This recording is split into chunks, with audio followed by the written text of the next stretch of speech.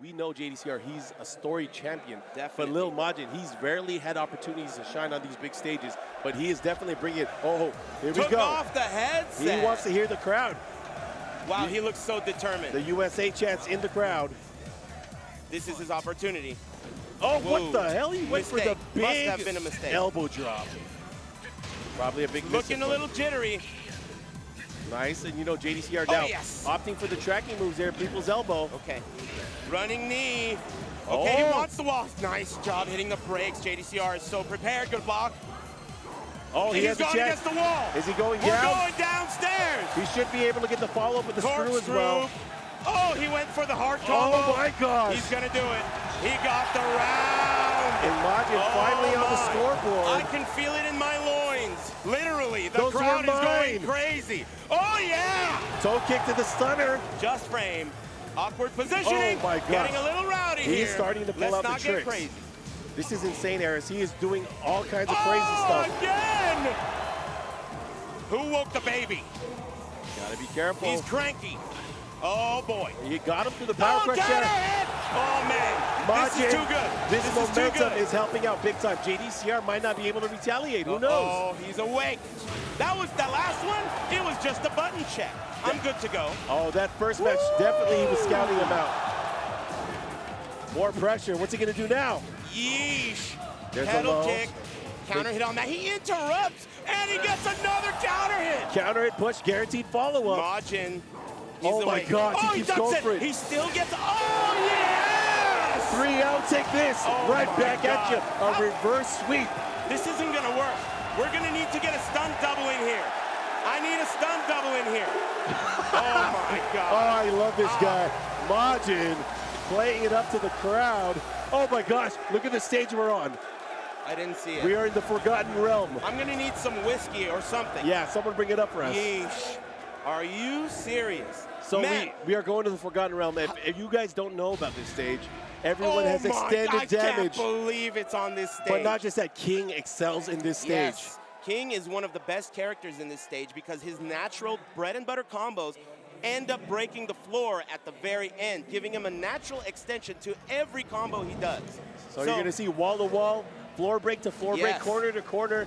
This is good for Majin. And again, this is the decisive match here. It's 1-1. Careful, he's moving in.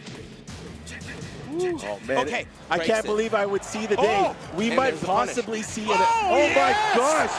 There it goes. Look at the Manipulating. scaling, the damage. Here comes the corkscrew, the wall.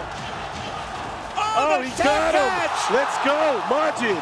Oh my God, it was a low at that range. Jesus, I can't believe what I'm watching. He's pulling out the entire bag of tricks. Oh, backing up underneath with Ollie the ollie kick. kick.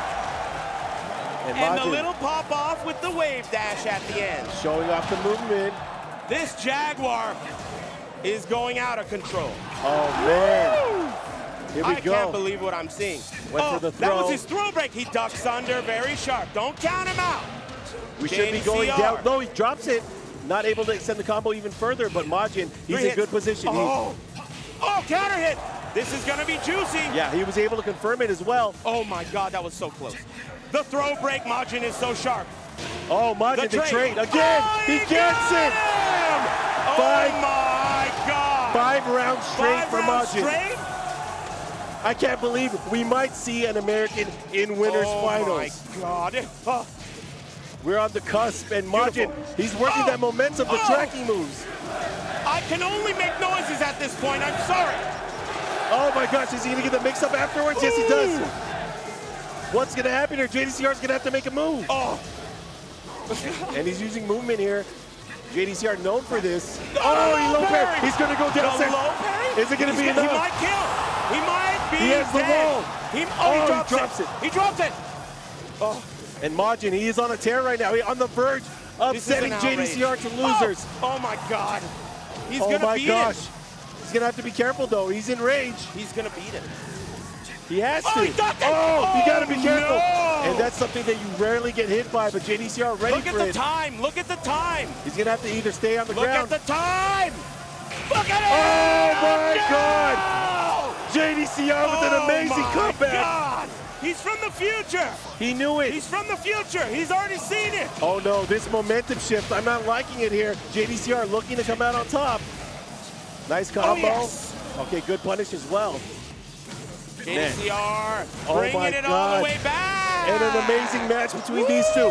Final Not round. making it easy for our hero. Counter hit. There's the counter hit. Guaranteed follow-up with the Misses it. 4-2-1. Oh, the back swing. The Jaguar step. The block. And again, the USA champs from the crowd. Oh, this is way too exciting. He's working on a perfect. 3 of them. He didn't duck the high. Block that. Nice. Interrupt. And again, he's playing soft He threw him. compact. He broke it. JDCR. Oh, he gets it. One more hit can do it. Oh my the block. God. And Eris, I can't believe what I'm seeing. Can I get a break? Any chance? I know we wanted to take a break Any later, chance? but man. Staff, any chance we could get a gurney?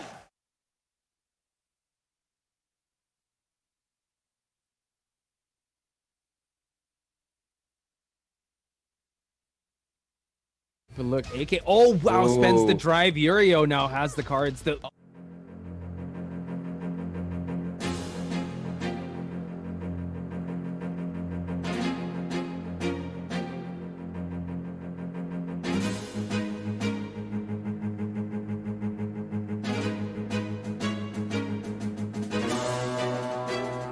Man, watch out! It wins! Oh man! Perfect. It's dead and we can't get pickup. Oh, Did you see that? Like, he just went for that. He went for that soccer kick too early.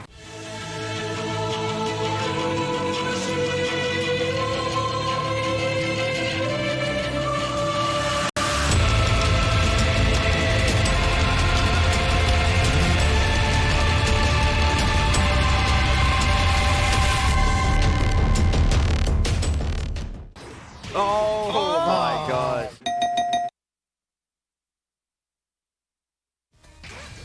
Kuzin. Oh god, spends the drive. Now Kuzin also in the red. Oh!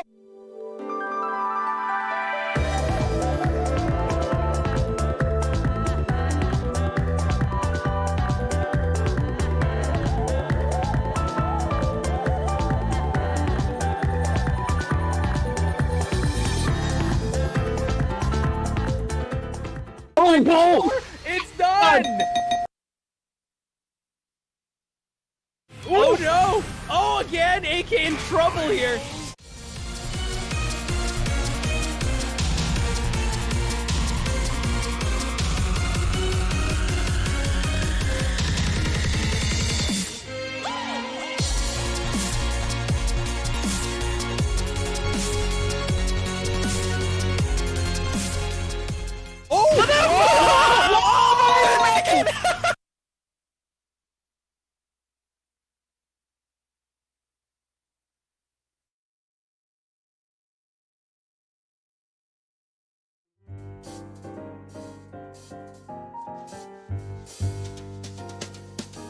Why so down tonight?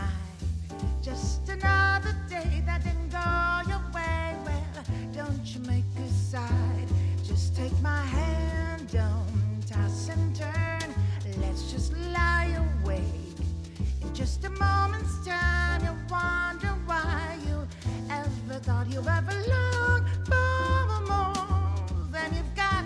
'Cause baby, you've got you and me. I'm gonna hold you tight through the night. The bed bugs better. Hope that I don't bite while you're counting sheep in your head. It's time to hit the sack, kapow attack, smack those troubles down, KO they're down. 1, 2, 3 a.m. Or is it midnight still? The windowsills a billion miles away. But your lucky star, he's here for sure. Down beneath the sheets, the world is yours to conquer. Won't be long, dear. I'm the king and you're the pawn. We're a perfect pair. Girl,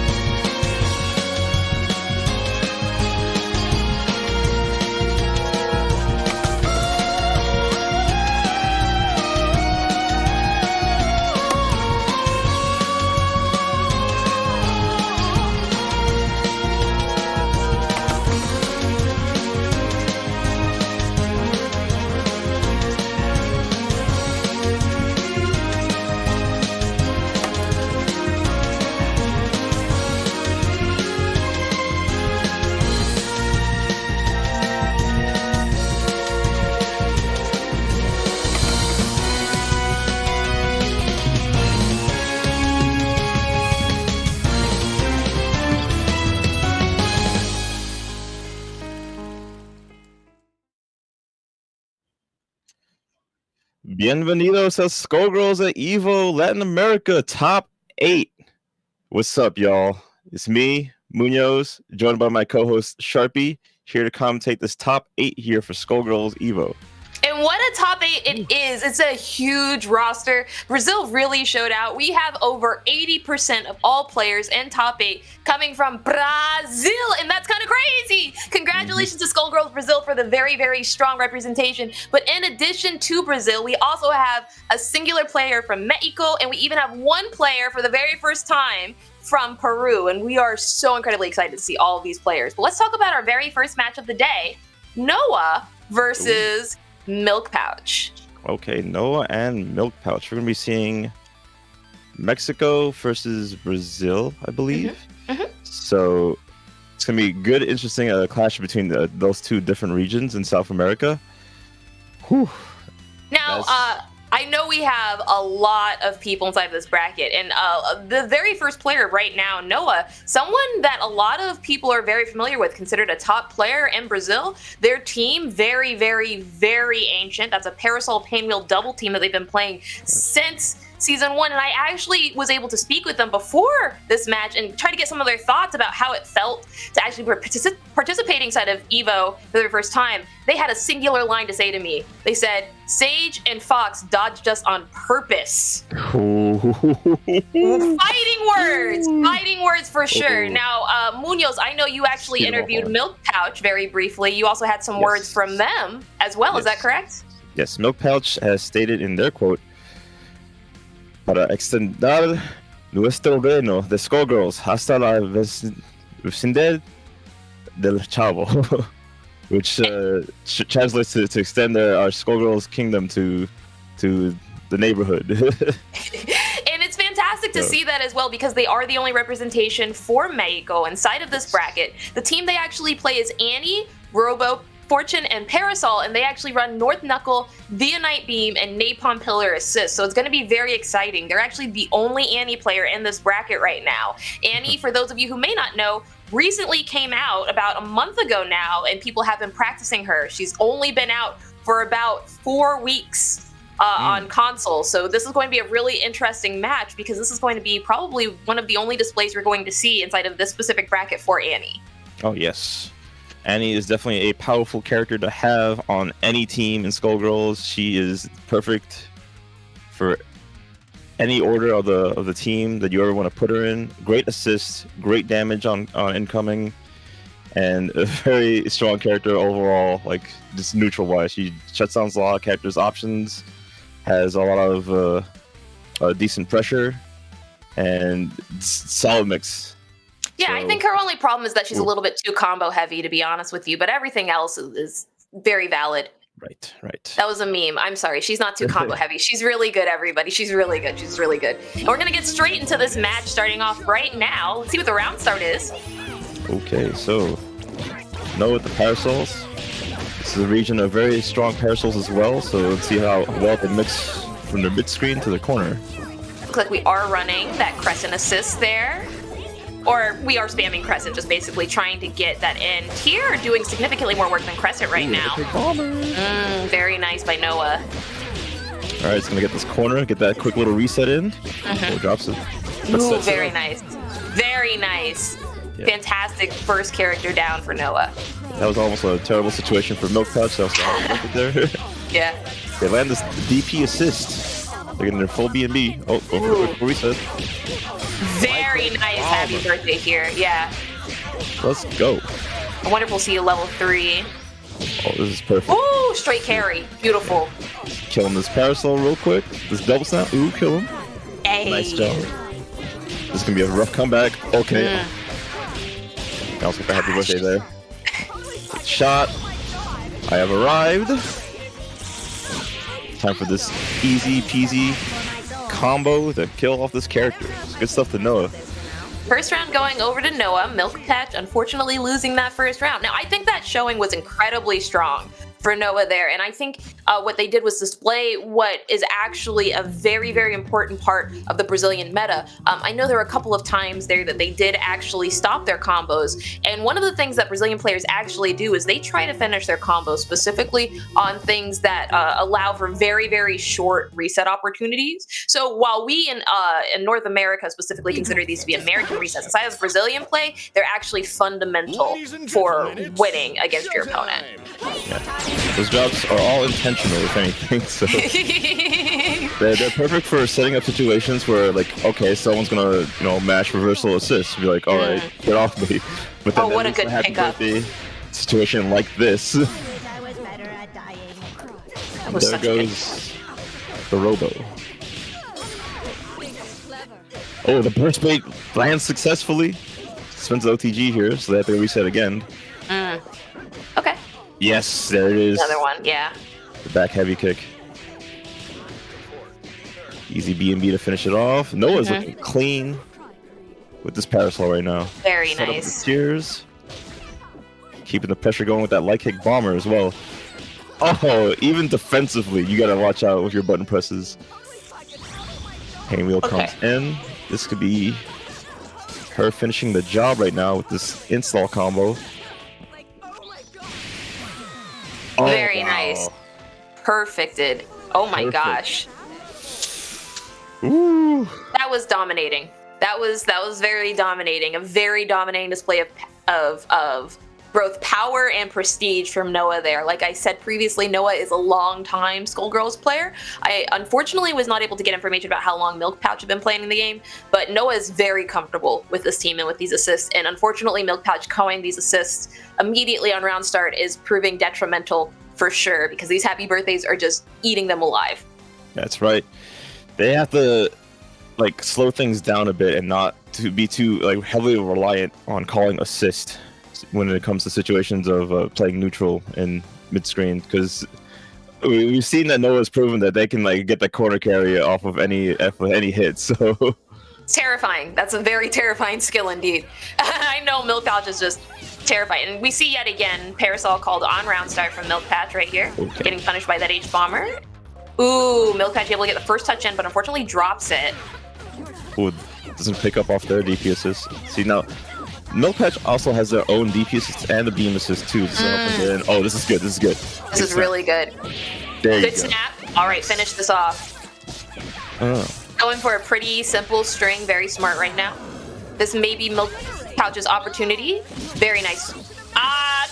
Caught, pressing button. Super.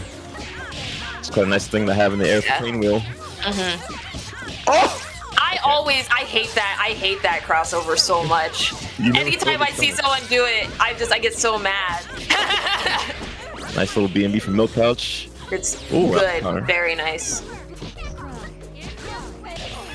Okay. All right. Noah's Parasol is very strong, so let's see what Milk Pouch can do to deal with it. Has the beam assist in the back just to help them get in. Oh, Ryan's belt! Level 3. Unfortunately, this leaves Milk Patch without any meter whatsoever. If they do not kill here off this combo, it's going to be really difficult of a position for them. Oh, they had the B&B too, but you had to stop. That level 3 is going to explode at any moment. There it is. The chip. Oh, wow. That was, I don't think the smartest tag, but I get it. Yeah, I believe they wanted the character to survive the chip. Yeah. Okay. Noah gets the hit here. Installs. Just to make it hurt a little more. Has to go for a reset, I believe. Probably gonna see. If you don't kill here, it's gonna be a reversal. Good blocks here from Milk Pouch. Very nice. Yes. It's a rough time for Noah to get in on. Has the solo Parasol left. Let's see if they can make this comeback. It is possible. Oh, there it is. Now, I think Milk Patch played that so much better than the first time.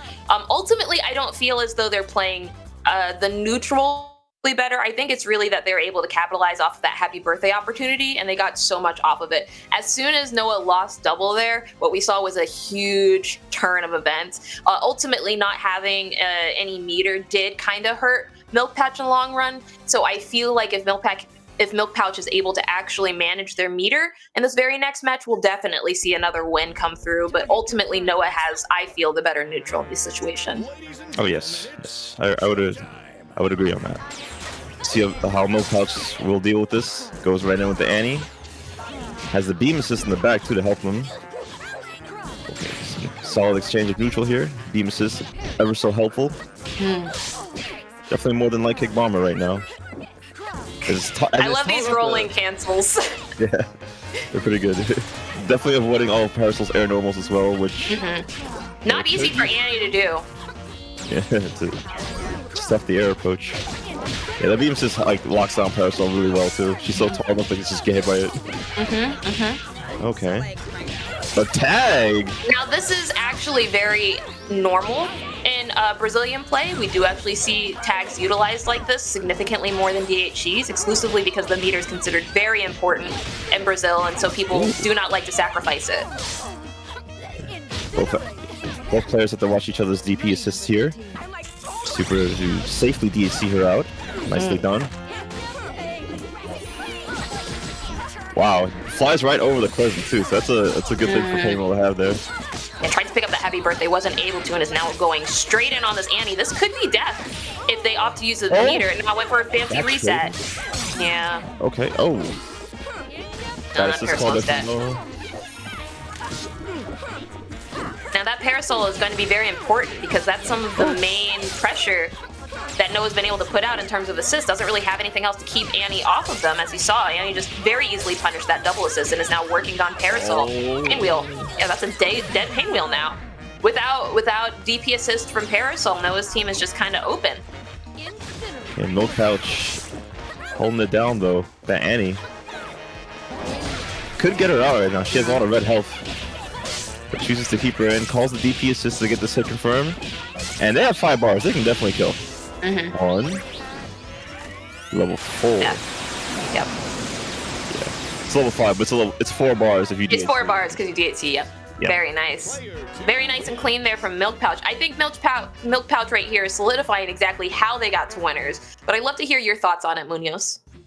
Yeah, the adaptation is showing really well here from Milk Pouch. The point Annie is making it rough for Noah to get started on it, because Noah needs that first hit in order to make that Parasol on point a lot threatening. Like the jump jab into heavy punch or jump heavy punch could help keep Annie down, but those H crescents and H beam assist help Milk Pouch on their end keep Noah down. So it's a little rough for them to approach if Noah doesn't have an assist to help him like move forward.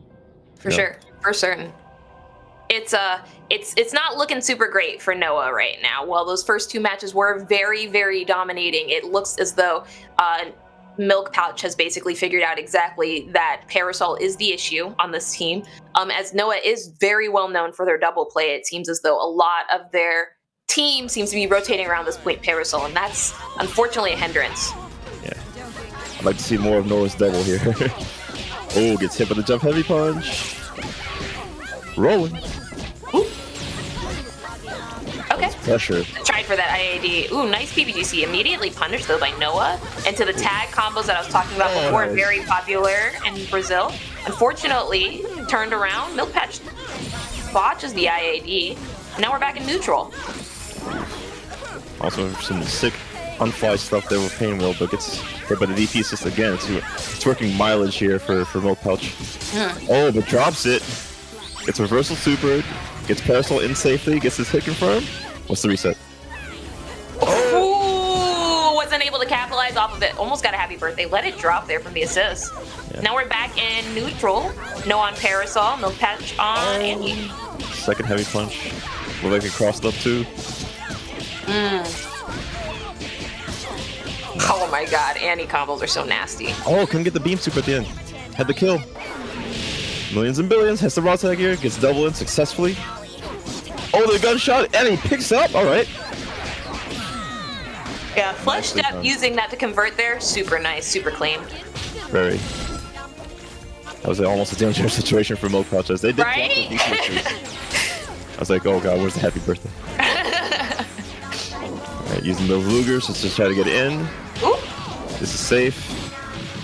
This is free pressure here for double. Don't Going push cat block. heads. Don't push block. Now we punish. Very nice. Yeah. Didn't Wasn't time it. expecting the heads to leave that early, I guess, suppose. Incinerate. Yeah, ultimately with Robo right now, Milk Pouch is very free to just zone and move the pace at their battle. That DPS is doing so much work. Noah recognizes it, immediately brings out Parasol for the tiers, gets the confirm on Robo, nice. Resets to make it real, drag to the combo, we'll probably see a drop and then another immediate reset, yeah. Yeah. PHCs to get out. Yeah, definitely can't lose Robo here. Robo, one of the better characters from this recent patch of Skullgirls that we had. Getting air dash, having utility off of all that bar. Definitely want to keep her alive over Parasol. She can definitely make this comeback a lot better than her. Oh, there's the confirm. Milk Pouch still fighting back here. Can they get this kill on this pain wheel? Oh, good blocks. I was expecting a level 1 there, to be honest with you, immediately on that drop. Oh, that sick combo that's going to finish this off. That was a very good low air throw. Last 10 seconds left. Oh man, this determines who moves forwards into winners. So it will come down to health. Oh my god, and that's a touch. Wow. Do the level 3 and make it last long. Go through timer, go through timer. Great. Yes. Nice. And this is Def. Noah moves on to winners finals. What a finish. What a finish. What a way to start this bracket. How beautiful. Almost reverse 3-3 though there. That was woo. Stressful first match there. That is a set for an EVO top 8 right there. These two players have fought really well just to make it here, just to showcase their skill here, and they definitely showed it there on the table for everyone in the world to see. And yeah, honestly, can't wait to see them again later on in the bracket. Now, I'll be honest with you, not only can I not wait to see them later inside the bracket, but I also can't wait to see some of this fantastic imaging from Sony Image cameras. Students can get savings. Oh, actually, what I meant to say was that not only can I wait to see this remaining bracket, but I also can't wait to hear some of the amazing deals that I get, not only from myself, but also from Astro Gaming, which is the official headset and mix amp of EVO 2021. You can get yours right there inside the link inside of chat. Check it out. Astro Gaming, the official sponsor of EVO Online. Get yours today. Yeah, I love them. I'm actually a really big fan because these plates are actually reversible. So we have like little EVO on them, and sometimes I have like so pictures of my ears and stuff. I like them. I like them a lot. And like the little mix amp, I'm a big fan of. But I believe we also have not only Astro here, but some amazing brand new merch from our production company here, 10O. You can scan the QR code or even visit 10-o.gg/merch. Link is out of the chat to grab any of these fantastic shirts. Specifically, I want to shout out that Combo Queen shirt. Combo Queens is an organization in the fighting game community that helps women and other non-binary individuals find their place in the fighting game community. If you grab any of these shirts, you're helping to support the communities that they represent, and I'm a big fan of that Combo Queen shirt, to be very honest with you, Munoz. Yes, very much so. You can also get these avoiding the puddle packs here, these little emotes and stickers available here at 10o.gg/merch. You can scan that QR code or visit the site there in order to get those sticker packs from your favorite emotes. You know what I always think about whenever I see stickers like that, Munoz? Do you know what I always think about? I always think about how disgustingly sticky some of these characters can be. Specifically Peacock. I think the character that needs nerfs the most inside of this game, to be very honest. And there is no better Peacock inside of the Brazilian scene than the very next match that we are going to be watching today, which is actually going to be Resita Fadal versus Kyrian. Now, Resita is not a Peacock player, okay? But I believe Kyrian is, and that's why I say this. Kyrian is a Peruvian player. We don't have very much information on there, but what I can tell you about Resita is that Resita is a very well-known Brazilian player. They actually play Robo, Big Ban, and Double. And y'all, if you don't know Resita, you're honestly doing yourself a disservice, all right? They had one thing to say in preparation for this match, and their words were very clear. They said, if Cloud King wants to send people to Brazil, Tell him we're more than prepared. Very, very strong words from Reseda. And I'm so incredibly excited to see how this person, someone that has actively gone on record saying that Peacock needs buffs, all right? I'm very excited to see how they do inside this matchup, Munoz. Oh, yeah. Very respectful of the confidence there. It's because it's crazy. It's crazy. Honestly, I was like, okay. I was excited. You best not miss. Or you're gonna look like a clown, honestly. Like I'm honestly rooting very heavy for Reseda to take this entire tournament here. They're probably one of my favorite Brazilian players, really bested only by I have my notes right here, but the only person I really like more than them is honestly Vinico and Aristal, who's also inside of this tournament. But I'm very, very excited. Ooh, looks like they're running actually a duo of just double and big band. Solo band though. Oh man, I was not expecting this at all. No. Not the solo band. Yeah. You gotta do like your best mix in this character because he's so huge and he's just susceptible to all these mixes. Any amount of meter could mean death for your character if Big Band has it. Yeah. Yeah, he beats the armor there. I just want to say how powerful it is that they're using default palette Big Band, by the way. Just as an aside. Making a statement. Oh no, the jazz hits! You better get the snap and get this hit. Yeah, there it is. Snap. Oh no. Yeah, this could very easily be death right here, honestly. Oh, that's for the full BMV here. Snap at the end. Okay, yes. smart snap. Oh, Dizzy's still high. They have to back off at some point. Okay, good. It's gone. And Dizzy's that little green bar, but little barrel that helps in case no one knows. Yep. Unfortunately, that reversal DP did not work, was not pressing buttons, easy to block and punish, and Reseda is going to go ahead and take this very first round right here. Nice and clean. Yeah. Looks like those words were big talk, but Reseda was able to at least back it up for this first match. Very nice, clean play there. I think I now understand why Reseda didn't feel comfortable running their trio. Against the solo character like that, going trio is basically death. Absolutely death. There are a lot of players inside of the world that do not like that matchup, and a lot of players that will actually lose a member of their team exclusively for that. I'm somewhat surprised that they opted to run Big Band and double instead of like Robo and double, but it also makes sense to me because Big Band and double are very strong. I think Robo would have really just been used for chip there. So Reseda's doing a great job so far. Kyrian running solo Big Band despite my notes unfortunately saying they're a Peacock player. It appears as though their Big Band is... I don't know. Big Band solo play is just... Ooh, what a scoop. What you gotta do, you just eat them. You melt their health. You gotta.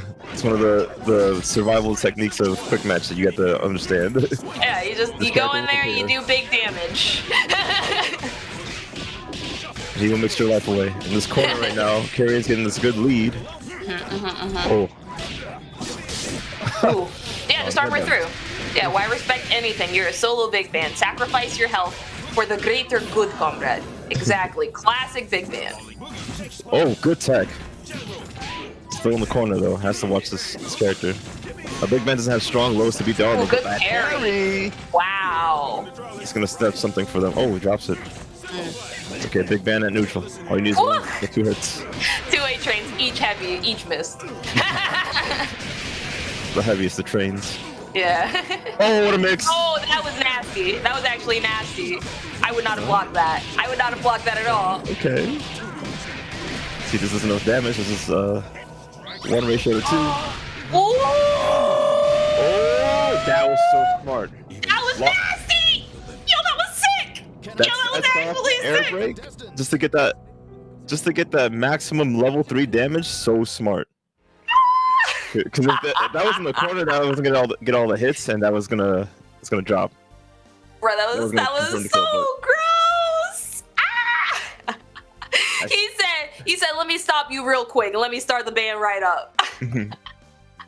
I love that. Yeah, it goes to show that any form of team in this game is powerful. Solos, duos, trios. Kyrian is showing up today with this Big Band right now, and their knowledge of this character is just gonna potentially carry them to winners finals if they keep this pressure up. Ooh. I think as long as they're very aware of their health and exactly what they're doing here with all the armor. Oh man, that parry on round start, so powerful. So bold. I love Big Ban's placement here, and I really love Rosita punishing Big Ban for that as well. Ooh, nice flush step. Cross up right there, but wasn't enough to get the head confirmed. They put themselves in the corner. Okay, good. Very good. A double can utilize Silly Slide to break armor here, but they have to not be in range of Big Ban's reversal options, like throw, for instance, because Big Ban has a big throw reach. Ooh, very nice. Yeah, use the opportunity to get Big Ban out. Unfortunate drop there from Kieran is going to lead to Rosita to get this. Okay, potential kill. Train assist. That's the power of duo right there. Yeah. You have a friend to back you up to help you, jump him. Ooh, got punished straight through that 2-hit armor right there. Just needs to end this with a snap. We'll get a lot of that health back. Very nice. Yes. Now, although the health bar does appear to be smaller on Krillin's side, it's actually significantly higher. Oh, wow. Doesn't get anything off that giant step, but so there is his options. Goes low. This is going to be a kill. Could kill. Yep, Oh, wow. very nice. Not reset there. Crazy. I like that. That was really nice by Rosita. 2-1 over Krillin right now. One more game will move them forward and to winner's side. Staying on winner's side, ever closer to this amazing grand finals. I think Rosita is playing very, very smart right now. Very, very so. Going low when they need to at the right times, just to potentially catch armor breaks too, because low is beat armor in this game.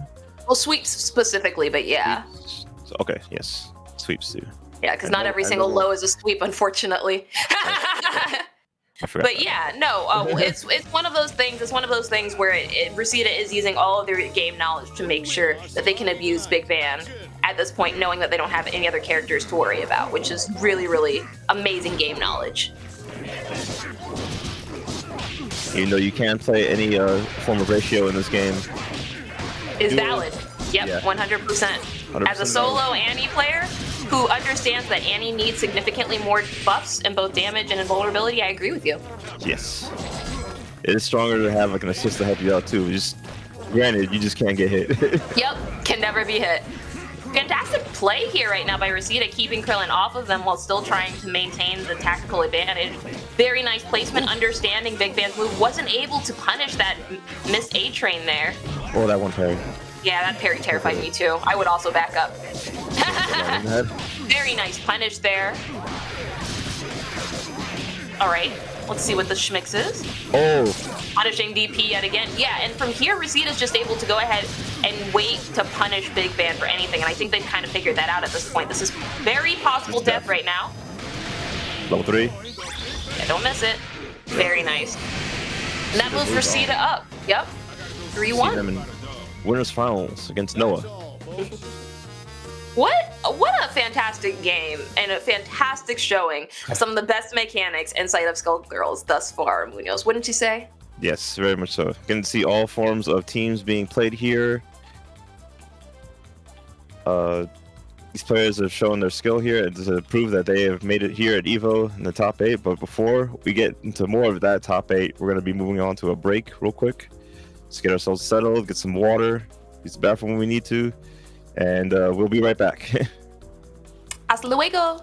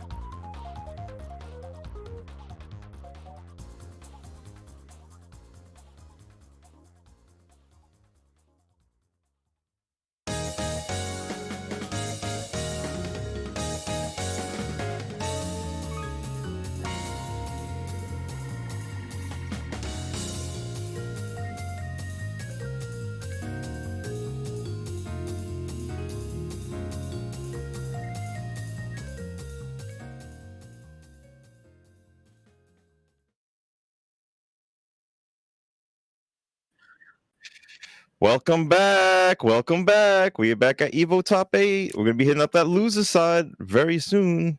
It's your boy Munoz and Sharpie on commentary here for Latin America Top 8 EVO. See who gets the last 2 spots. Now, I am incredibly excited about this very next set that we have here, Munoz. We're going to be seeing Hime versus Thiago. Now, Hime is also a very well-known Brazilian player, Thiago, also opting to play, also a Brazilian player in nature. Now, Hime's team is Peacock, Big Band, and Fuqua, and Thiago actually plays Beowulf. Oh, I apologize. We're actually not going to be commentating that match. We're actually going to be commentating the secondary losers match there, which is going to be Jorge, who is a duo player, plays Peacock and Big Band, as against Aristal, who is also a Brazilian player. They play Parasol, Squiggly, and Eliza. Now, previous to this, I actually interviewed very briefly Jorge, and I asked them some quick questions about how they felt about the game, and they just said, you know, I love this game. I really like Venus. I really, really, really like Venus. Please add her to the roster. Please, please, please. And by the way, I guess also Eon. And I just want to shout out to everybody inside of my country that helped me get this far. Shout outs to Calix and Kino, my biggest supporters, which was just so sweet to see. A lot of these Brazilian players haven't had an opportunity to play inside of international spotlight like this, so it's really their first time doing it. Of course, Hime, the ever-loving, amazing person that they were, said, yo, I only got one thing to say to you, Sharpie. Go, George. Hold the neutral for me. And I was like, ah! He is going to blow up right now. This Peacock player has short words and an even shorter fuse. All right. Peacock. See, now you talked about how Peacock was like needs to be nerfed, but they're in losers right now, so... So clearly they need buffs. Clearly they're not strong enough is the issue. But they made it here. They did make it here. They did make it here. I suppose. Some good character player here. Top tier character. Oh, Eliza on point. Now, Aristal is a very famous Eliza player. Oh, okay. I apologize. I don't know why I thought we were going up against Hime in this, but Aristal, obviously a very well-known Eliza player, doing amazing Eliza play right now against Jorge, who's actually running, looks like, Peacock, Beowulf, and Big Band instead of the duo. Yeah, interesting team choice, not having Beowulf on point this time around. Peacock being possibly, I think, the better battery here. Getting opened up, though. This should be a nice DSC into Pillar of Creation. Create your own combo here. That's such a good, strong button. Annie's supers are so good. Best team utility in the game at the moment. A very nice punish of that Beowulf button there. Yeah. She's like what old Double used to be. Annie, formerly known as Double. Oh, the Python. Also known as Little Band, too. To some people, because she does so much damage. At least until Umbrella comes out. Yes.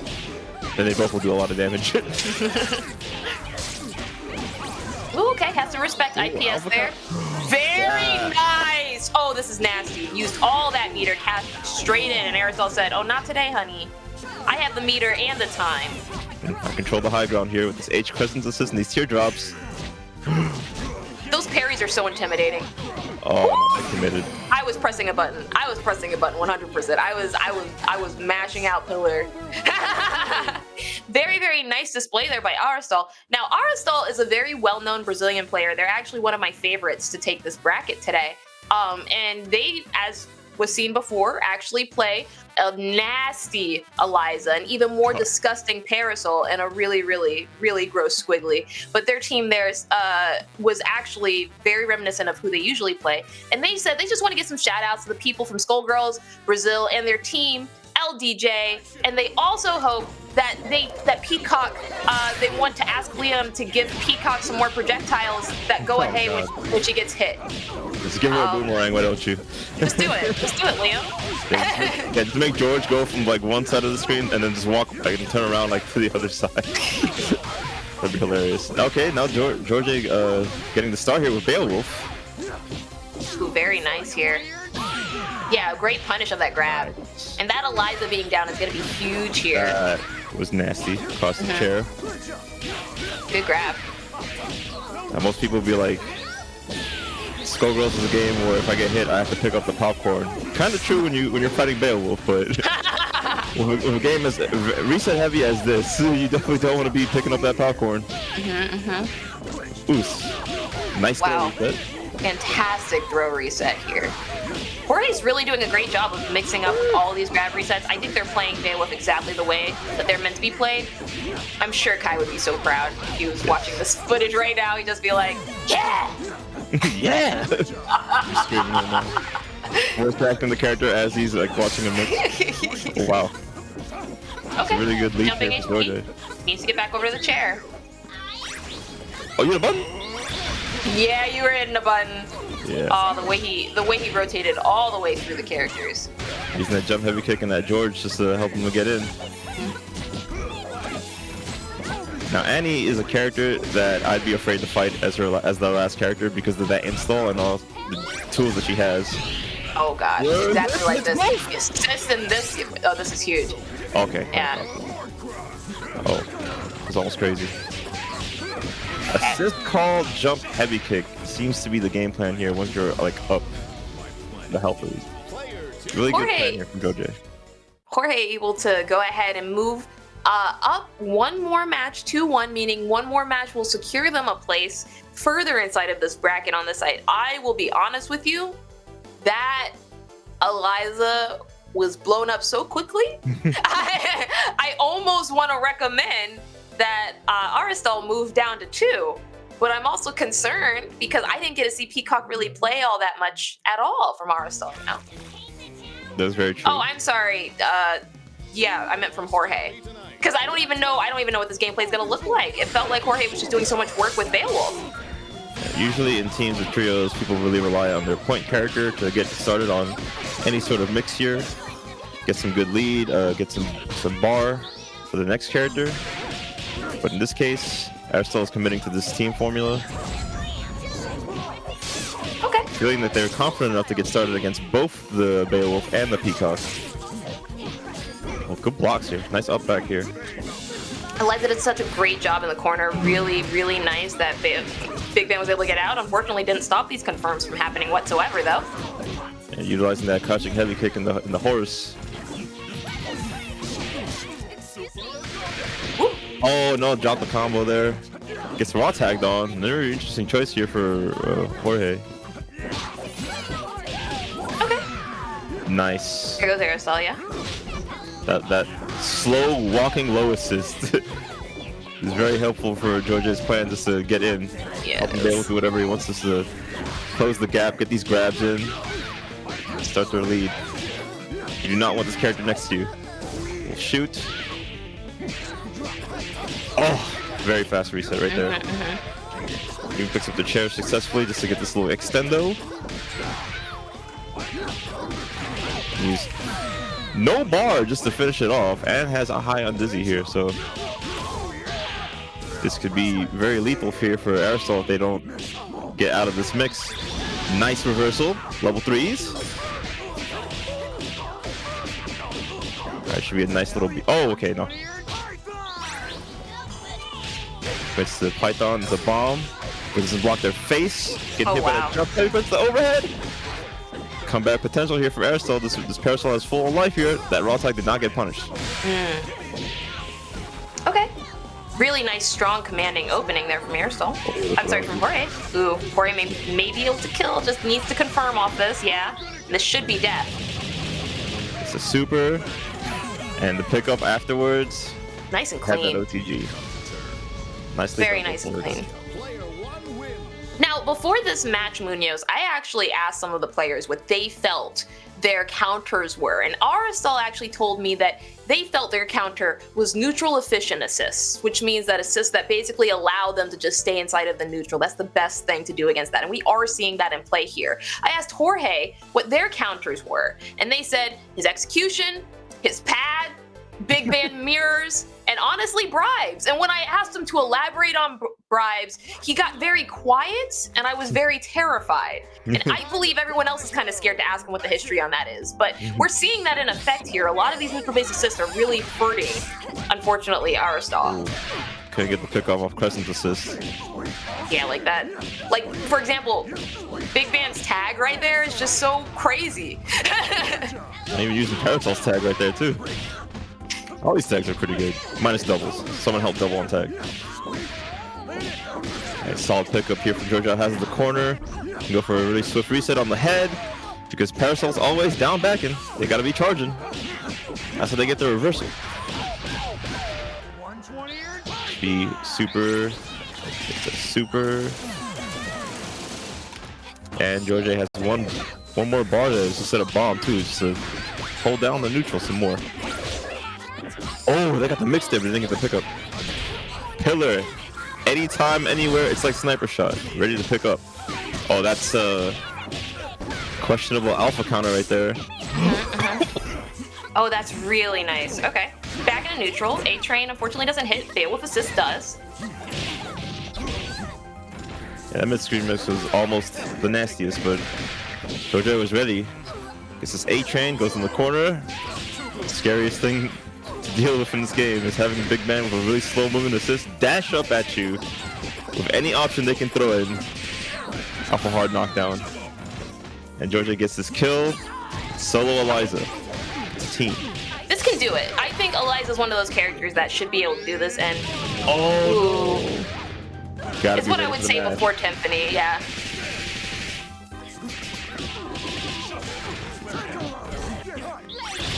Oh, the level 3 reversal. Not gonna wait. Yeah, not gonna be able to pick up there. It's a very tight link to get there. Oh, here comes the skeleton. Punishes assist. Eliza loses health now when she calls that skeleton out. Now, Eliza excels in this position right here. Oh, has to get in against Peacock, and this is going to be incredibly difficult for her, but if she does it properly, just keeps that pressure on. It's one of the worst matchups in the game, and Eliza can retain health too. Oh, just shoot her. Rough. Very rough. Difficult. It ultimately comes down to the fact that while Eliza does have certain tools that does win against Peacock, it's kind of difficult because the startup on them is so immense. Like Crouching HK has such a large startup, but it's the only thing that really protects Eliza against projectiles like that. Congratulations again to Jorge for that fantastic showing. As always, we saw such amazing gameplay from both Aristal and Jorge, as seen inside of these clips here, also had such a great start, and I really believe that their Parasol play really showcased why they deserve to be here. Jorge's Beowulf just doing a great, wonderful job of commanding pressure, and I feel like everything on this team really helped cement them this place in this next match. Yeah, L George so helpful in helping Georgia get through this whole set, and it will help them carry on further into this EVO bracket top 5 as they move on.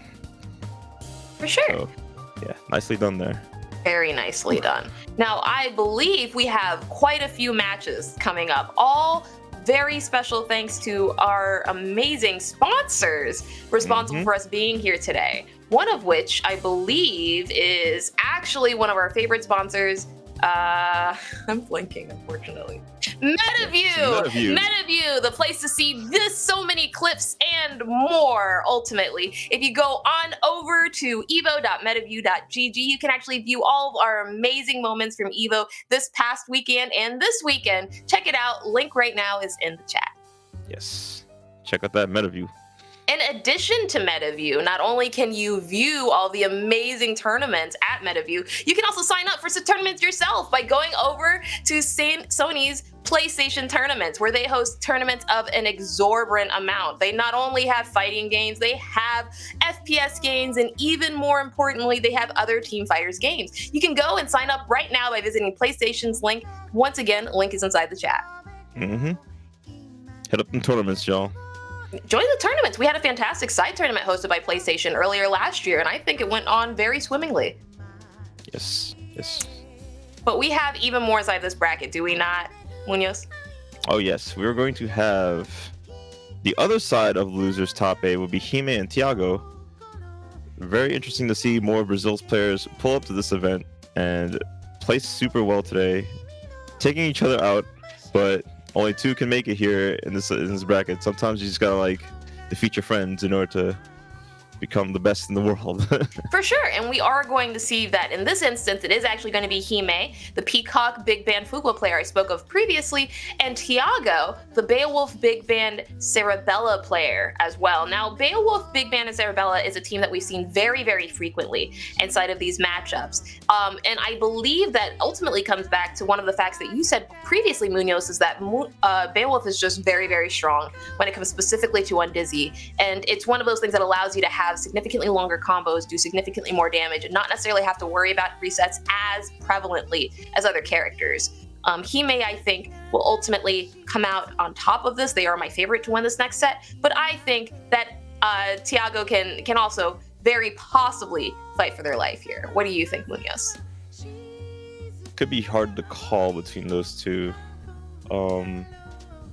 As mentioned before, Beowulf does like abuse the fact that they do a lot of damage despite Undizzy being super high, because most of their B&Bs involve like specials. So let's see if they could be able to prove like showcase that to us and like be able to move on in the bracket today.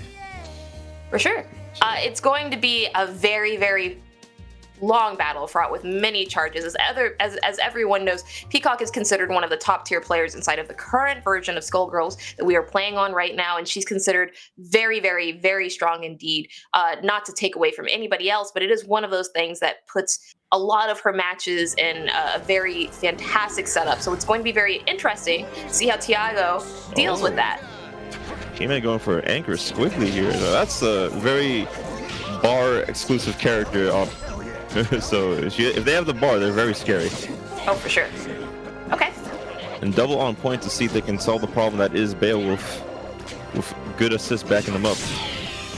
Ooh, A-Train just running straight through that. Yeah. Beowulf band, staple team here in Skullgirls, as it just does a lot of damage. No safe DHCs in that team, but yes, very lethal when they get the hit. Oh, that was really nice right there to item drop confirm like that. And ultimately does recover in time to go ahead and punish double. Double's currently sitting at about 1/4 of her life right now. Has the car to get out of there. Into Linny. Yep, safety ET, very nice. Still tech there, still in the corner, has the ball. Oh, gets hit. And without any meter confirm off that was kind of difficult, but Peacock still made the most of it. Going to be able to punish this very clean with a dead Beowulf. Very nice play by Hime. Yeah, they got the launch on the assist there, and if they probably would have delayed that level 1 like a little more, they probably would have gotten more damage off. But that was a good block there from Hime, noticing that the point character was not getting hit. Oh wow. Yeah, just trying to force Tiago to overcommit there. Didn't get him pressing a button. That was almost scary because Bella could have reflected that. Very easily, yeah. That's Squiggly. Very hard character to block. Without meter, Squiggly's kind of stuck right now. Has to charge up their stances before they can really do some work. Has to Just back trying to increase that space to get 1 stance charge. Oh, the H string. I mean the H press. Catches the button. Scariest thing about fighting the grappler that is Bella. She just has Grappler adjacent, yeah. strong reaction game to whatever button you're gonna press. Don't be close to her. She has armor too. Like a bomber. Good, escapes the corner. For Bella damage, excels. You don't want to be there. Okay, gets the hit low. Okay. Nice little B&B to finish off this character. Now it's time for you to guess, big man. The 2 chances. Oh wow. Okay. Tries to fuzzy them right there. The jump light kick. Okay. Yeah. This right here is dangerous. He may have a very, very strong double. Just has to get them. Yeah. Yeah. If they can finish this off, that's health win for them. Oh. Even beats the SSJ. You knew you were gonna do it. Hime. taking game 1 there. Very strong game one. Very strong game one there for Hime after losing Squiggly, ultimately coming back even stronger with double. Really good showing. Very nice showing there. I was a little bit concerned about them going into Squiggly that early with no meter. And I sense that you were as well, Munoz. Yeah, I was. I was like, whoa, she's in. She better get the play because it's kind of rough for her. Without any stances, without any meter, it's super dangerous. Yeah, has that brass assist that helped back him up too. So it was very dangerous to hit any sort of button there and commit to any dive kick because they were just getting snuffed right out with it. So let's see how Tiago can deal with this now. Okay. I think that the Squiggly may be the potential weak point of the team. I'm inclined to agree with you. Ooh, ultimately got confirmed off that chair. And this is looking like it's going to be death for no meter on one more reset right now. The blocks on the double here. Oh, very nice grab. Grab back in the corner. Very good landing button to come in with for double. Help her get started. Mid-screen mix. Okay, blocks the cross under the jab. Level one to keep it safe. That big band's just a little bit too big there. Sorry. Yeah. So punch the assist a little bit too. Oh, okay. That was quite disrespectful reset right there. Good block on the low. The double tap low right there, just to open him up. Python. That's a dead peacock. All right, what's the incoming? Oh, that was nice. Nice punish of that big band. Ultimately didn't get anything on point though. Nice concho to go into it. Are we gonna see a disgusting, illegal cross under throw? Oh. Yeah. There it is. There it is. Keep it simple. Cerebell corner nasty. Pick up? Oh, no, it doesn't pick up there. They had OTG too. Just wasn't quite able to Yes. reach. There's the reflex. Yeah. So you can't just throw it out against her. Do it again? Oh, no, too far. Nice tag, nice tag. Used the cover tag. Didn't punish it. That's one of the most unsafe tags in the game, and to cover it with a super that lasts that long. Very smart. Yeah. Brazil does things like, wow, this is huge. Can they get the pickup? Yes, yeah, they do. Oh. Very nice. This could be the round for Tiago. Let's see if they can get the incoming. That was a very crazy incoming to block. But it wasn't enough. We'll give it the nicest B&B here. They can get this kill. Yep. There it is. Tiago takes this round. Got it. Very nice by Tiago to go ahead and grab that round there. Ultimately, one of the things that I noticed is that Tiago's been very, very good about controlling the way that their team moves in and out of the match. We are seeing a lot of the very, very heavy showing that is very predominant inside of Brazil. Is one of the things they love to do is rotate the opponent's team around via snapping. Even if there's no other gain, it's exclusively to mess with the state of DHCs. In addition, we see them very heavily favoring hard tags as opposed to DHCs, especially to save meter, because meter is considered very valuable. So I think ultimately there, Hime should have DHC'd. I think the tag did kind of hurt them, but they were able to get in for free because of that meter previously. Nice. Great round start as well by Hime. Yeah, I'm noticing that too. It's very interesting to see how different players like utilize their characters as like more of like American styles. Like I'm going to keep my character in because even if I DHC out, it would be a bad situation for me to just like lose the character and then lose their health as well. No, there is significantly different Oki in North American play than Brazilian play, and I think that's what we're seeing right now is Tiago ultimately using some of those factors that are very prevalent in Brazilian play to come out a little bit on top, and that's what teammates. Oh my gosh, yeah, just the use of DHCs here is just so insane. Very has that brass knuckle assist too, just to help him get in. Already has him in the corner here. Good block in the mix. And our up back reversal jab there, just to get started. Oh, crosses him up there too. Ooh, okay. Nice throw. Keep the grappler full screen. Oh, now pushes himself in the corner here. Let's see what they can do. Dragon Bite assist can help lock down too. Here on Hime's end. nice and strong. Very nice strong pressure here from Hime. He always has that George out too, just to keep him honest. Yeah.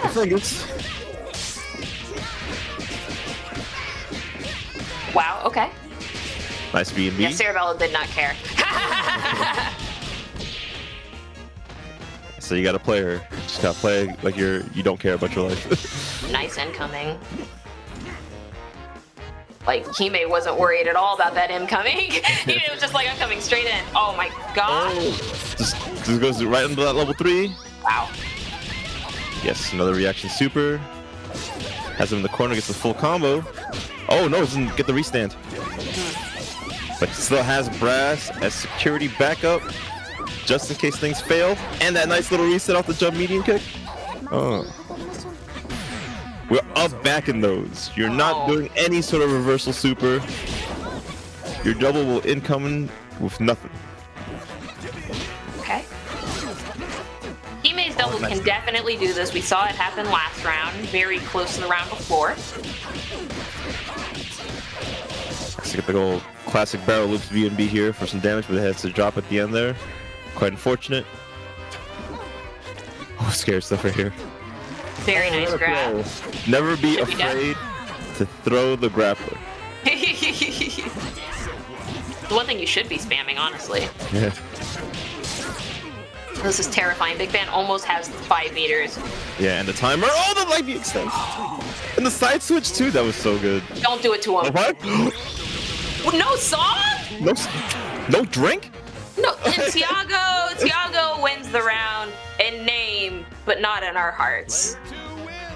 2-1 for Tiago right now means yet another win will cement Tiago as the winner of this set. Now, let's just talk about Hime's play there for a moment. We're gonna excuse the level 5 Big Band no song because nerves, but we are gonna talk about that reversal level 3 that we saw there in the corner.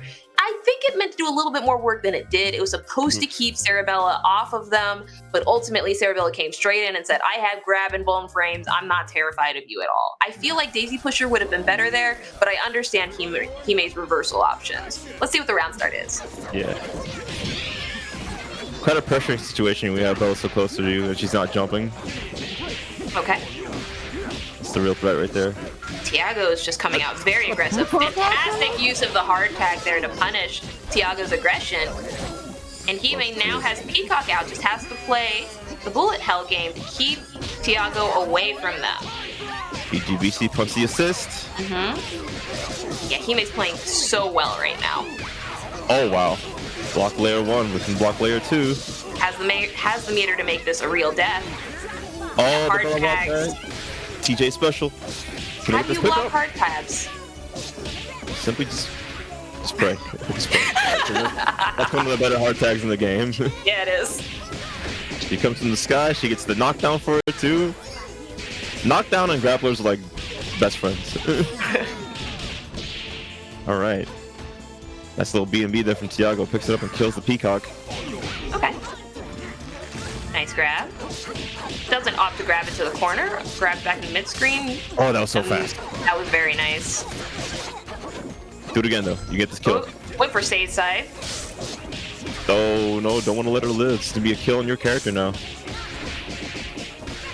Simply go in the lab. Finish this combo. Level 1, level 1. Very nice. Tiago looking clean right now. But Squigly with 5 bars is a threat, especially if she ever lands this level 3 on any of the 2 characters that are coming in right now. Oh, the full block. There it is, the level 3. There we go. Reversal level 3 immediately confirms on that Beowulf. Squigly has their work cut out for them, though. That is a full health Big Band on the screen right now. Tiago cannot get happy birthday. That good screen control right here. Squigly so very threatening with meter and charges. Good block on the overhead. Oh, no safe DCs. Has to pick a character in that situation. They chose to sacrifice Big Band for this. Level 1. Okay. Very scary situation. Has to watch their pressure here. Could get reversal on. Let's see. Let's see. Not seeing a lot of jumping HPs from Squigly there. Oh. Oh, little no. bit of disconnection ultimately. I'm interested to see That's what kind of the what the play was there from Big Band, because if I had to guess, and I am a guessing betting woman, if I had to guess any amount, some would say even possibly $500, I would bet that Big Band came out on top from that, because Big Band had meter and Big Band had health. And I didn't see Hime with enough resources there to really live through another exchange, unfortunately. But I think what a lot of that play came down to was Tiago's just outright aggression from the start of that match there. It did make them very predictable, and Hime was able to turn the tides relatively early inside of that set by very easily and very quickly getting quite a bit of damage out on Beowulf. Okay, we're gonna choose to, I believe, redo it. I have a counter someone else's score right there. I believe we'll get the score in a moment, but Tiago, once again, doing fantastic right now. Looks like Hime did take that other set, meaning that the score is currently tied 2-2, and the winner of this will move forward. Oh, okay. All right, very nice, strong Sericopter there. Going straight over Monster. Ah, still got hit. Monster tag? She's not even on the screen yet. All right, gets this nice little B&B. That was mix. It's quite dirty. You need to do this to Bella, especially in the air. Her weakest spot to reversal from. What an item drop. Nice. Tried to escape using that jump heavy kick, but they still kept themselves in the corner. Not able to block the double overhead. Okay. Oh, wow. Yeah. Got stuck punishing the assist there. Wasn't able to get on point. Hime losing Peacock is a big deal there, ultimately. Beowulf getting his charges, though. That undizzy does not matter anymore. He's going to get this full B&B and kill this character with 2 bar. This is a strong lead here for Tiago. Looking very similar to the last game.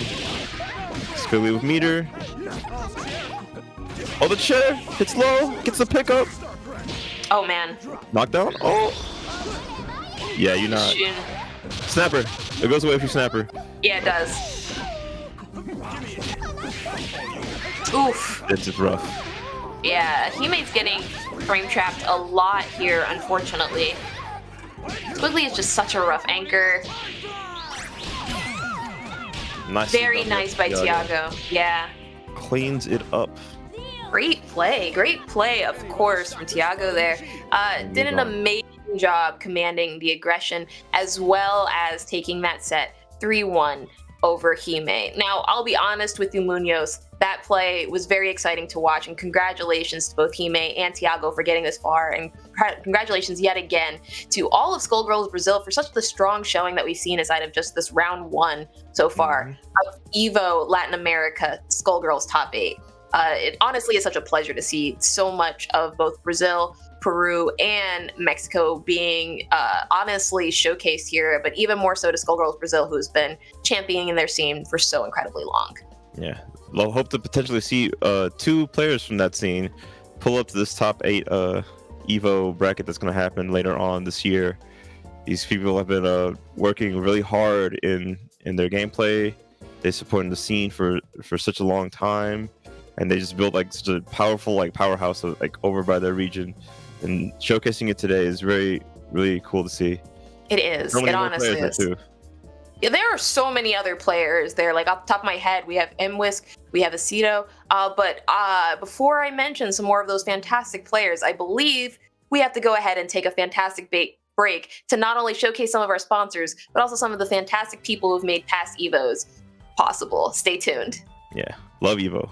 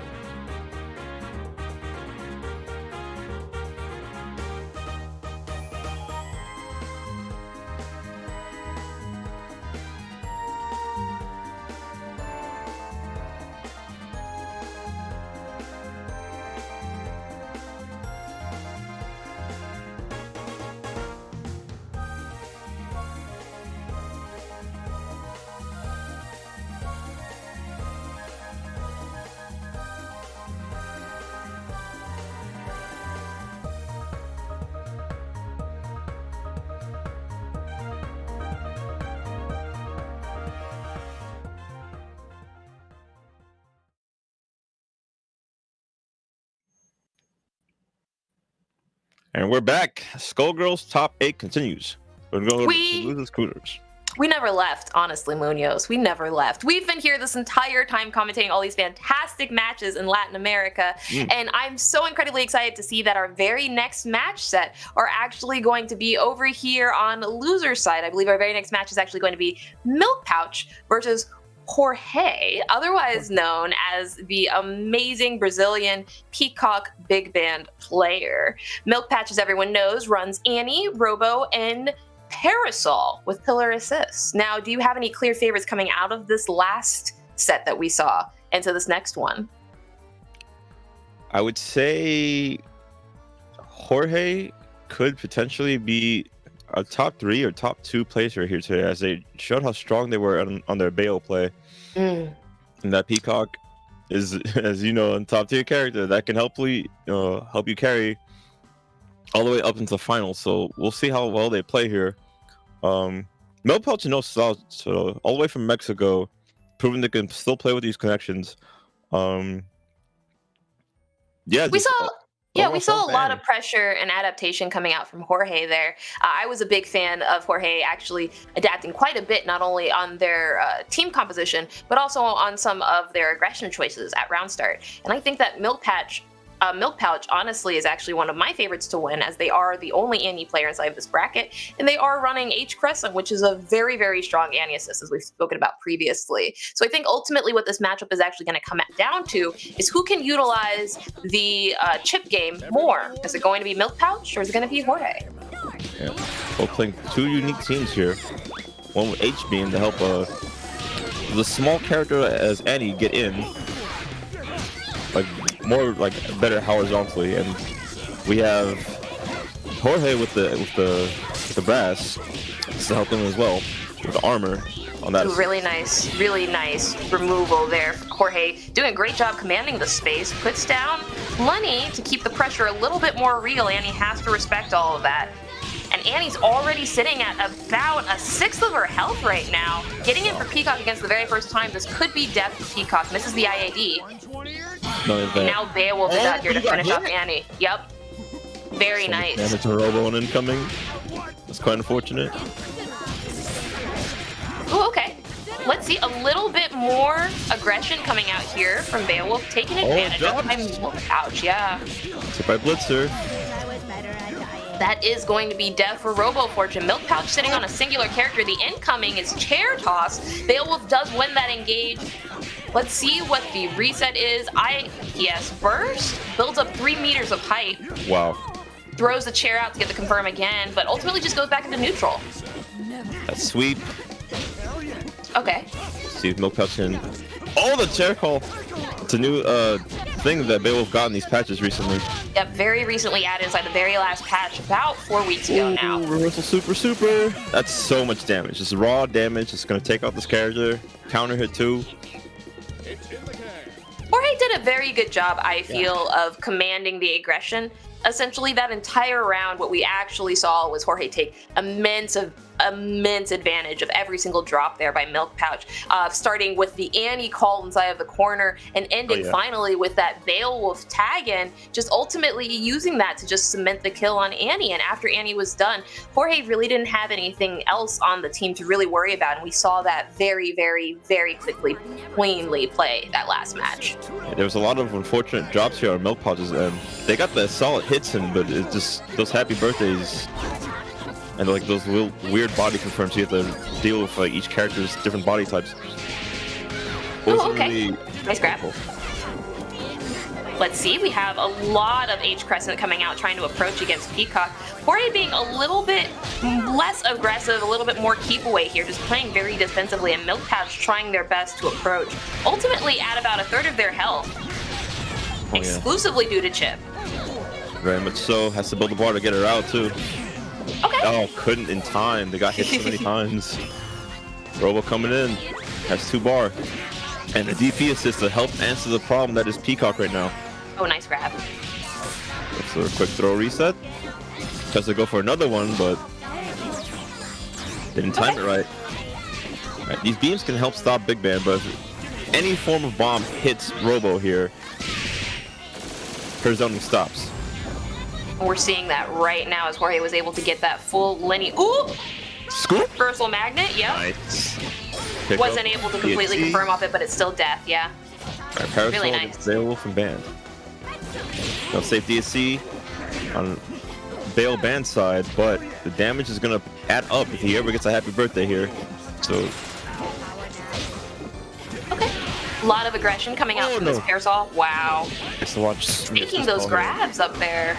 Literally cannot call HB anymore. Oh, the EX chair pickup. Smart snap, very smart snap there by Jorge to get Robo Fortune out, who's living on a prayer right now with only a smidge of health. That trade is going to go ahead and kill Robo, and now it's exclusively Parasol up here who has to defend against a Big Band and a Beowulf. Not a full happy another good birthday. pickup. Very nice Quite confident confirm. over here. This is a good escape super there for Beowulf to have against this pressure heavy character. Okay, Milk Pouch is playing it nice and slow. Yeah, not respecting that armor or the assist. Oh! Good Wow! shot. I know I was gonna win there. I thought I was gonna trade. Oh no! Oh yeah. Yeah, just sweep, right? Just armor sweep, why not? Armor sweep. That was nice by Jorge. That was very, very good. That was very, very well earned indeed. Now, I will say, I feel as though Milk Pouch kind of didn't fully utilize some of the opportunities they had there as Parasol to go ahead and exploit Big Band and Beowulf specifically being on the screen at the same time, but a fantastic showing nonetheless because they did extremely well. I was not expecting that reversal level 3 to beat out level 1 at all. Were you? Yeah, it was very close to call because the level 1 was like very close. Like it's like point blank right in her face. And I thought he was gonna just use that as a reaction super just to beat it out, but shows that that's a strong level 3 to have for Parasol. She does have her answers just to get in again, but it's just on Milk Pouch to capitalize and be confident on their mix. Now right here, although Milk Pouch did win the round start, Jorge ultimately winning the neutral immediately after, pushing Annie to the opposite side of the screen. Beowulf does get hit. Annie does get a confirm off of Peacock, and we're looking at a reset opportunity. All of Peacock's health very rapidly melting here. And this could be death for a meter if Milk Pouch opts to spend it. Oh, alpha counter to save Peacock's life here. Gets Beowulf in, but drops it. Tries to super, catches him. Good reversal anti-air super. Yeah. Oh, drops the snap. Wasn't close enough. Quite the micro dashes to get that one. Yeah, I don't know if they had OTG either. Yeah, finishes off Peacock there. Off the assist. Big mistake of calling Peacock, who had very low health. Probably meant to call Big Band. Snap into the trash it goes. Yeah, I really like Jorge's use of Snap here to finish off these deaths on these characters. Really, really smart. Ooh, goes right in. It's that clinch. This character's always charging. Oh, wow. Good little escape there from Milk Pouch. Oh my gosh. The low throw. Parasol's grab is so good. Her air grab is just so good. She literally got magnets in her hands. Alright, mid-screen mix. Let's see what's going to happen here. H-Beam gets the hit confirmed. Spends the TG here. Doesn't want to follow that off, just playing it kind of safe. Robo does take damage there, but I don't think Milk Pouch is too worried about Robo right now. The level 3 is going to beat up Robo, but Milk Pouch stops it in time. Okay. Gets the low confirmed. Level 3 simply Ends the meter. Makes it real, and by finishing off that Big Man, Milk Pouch puts themselves on the board with 1 win versus Jorge's 2 to remain inside of this bracket thus far. Milk Pouch out here literally fighting for their life. I love to see the absolute advantages and the absolute adaptation that we saw inside these last matches. I really like the way that Milk Pouch was significantly smarter when their Parasol was out on the screen, actually utilizing the assist because they did have them this time, specifically the Robo assist, and understanding when they could throw the body at Big Band to stop the point from taking damage was huge in that last match. Let's see what the round start is. All right, H-Beam goes in, it's thrown. Okay. Quite an unfortunate job. That's pretty hard to pick up off, though. It is. Oh, this is a very punishable super. Yeah, this is possibly game-changing right now for Jorge if Jorge's able to get Annie out right now.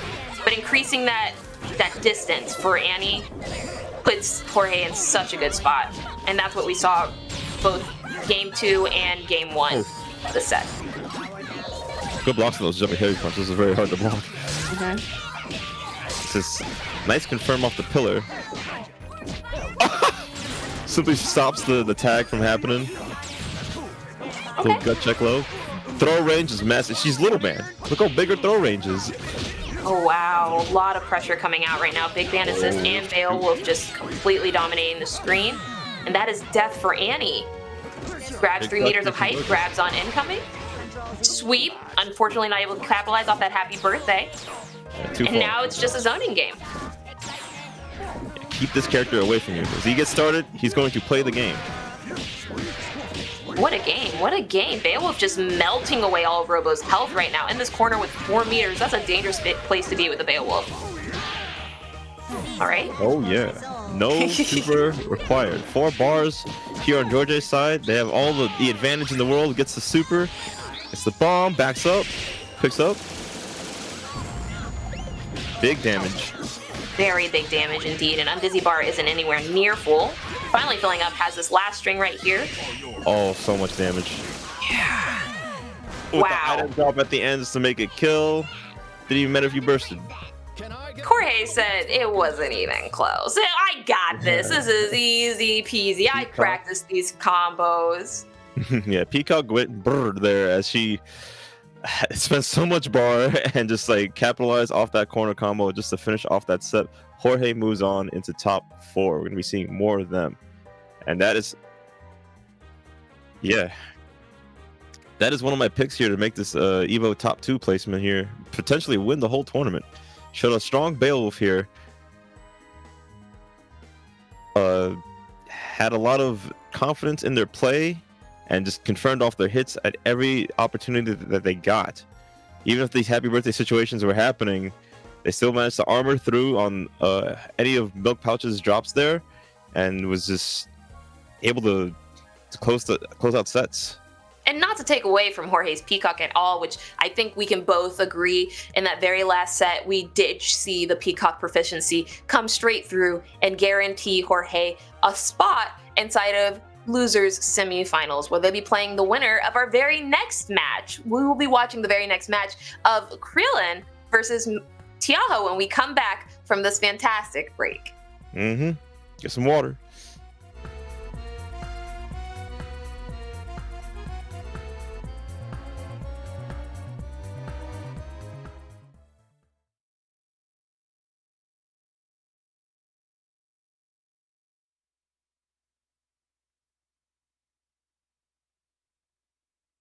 He's done it again! He's done it again! He's brought out to the last game! Tournament set! Tournament set! What is this grand final? Dogra taking massive damage from that. He's had so many major advantageous situations. But Galileo is the one. I can't believe both of them. The pressure. The pressure's on both of them. James, this has been a pleasure. Yeah. This has been the best grand finals anyone could have ever asked for BlazBlue at Evolution 2014. Such phenomenal play from both players. Unbelievable play, going down to the wire, time after time after time. This is the best grand finals of all time. There has never been a better one, and there may never be another one like it. Galileo, the crowd favorite, everyone pushing him forward. It all comes down to this. They've all got, there's only one game left, and this is it. There's no more comebacks. This is the tournament. Galileo opens strong. Galileo with that momentum. Wow. And again, Pacing back with exactly another. opposite. Galileo saves his first though. He's confident. He had been blocking everything, but this time he managed to I got tagged by like it. that he waited for the mark to be scored before he bursted. That's right. Very nice. Wow, punishes the Excellent. no-tech. Perfect no-tech punish. Perfect conversion. Perfect conversion, Galileo absolutely. has the blood in his veins. Great damage, and lots of meters stocked up. Punishes the dive kick, but Look, wow! Again! Great conversion. This man is not human right now. This man is not human right now. This man is a legend. This is the birth of a god. Galileo's on tournament point for Galileo's the first on time. tournament point. For the first time this set, the crowd is electric. Could this be it? Dokura Dogura still unfazed. unintimidated. Wow. This man is also a god. Do you Nice think block. we'll see a Overhead final block. round? Or will Let's see. Galileo make it happen right here? Here we go. Roller. It's Here comes tangible. Galileo. Roller again. It's tangible. Wow. Punishes that Fantastic calling awkward move. situation. He's going to go for the corner carry. Yeah, he wants this to matter. He really wants to take Dogura's burst here. If nothing else, he wants that burst. He doesn't Wow. have it for the final round. Once again, This he- has lasting consequences. That once again, that lack of no tech. He punished it yet again. This time he's ready for it. Oh no! Ah, big whip. Galileo can steal this and win a whole tournament. Overhead blocked. Low block. He doesn't go for any kind of punish. If any hit connects, he could steal the whole tournament. Ah! But no! Wow, he Wait, burst. he's looking for it. He wants to win this He round. wants to win right here, right now. Can he do it? Guard cancels out. Cancels out. The Buster does Wow. not connect. Oh no! Cancel baited. We have our final it. round, ladies and gentlemen. This is it. It is all to this. The crowd getting on their feet. They're going crazy. It's all up to this. One game, both players no burst. This time guard points correctly. Very nice conversion. Absolutely flawless. But Until the finisher. He Roller catches absorbs the it. scrambler well. Wow, ducks under it. Very tense moment. Gets the counter, switches sides instead I of love going the for a side combo. switch there. Make sure that's Wow. gonna work. Fantastic conversion Nice on that combo. blue V. Goes for it. It's Crosses for actually pressure. plus. Very great fit from Galileo, keeping it very calm. He knows Doger will get his burst back. That's right. Comes in. Here he goes. Excellent Overhead. hit. He's going to get as much damage as he can before he Could can we burst. finish this tournament Misses with the a 6C. perfect? Is it possible? After all this, Oh, no, Flex cannon. Doger will not take this line down. It's a Nice shootout. break. It's a shootout. Great jumpy. Here it comes. 4 wins. Still has to get through a burst. Oh, can he bait this burst? Hey, he takes somebody multiple One health with the more base break. hit. He's done it. He's done it. Galileo Galileo's back done it. from the impossible consequence.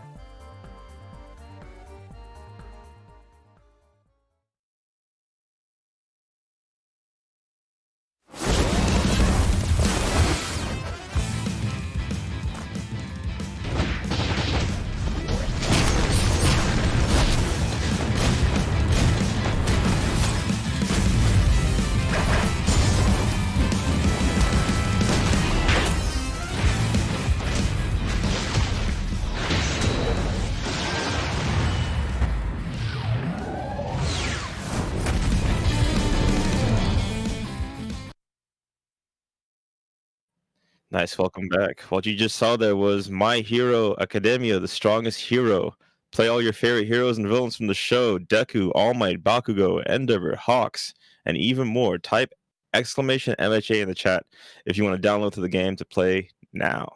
Now, I actually play the game myself. Munoz, I don't know if you know, I'm very much so a big fan of using Gravity Girl inside of my own personal fights. And I do have to let you know, Creation Girl, otherwise known as the girl who can literally create anything, she's OP. All right, just Oh. something from me would she to you. Why wouldn't she be? That's an OP power right there. Yeah, it is. Oof. But back to Skullgirls, a fantastic fighting game in and of itself. We have our very next match, Kyrian versus Tiago, coming up. Tell us a little bit about it, Munoz. Kyrian and Tiago. Now, Kyrian was probably the only solo left in bracket. They played solo band earlier today, so they were looking pretty clean with that band. But it was just Reseda's duo team, the double band, that helped out secure that win for them and to help them move on to winners finals. But Kyrian, still strong, can still make it up to them. The only Peru player left in bracket. They're going to be facing off against Tiago, the staple team of Bayo Bella Band, and they proved how strong they were earlier in their match against Hime. So let's see what a trio could do against a solo if they choose to play those characters.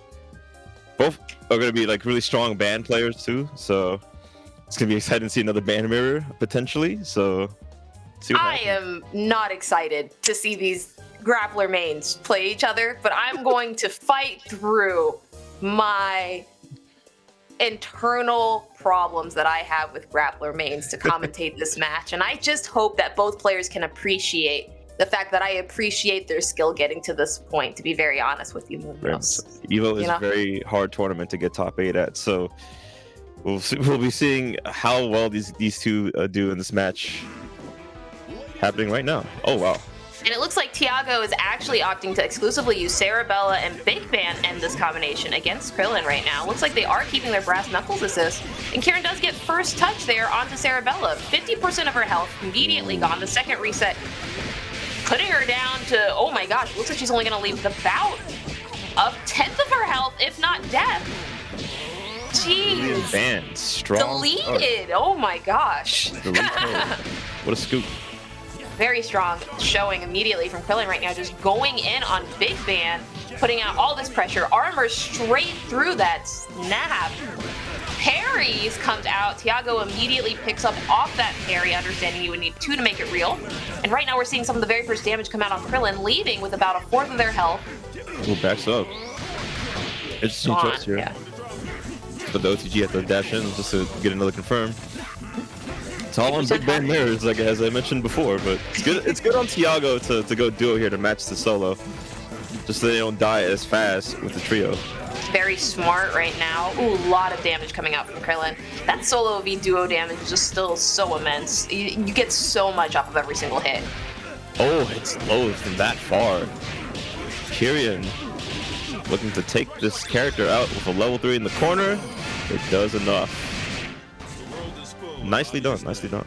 That first match goes over to Krillin, the Peru solo big band player. Now, if I recall correctly, I believe that Kyrian also won the very first set that they played against Rosita Federal. So this may just be either the start of Tiago's run back or the start of Krillin's absolute domination in this set. What do you think, Munoz? Yes, Kyrian solo band, as threatening as that is, still as a solo, has to deal with assist calls that could stop any of their approaches. So hopefully that they notice that the gaps are there and manages to pick up with that beat extend. Picking up both characters. This happy birthday situation is not ideal here for Tiago. As they get this corner carry, the snap works out, Big Ben does not fall out, and they die. Wow, that was really quick. Really far, really fast. Oh my gosh. Has to stop on Dizzy super high right now. That completely caught me off guard. Wow, fantastic there, right there. This is gonna be a very quick, simple match. Munoz, this match can't be over already. Yeah, it is. is. My gosh. It is. Already? Whoa. That was a 17-second long match. Munoz, how? How is that possible? Kyrian is putting Peru on their back, showing that they're the strongest big band in the world right now with that solid win. That was just outplayed Central. You got caught lacking on your assist call, so both of you got hit. The corner carry came through, and just like Big Ben didn't get the play. He just died immediately for that corner carry. And I'm surprised he didn't follow that combo there too, because he always is there just to be like, I'm the backup, homie. I agree. The combo's always not gonna work on me. Yeah, Tiago taking that last round to heart. Looks like they're substituting out Big Ben for Beowulf, an apt, very smart change in my opinion right now. Getting the first touch on Kyrian right there, Beowulf now has an opportunity to take Krillin for all they're worth. Ooh, Seracopter assist, backing them up. Yeah, I said you gotta respect me, honey. Yeah, this is a very good backup assist to have too. Very multi-hit. Okay. Good PPGC punish there. Didn't need to PPGC opted too, just because they wanted to let us know they could. Oh, you're dope piece. The Bale having better mix here. Please snap. Please snap. If you ever get this hit, you gotta snap. Gotta snap. Snapping against solos stops you from being able to get that red health back, and that will be instrumental. But it looks like Tiago said, oh, no, I'm not here for games. I'm here to win. Okay? Estoy trabajando I'm here to put in that work, okay? Tiago said, "Don't you be over there talking mess about me, commentators. I see y'all, okay? You thought my band wasn't nice? See my bayo. See my bayo, okay? I see you, Tiago. I see you. Yeah. I see you. Seen, heard, understood. Talk Tiago. directly to us. And sent us a nice little DM there showing like, yo, my Beowulf about to mix right now. You love to see it. Definitely showed up right here with that team switch. It was very surprising to see. Like, I actually don't see that often. The Bayo and the Bella duo right there, just to hold some matches down. Let's see what the round start is. I'm interested to see if Krillin's going to be just as offensive as they've seen before. It looks much more defensive this time, opting to just move both players playing very defensively at round start. Tiago obviously taking the aggression significantly harder and neutral there. Gets Krillin into a corner. Undizzy burst does happen there. You know, I'm kind of, wow, yeah.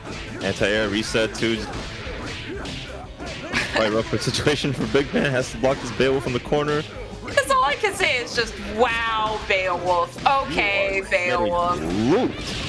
Why were you running ban, Tiago, when you had this Beowulf? Oh, the Python. Got locked down. That was a perfect. He said, not only do I have a Beowulf, I have a very useful Sarabella out here with supers too.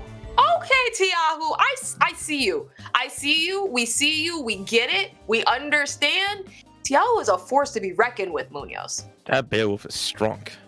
Very strong. They just had him on lockdown. It was just Kyrian guessing in those moments that it just got him punished. It was just from full screen too. There's that jump heavy punch, outstuffing the grabs, the lows. Like Kyrian had to utilize some armor or something, some trains or something just to stop him from jumping in the air.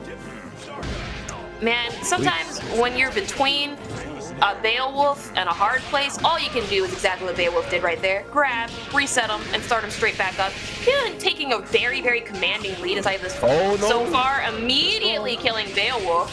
Said I wasn't even worried about you, little boo thing. Ooh, Beowulf, sliver pelt, there we go. Finish that off, Yeah, even though this duo is strong, it doesn't have a safe DHC, so he had no choice but to lose Beowulf there. Ooh, nice DP. Very nice DP there. Sarabella keeping that pressure on Beowulf right now, coming down, pressing a button, isn't able to pick off that confirm, and the grab does come out, has to capitalize off of this. 3 bars to work with right now. Ooh, did you see grab? Still has the bar though. Yeah, I'm kind of interested to see if Krillin's gonna go for the kill off this next confirm. Just level 3. That is plus. You have to respect it. Whew. Okay. Respect what? I got Symbol. I get it right over, and I get this pick up.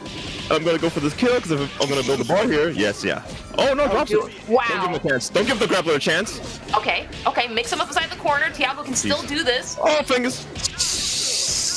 Sarabella being ridiculous right now. The the burst bait. No, it's the burst bait. Oh no, dropped it. Drop the burst bait. Come on, Tiago. Oh, Symbols. Got slapped into oblivion. Krillin comes up 3-2 over Tiago after some fantastic solo big band play. Munoz, I actually think this is the furthest we've ever seen a solo player get inside of the EVO qualifiers these last couple of weeks.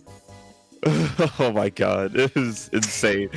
I was just, like my heart was like pounding that whole set, like that last minute moment, because I didn't believe Tiago's Bella would be strong enough, because they didn't really prove to show how strong their Bella was throughout that whole set until like that very end. They were just popping off. They were getting their grabs in. The pickups weren't on point, but it was still very scary there on both players' ends to see who could like come through there. Now, I agree that it was definitely a toss-up in that final match. It really genuinely was. But what I would love to do is actually pull out some fantastic moments, not only for our very talented players, but also for our very amazing, talented sponsors, specifically Fusion by Power A, one of the fantastic creators and fantastic sponsors of our event. They actually have provided some of the best wired controllers that I've personally been able to see, and they are one of the fantastic sponsors for EVO. The Fusion Pro 2 is a wired controller used by some of the best in the world. You can grab it via the link inside of your chat right now. Yeah, if you need a controller for Steam purposes, you can get one today at power8.com. Check it out there. Fantastic showing. And let's see what the very next match is. I believe our very next match is actually going to be winners finals, which is actually going to be. I'm sorry. Top 4 set to go. I believe we have Noah versus Rosita Federal up next on this bracket. They have not lost a singular total set and are both still on winners. Let's see who moves down to losers. Munoz, do you have a favorite in this next matchup? Noah. I'd like to see Noah make it to grand finals because Noah played really strong in that set that they had earlier today against Milk Pouch. So they're your favorite to go through? Yeah. I'd say Noah and Jorge for top 2 today for this event because they were both really good today. So see how far both those Brazilian players can make it. Noah starting off very commanding right there with a standing MP, just going straight into the tier game, and Rosita taking the opportunity to build up some distance and start on their projectile game right now, trying to move closer and bait into the item drop. Parasol not falling for it very easily, shrugging off these H-Bomber assists and trying their best to keep Peacock at bay, throwing out H-Bomber assists of their own. Yeah, very tough to get through. This is probably like level 1 of hardest things to deal with in Skullgirls. Like probably like the earliest that you've seen, like what's like the cheapest stuff in this game. H-Bomber Peacock is so good. It's keeping you full screen and not letting you play the game. I like that grab from Rosita right there. DP from Big Band does come out to extend that combo. We got an item drop, and now it's just a method of whether or not Rosita wants to spin this meter for the kill. Doesn't opt to, finishes it clean, meterless, very nice. Oh wow, tries to viewer the way in. Very strong approach. This isn't far enough to get that reach. Now Double would have made that work, by the way. Painwheel is just one of those characters that is so good, especially if your unflanked combos on point. It seems as though Noah does have very easily able to get in against Peacock there, and punishes Peacock with a significant amount of damage. Alright, this is nice DHC. Oh, drops it because the Dizzy was high.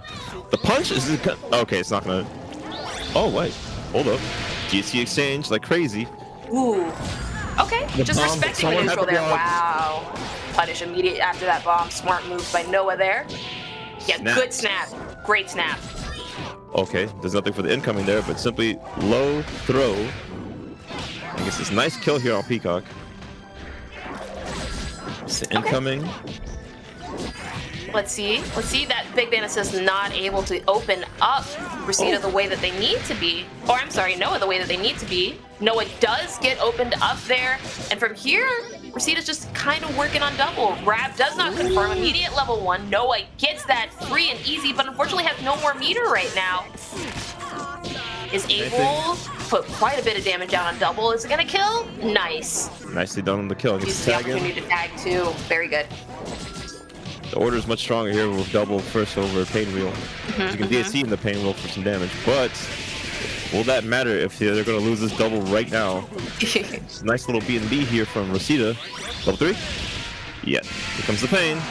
I'll suspend all that meter right there to confirm. And right now, we're in the final 15 seconds of the game right now. Painwheel has It's the confirm. This is dangerous. Ultimately dangerous. So hard. It may come down to health, folks. The symbols might keep her out of the air. Oh, spend the meter. Spend the meter. Spend it. Oh, dropped it. You dropped it. You know it's not like this. Flies to the skies. Oh, doesn't want to get. That's what's the verdict? Oh, Big Man wins. Big Man wins. I think it was that little bit of chip from Tiffany. It really came down to the chip. Wow. Got that air throw at the right time. Just to confirm some damage in, and just simply had to hold up back or up forward, just to escape away from Painwheel. Had symbols on deck just to help him clear her out the skies, just so he wouldn't have to deal with her. That was really good play there from Rosita just to take that first match. So let's see what Noah can do about this. What I will say is that I do think that Noah should be a little bit more spend heavy on their meter. And unfortunately, not leaving them with no meter whatsoever is not a good look in Skullgirls. Not having meter is so bad in this game. So Noah really has to make sure they use their meters smartly. And Reseda not giving Noah any opportunity to start at all on this round start. Pure aggression, pure violence coming out right now. And now Peacock's going straight into the Schmixer. When you guess right, but you're still getting punished full screen. Shouts to Peacock H-Bomber. Snaps her in. Oh, look at all the bar she has. Amazing air throw. What is the mix? Because you need to do so. Now I know Noah's just wants to get Parasol out of that. Very nice right now. Pain Wheel doing some work on Peacock. I still believe that the Pain Wheel Peacock matchup is so good for Pain Wheel. And Pain Wheel's just showcasing why right now, eating away all of Peacock's health, but ultimately no meter, so not able to finish off their desserts there. Yeah, I'm liking the positioning though. They have him in the corner and they just simply like floated right in the air with that flight to avoid that setup of the beat extend. But still, all the meter being used here on Reseda's side just to safely get in. Very nice, very nice. Yeah, Cathead DHC was nerfed since the old times of second round core. So now only that's like 3 loops of Catheads instead of 8 of DHC. Ooh. Still strong, safe DHC, but yes. Great Luger to go ahead on incoming there, but Noah does very quickly punish it. For those of you who do not know, Noah's been playing Pain Wheel since 2015. That's almost a total of 6 years straight. They are very, very comfortable on Pain Wheel, and I think that's showcased here very well. Love to see good Pain Wheels in this game, as that is not a very easy character to play. Oh wow, oh, wow these grabs. Oh, the armor! Oh! What was gonna win there? Big man. Of course. The incoming? Ooh, okay. Very nice pressure, very nice just respect right now coming out from Big Man. But it's not enough. Noah able to go ahead and get in with a Cilia slide and just doing the work right now. Reset the grab. Doesn't have the bar to finish this off. Has the waste OTG here. Oh, the throw. Let's see what the combo Schmix is. Goes back to neutral. Luger does confirm there. Has the meter to kill. And off suspended. Beautiful display there by Noah. Going up 1-1 against Reseda Federal. Munoz, talk to us about that set. That was very good cleanup there from Noah right there. Had him on lockdown in the corner. I was kind of fearful though, because I don't feel as doubles mix is quite that strong in the corner. Like she does have like limited things she can do to you that's like not as strong as what she does to you mid-screen. Still big band though, so he's definitely susceptible to getting hit by a lot of things. But that was good cleanup there from Noah though, just to realize that, oh, I'm gonna still put him in the corner anyway and just mix like crazy with my assist calls and my Luger. For sure. The only thing nastier than what we saw last game coming out from Noah in those double loops is this. We can both agree, spooky, right, Munoz? Yes, very spooky, as the stage is quite disturbing. Noah putting in quite some work against Reseda's Peacock right now, getting her down to about 1/3 of her own health. Ooh, and tearing her out right now. Pick up? Oh, okay, no, still blocking. Yeah. Oh wow, Alpha counter beat extend. But they both have to spend meter right now, and the difference between Reseda and Noah is that Reseda still has a meter to work with. Noah unfortunately has none. And working with Big Band makes it a little bit difficult to hook it back up. Oh, baits the tag out. Yeah. This is going to be really big for Reseda right now. Being able to get out Noah's Parasol will keep that DP assist off of him, which means all he'll have to really worry about is double Hornet Bomber, and he could make very short work of that right here. Oh, gets caught low. Gets him in the corner. Good snap. Snap him out. All right, let's see what you do from here. Doesn't really have the meter to make it worth. Has to elongate this combo a little bit more, or just reset it. Yeah, go crazy, go wild. Go wild, go crazy, go stupid. Snaps him out. Respects Dizzy by snapping. Yeah. Noah said, I know how much of an issue your double is, Reseda. I got you. Those little tick throw right there. The beat extend assist. Okay. Gets picked up. Very nice and strong corner carry here. Oh, has the bar to finish him off too. It's level Could 1 do level to level 3? Mm-hmm. Yes. Very Spend nice. I agree with that. Spend it all. What's the incoming? Okay, okay. Wow. Good snap. Good smack. Yeah, good smack right there. This is a lot of damage. Hold on. She's dead. Yo, I just, one of the things I've never been a big fan of Big Band, and one of the reasons why is because whenever Big Band has meter, you always have to respect them. You literally always have to respect Big Band, regardless of the ratio, as long as Big Band has meter. And that terrifies me as a very fair Annie player. You know, I'm terrified of that. I mean, you do commit some war crimes there too with Annie, though. It's just to say, she's still a little banned. She's still a very damaging character. But yes, Big Man is very scary with a lot of meter, no matter what team size he plays. So getting hit once by that character in the corner too, where he gets like the most of his damage, is quite strong. So Very strong.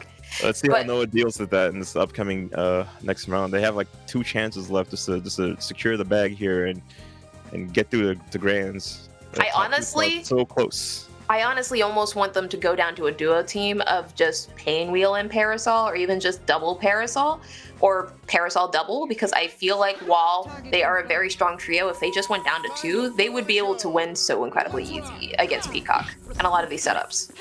Oh yeah. Just has to not let her get full screen. Has to take advantage of this opening that they're getting right now. Goes to that nice little low reset. Puts him in the corner. Has a little teardrop too. So good for Parasol to end like most of the strings with a little teardrop too, just to make it somewhat pseudo safe. Ooh, Noah just erasing that Peacock. Oh, it doesn't get the pickup off that air throw though. Unfortunate. Big Man escapes. Has to play the symbol game, which is basically where you're just gonna up forward or up back, react to symbols into eventual brass to pick up. Oh, it wasn't close enough.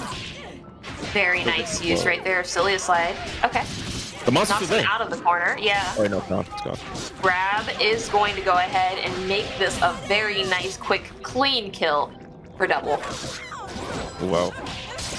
That was a hard incoming to deal with. Gets hit low. The burst bait! Sick stuff there. Great pickup from that burst bait as well. Rosita's in such a good spot. Wow! That miss? Flesh said, look how far she went from that, too. Yeah, that's so terrifying. Okay. Oh, wow. Just jumps forward. Just jump and jab. Same side. Should be a character diff if you choose to spin the bar here. Finish your food. Finish your food. Yes. Nice. Delicious. Delicious. Munoz, you love to see it. You love to see it. Yes. Kill. Nice low confirm, not able to make anything off of it. DP assist not really doing much. Great tech there by Noah. And now Painwheel has her work cut out from her against this double. Oh, gets hit by the DP assist. Beat extend. Carried me. It's a grand finals. Rosita moves on. The top 2 spot is secured. Congratulations to Rosita, who has been working so incredibly hard to get to this point. And Noah has their work cut out for them on loser side. Well, they'll be going on to fight the very next winner of our very next match, which will be Krillin versus Jorge. Top 4 upcoming. Kyrian versus Jorge. A solo player and a strong trio or maybe duo team. But before we get to that match, we're going to be taking a quick little break. So don't go anywhere, y'all. EVO still continues.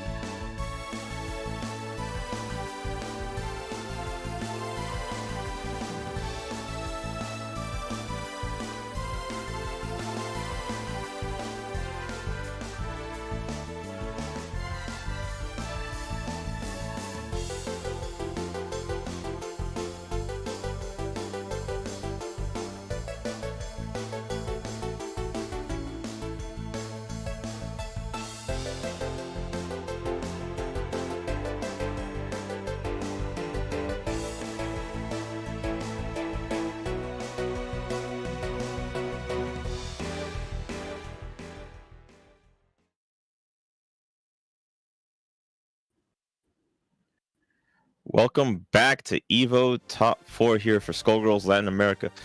It is I, Munoz, joined by Sharpie yet again. Here to Always a finish pleasure to off. be here, as always, Munoz. So excited for all the fantastic play that we have. And I just want to say shout outs to the only non-Brazilian player in top 4 right now, Krillin, who's actually from Peru. It's so crazy. Yes, Kyrian out here. Solo ban making it to top 4 at EVO. I could not make this up. They successfully made it through this bracket. Surviving up to top 4 right now, could potentially get that top 2, if not win the tournament. Here today at EVO. How are you feeling about the rest of this bracket, Sharpie? You know, I'm conflicted once again because I find myself here cheering for someone that I consider, you know, brethren, part of my family by playing a solo, but they're also playing big band, and it's just honestly, it's really great to see because as we've talked about, every single ratio in this game is valid, very balanced, and you're able to win with it. And I feel like this is such a fantastic showing of how good solo has the possibility to be, and how many mechanics inside of this game do assist solos in winning games. Oh yeah, solos are as strong. Probably the strongest things in this game to whenever they get the hit, they get started. It's just their turn. Jorge running Peacock Big Band as per usual, and Kyrian using solo Big Band as always. Peacock does get the first confirm there. Oh wow. That parry doesn't unfortunately do too much there. Blocks that DP, and Jorge's very easily able to punish this from here. The main scary thing about solos, not just the damage, is the fact that you have to change how you usually play if you play trios. So seeing how everyone who's played up against Kyrian opts in to go for the duo instead of their trio, this shows like it's a very scary thing to deal with, as he's getting this damage, puts him in the corner, but Jorge gets out. And Now, okay. I do believe that Jorge typically plays a duo team very frequently. They're playing it very commonly in pools. Wow, that reached? Okay. Yeah. Jeez. Yeah. I did want to just say that Jorge does very frequently play a doubles team and does very commonly run with this, which I think was made very, very obvious when that level 3 did confirm. They know their limitations, they know these two characters, and they know the best way to shred against Kyrian. And with that in mind, I actually do feel like Jorge's going to perform incredibly well inside of this set. Yeah, shred indeed they did, as Kyrian has to watch out for any straight hits when they have bar, so it's kind of scary. It's kind of spooky. Yeah, anywhere on the screen too. It's a bomb and a whole trumpet orchestra ready to just blow you up on full screen hits. And not even play a song, just use the meter. Not even use the song, just use the meter. Yeah. Ultimate disrespect. Use it. Oh, so that sweep into train. Interesting choice. Goes low and high right there. Now you see that very commonly with solos. They do utilize grab resets very often. Typically inside of this game, after you grab, the rest of your combo is actually loses damage, but we don't see that in the case of solos. So getting hit by that brass, that punch move that just knocks you down, is just so helpful for bands to get their Oki started there. Oh, air breaks. Ooh. So scared to deal with. Oh, the commitment on the DP. Doesn't get 8 pickup. That was nasty to block. The cross unders. Jorge did that earlier inside the set and I lost my mind. It's cool seeing how unique people's mixes are, especially after the first hit. Good damage here already from Jorge. Very nice grab. Oh no, let's get the pickup. Baits the SSJ out, but can they get this punish off the... Does Big Ben need a safe, as, you know, does he need that? Does it need to be safe? No. Is it required? He does so much damage that anything he commits to, he has to commit to. So please, we don't give a strong character like Big Ben with such strong neutral presence in this game any more than he needs. See if Krillin opts to go ahead and... Oh, wow, that's so unfortunate. That's so unfortunate. They're going to pay this with their life. Oh, no! Mom's going to push it and kill them. Strong 2-0 lead. Coming up so strong there, and I think that last match really also solidified some of the downsides of solos. When you commit to something, you're committed. There's no going back on something. If something isn't plus, you're kind of screwed from there, you know? it's really hard when you're a solo player because you don't have any extra assists to back you up from there. And Jorge was able very easily to get Kyrian to overcommit to a couple of moves right there, which was, I think, what cemented in their final aspect of death. Yes, Kyrian still, like, you gotta respect the fact that they made it this far with a solo character, the commitment to still play this character and to still be here in this EVO top 4. This shows like how skillful they are as a player. You have to overcome a lot of barriers to play big band. You have to overcome even more barriers to just play solo, and it's really, really amazing to see Kyrian do both right now. We're seeing a very, very nice, aggressive big band play right here, significantly different than the last play that we've seen so far. Peacock's already at about 50%. Oh, she was that close that the crab just whipped on her. Crazy. Oh, yes, that's getting punished. Kind of scaled the throw. I wonder if we're going to see a snap right now. We have to. Must be done. Snap. Yeah, choose to keep him in. Oh no, the A-trains are coming in. Okay. Very nice play right there. A-train does connect, hits the George, bumps him out of it early. Well, and George actually saved Kyrian's life. Oh my gosh. Yeah, still made that DDC safe though with that bomb. Puts him into the bomb. Oh, smart. That was funny. Yeah, that's very Looney Tunes-esque right there. Gets his throw right here. Oh no. Oh, wrong one. I'm pretty sure that was meant to be light. That was brass, I believe. Yeah. Okay. Get the launcher in the air for that to pick up. Oh wow, reversal jab, really? You had to block because George, he's walking here. I like them interrupting the item drop. Very nice, strong play right now. What Armor a clash straight of through. hands. Said, I don't even care. I don't even care. What are you gonna do? Yeah, Snap, there it is. This is Kyrian's time. The M-bang works successfully. There's no up forward.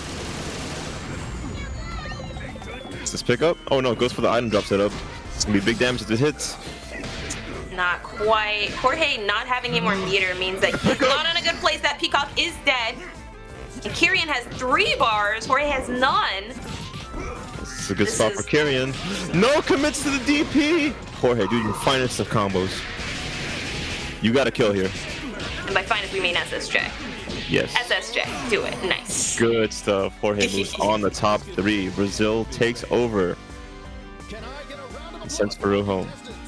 You know, honestly, Munoz, I think that Kyrian played so incredibly well. Kyrian is not a player that gets a lot of visibility inside of the Skullgirls community, and for them to get up here to top 4 and ultimately do it all exclusively with a solo, that is something to be proud and accomplished. You know, very, very proud that you accomplished.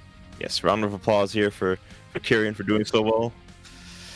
Yeah, so, yeah, moving on. We're going to be seeing Jorge move on the top 3. But before we do, check out our Quamba sticks here at QuambaUSA.com. The best peripherals for gaming here. We're brought to you by EVO, so go to their site and check out those sticks if you guys need a new one for your tournament play. The time is now. Grab a new stick. You know you need one. We watched you try to DP there. It didn't come out. Stop lying to yourself. Get a new stick. Let's do it. Speaking of amazing mashing and matches, what's the very next match that we get to watch, Munoz? Losers finals. We'll be seeing Noah versus Jorge. Here, Brazil take over here for Skullgirls Latin America to see who gets that final spot to join Rosita Federal and go into EVO later on this year.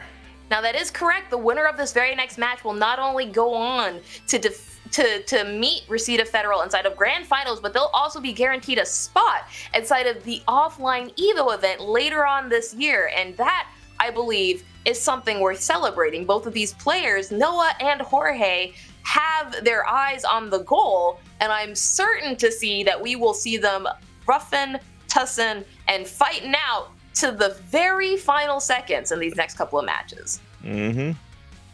Last 2, potential 3 matches left here in this tournament today. This has been a great top 8 for Skullgirls Latin America so far, and I'm proud of all these players that showed up today. For sure, for sure. They worked hard to get here, and I think you can see it. You can just kind of smell it as I have all the anticipation. Like, look at how Noah is just ready to go straight into it. Says, I'm already here. I'm going to take this entire match. Great grab by Jorge, though. Doesn't take any of that lying down. Immediately puts his pressures back on, and just being very aggressive right now. Goes straight into keep away game after getting that confirmed. Yeah, if Noah wins here, they have to potentially deal with 2 Peacocks here. So hopefully, if they can surpass this one, they may have a chance of playing the other one. Both at 2 bars apiece right now in full screen. Really good spot here, but kind of not so good for Parasol until she puts you in the corner and lands this jump heavy punch to start her mix. She definitely shines in here. Noah opting to use all the meter, said, I want to spend it all, honey, not saving it for a rain day at all. Punishes that Beowulf hard tag. Very, very good hard tag, but very easily punished if you know if it's coming. Immediately snaps, says, Peacock, you ain't getting out that easy. Raw tags back in, and Parasol says, honey, round 2, let's go. All the bombs on the screen, has Parasol again on full screen. Even has the chair assist to help him out from, stopping her from jumping in. Ooh, okay. Brass Very nice. Yeah, puts out Egret's call just because wants to defend against some of these projectiles. Nice grab. Throw. Yeah. Puts in the corner, gets optimal positioning, gets his tag combo too, just to finish him off. No bar required. Jorge looking at that rainbow bar, we're going to have to see them spend something. Nice escape. And a good grab on the incoming with the brass assist call. This is helping with the backup. Ooh, nice punish. Super. Yep. And to Monster, Luger. From there, we're just going to see classic double grab reset. Unfortunately, no more meter makes it a little bit difficult to confirm the kill right here. It has to respect Jorge's meter, but another grab will make it real. Very nice by Noah. Clean work. With level 5 can destroy the whole world right now. It really is just Big Bang against the world. Oh yeah. Said Jazz was dead. It's opened up though. Good blocks. Oh, what a commitment. This is very punishable. That's exactly what Noah needed, and that is first round over to Noah, side of this losers finals.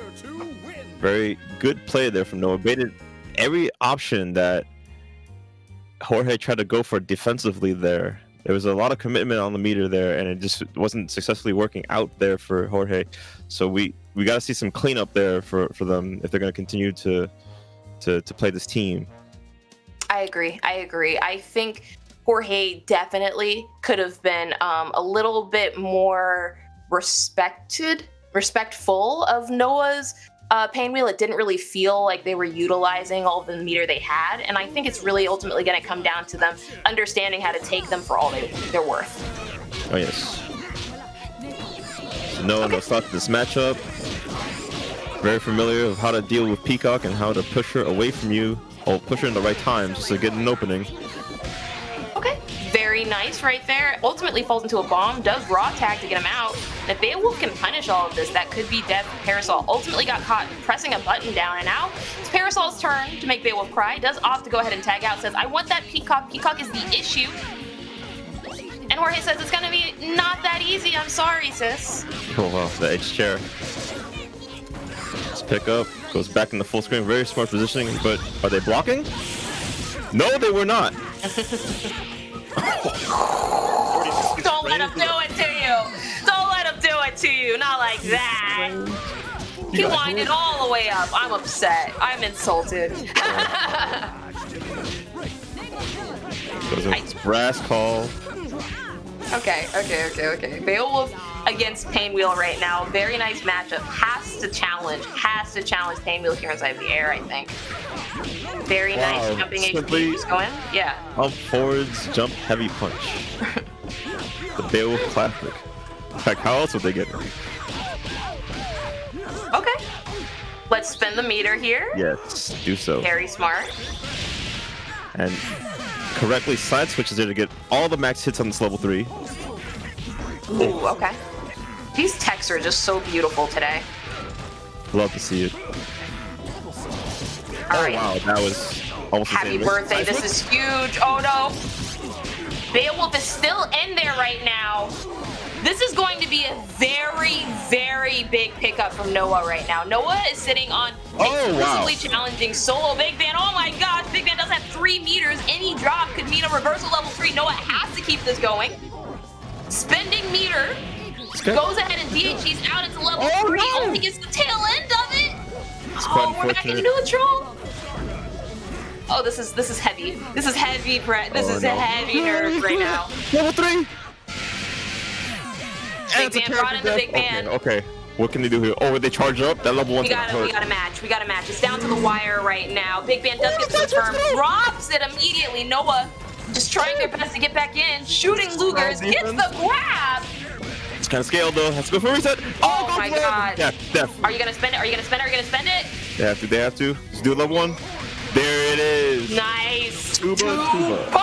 Yes. Jorge putting themselves on the board in this losers final says, I'm not going down without a fight. 1-1 versus Noah Munoz. The entire match came down to those final 15 seconds. Talk to me about it. That was such correct play right there from Jorge, just to bring it all the way back. Noticing that Double had like no escape options there after getting those little low light kicks there, just to keep him like in check, keep him there, and had that charge up too, ready to kill off of like a good solid touch. So like even if like some of the throw resets weren't working, they still like had him in the right positioning just to catch like any sort of incorrect defensive options that Noah went for there, and just had that comeback secured right in the bag right there. So, very nice round start here by Jorge, staying just as aggressive as previously. This is the momentum killer set right here. Whoever wins this one is going to be up 2 and be up in a strong lead in the set. Very good. They are very, very good at both reading and adaptation. And I think we saw it so much last game. We're seeing it even more right now because both of them just being very respectful in how they try to approach the other right now. Jorge not overcommitting by jumping in. Noah taking very, very, very deliberate incoming moves. Wow, Alpha kind of opinion? That was a little bit needlessly aggressive. I understand the thought though, just unfortunately misplaced the timing. Really wants Painwheel and has to tag her in. I think it's more of they really want Parasol out. They do not want to lose Parasol when Peacock is still alive, and ultimately they don't want to lose Parasol for free right now. Not having any meter limits their incoming options, but Peacock doesn't care. Peacock says, well, you know, the only good Painwheel is a dead Painwheel, so yes, I'll make it work. Out, loses Painwheel. Roll the roller! Okay. Is that a JoJo reference? Yeah, yes. Really?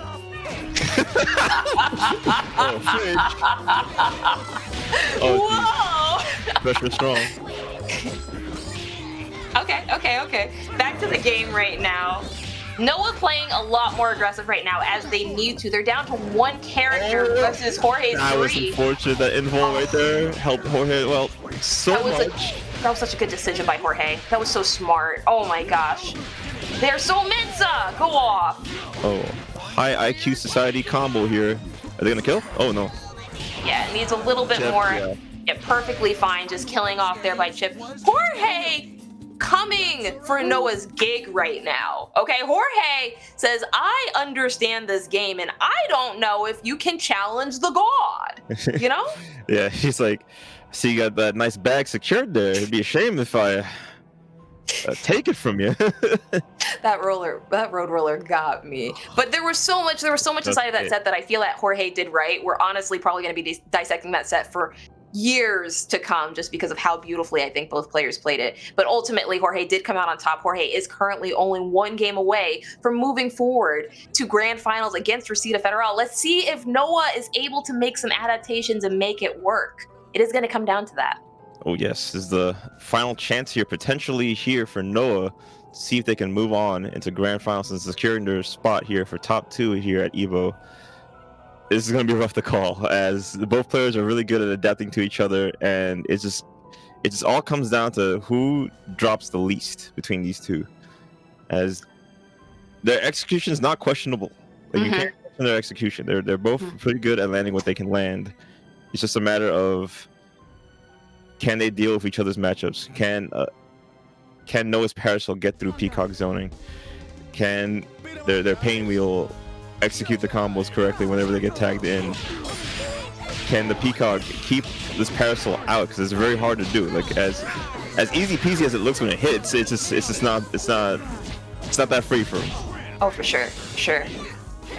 Okay, Jorge, a lot more confident with this right now. Moves to point Big Ban and just not fearful at all of this Parasol. I actually think Big Ban is very well equipped to deal with tiers when they have the aggression and the armor advantage. Alright, choosing to go for this damage here. Snaps. Alright, wants this Peacock. She is one of the problems. What an M-Bang! Still in the corner though, but that M-Bang was so cursed. We'll be thinking about that for days. Yeah, Noah unfortunately overcommitted on that aggression right there, leaving themselves open for that raw tag. And just wants an opportunity to get out of that corner and bring Pain Wheel in. I actually think Noah's Pain Wheel is probably the strongest on their team still. Yeah. Playing Pain Wheel for 6 years, you're gonna see the experience shown off right now. Backs off. Sure. Oh wow, doesn't punish the raw tag in time.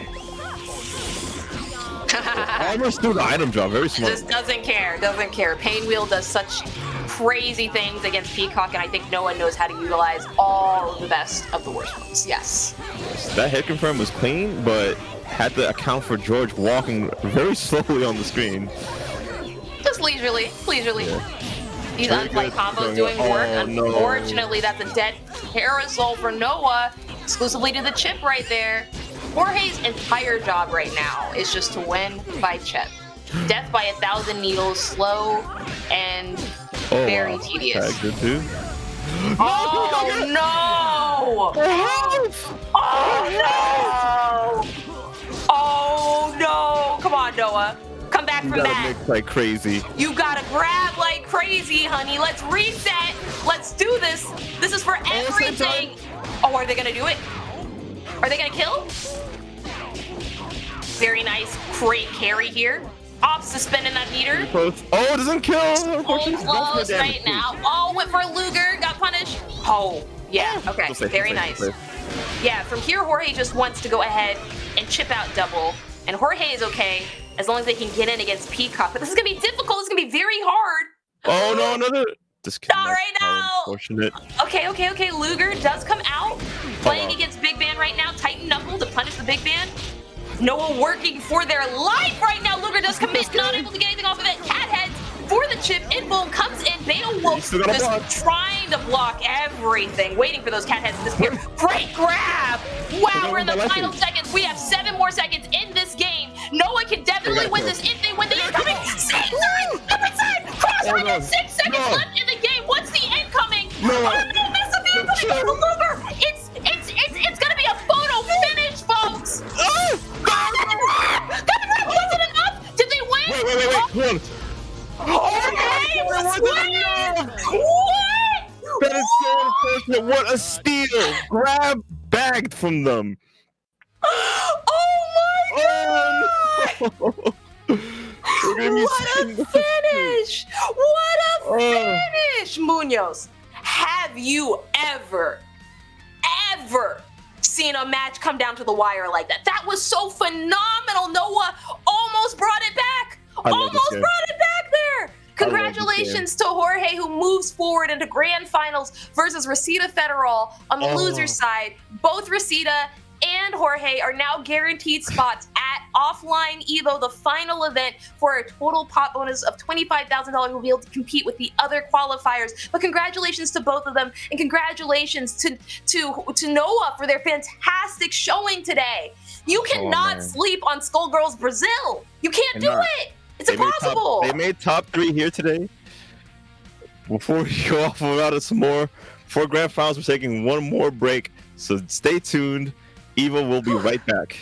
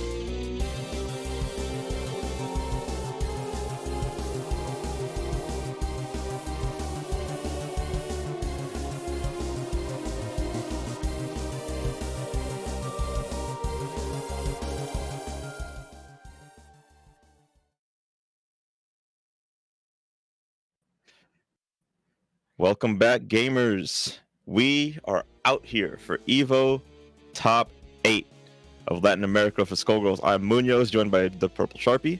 The one and only. Yes, ma'am. Here to commentate EVO for you on this grand final set. The last two players, Jorge and Resita Federal, making it to grand finals. So just showing up here for Brazil and doing such a great job at playing Skullgirls today, securing that bag for top 8 here for that qualifiers in November.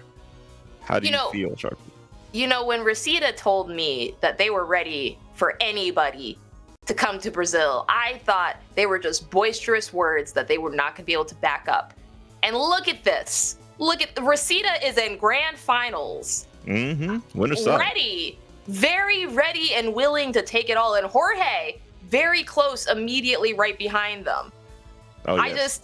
What a strong showing from Skullgirls Brazil. This not only top 4, but top 3.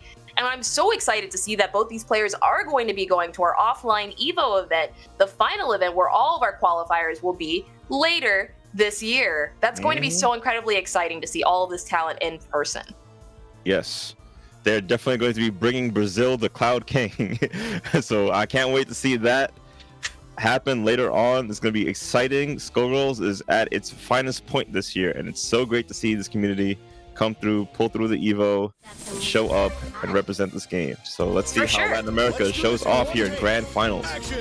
It's such a powerful opening move to start with H-Beam right there. Jorge starting with their own bomber and ultimately coming out on top from it right now. Resita turning that around, and that's a dead Beowulf if they finish this combo. Just do not drop it, Resita. Let's go. Oh, clean. Very nice and clean. Beowulf is dead. Resita has already killed the character less than 10 seconds into the start of this. Crazy snap. Oh, that was supposed to be a tag. That was a missed input. Oh, no. Jorge's struggling incredibly hard at the start of this match thus far. Very much so. Has that brass assist and the light kick bomber just to help Robo. It's a really good combination of assists for Robo to have. She can go in and out, boxing, weaving, just to get started on their mix. Cross under unfortunately dropped right there. Brass does make that real and gets the confirm, allowing Robo to approach against Peacock, but Peacock is ready with a full arsenal to keep Robo back away. That is not going to work. Yeah, George does save Jorge there.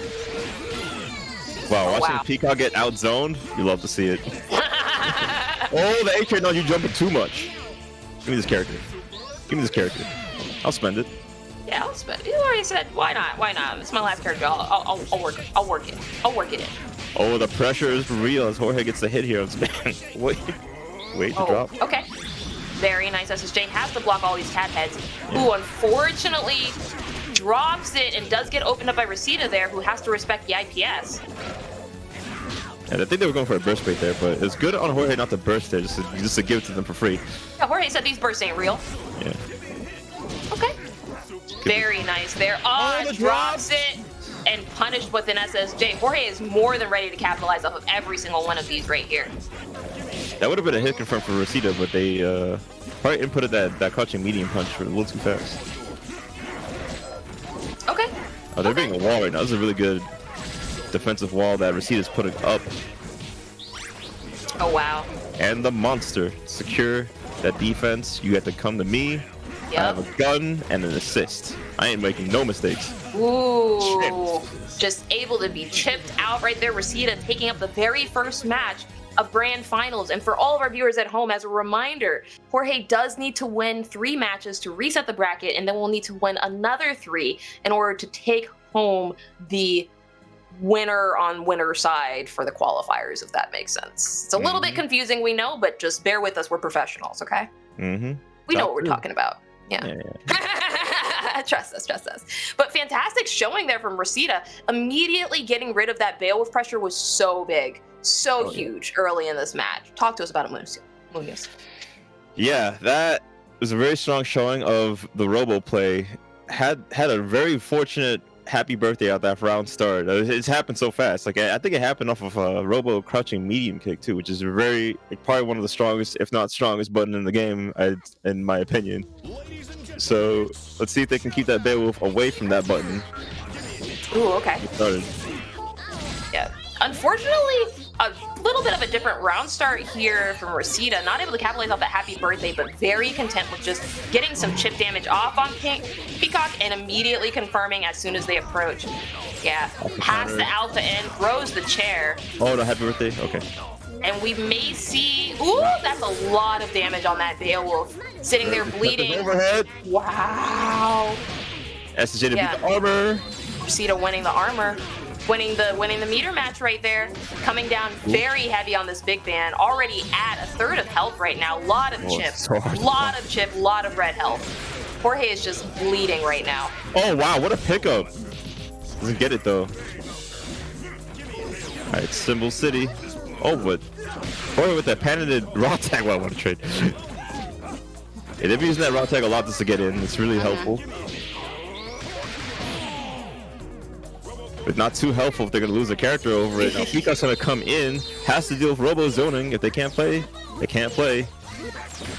Okay, wow, what a raw tag. From downtown, comes right through with a punch. Sonic Fox is impressed with that. That is a Sonic move. All right, very nice parries there. Nasty techs straight into the corner right now to punish this Robo. Gets the Nice grab, throw, and Jorge Oh. suddenly in command of this position right now. Oh, it's their turn now. They get to play. They're getting this corner What a damage. play they're getting right now. Are we going to see the meter come out to secure the death? Let's see. Optimal. Only spent one bar and has 2 left over. Tags and Peacock just to get this better character positioning. Oh, Very nice. No! It goes on both sides, and they get the pick off the leftover cat heads. Very good. That's so nasty. Couldn't even DHC because Big Band was out and Reseda recognized it. Oh, very nice grab. Very nice grab. Okay, good pickup here from Jorge. Just to go for that cross-up. Good blocks there from Reseda, noticing that. Okay. Oh, your toes. Ma'am, your toes. Got caught. The throw.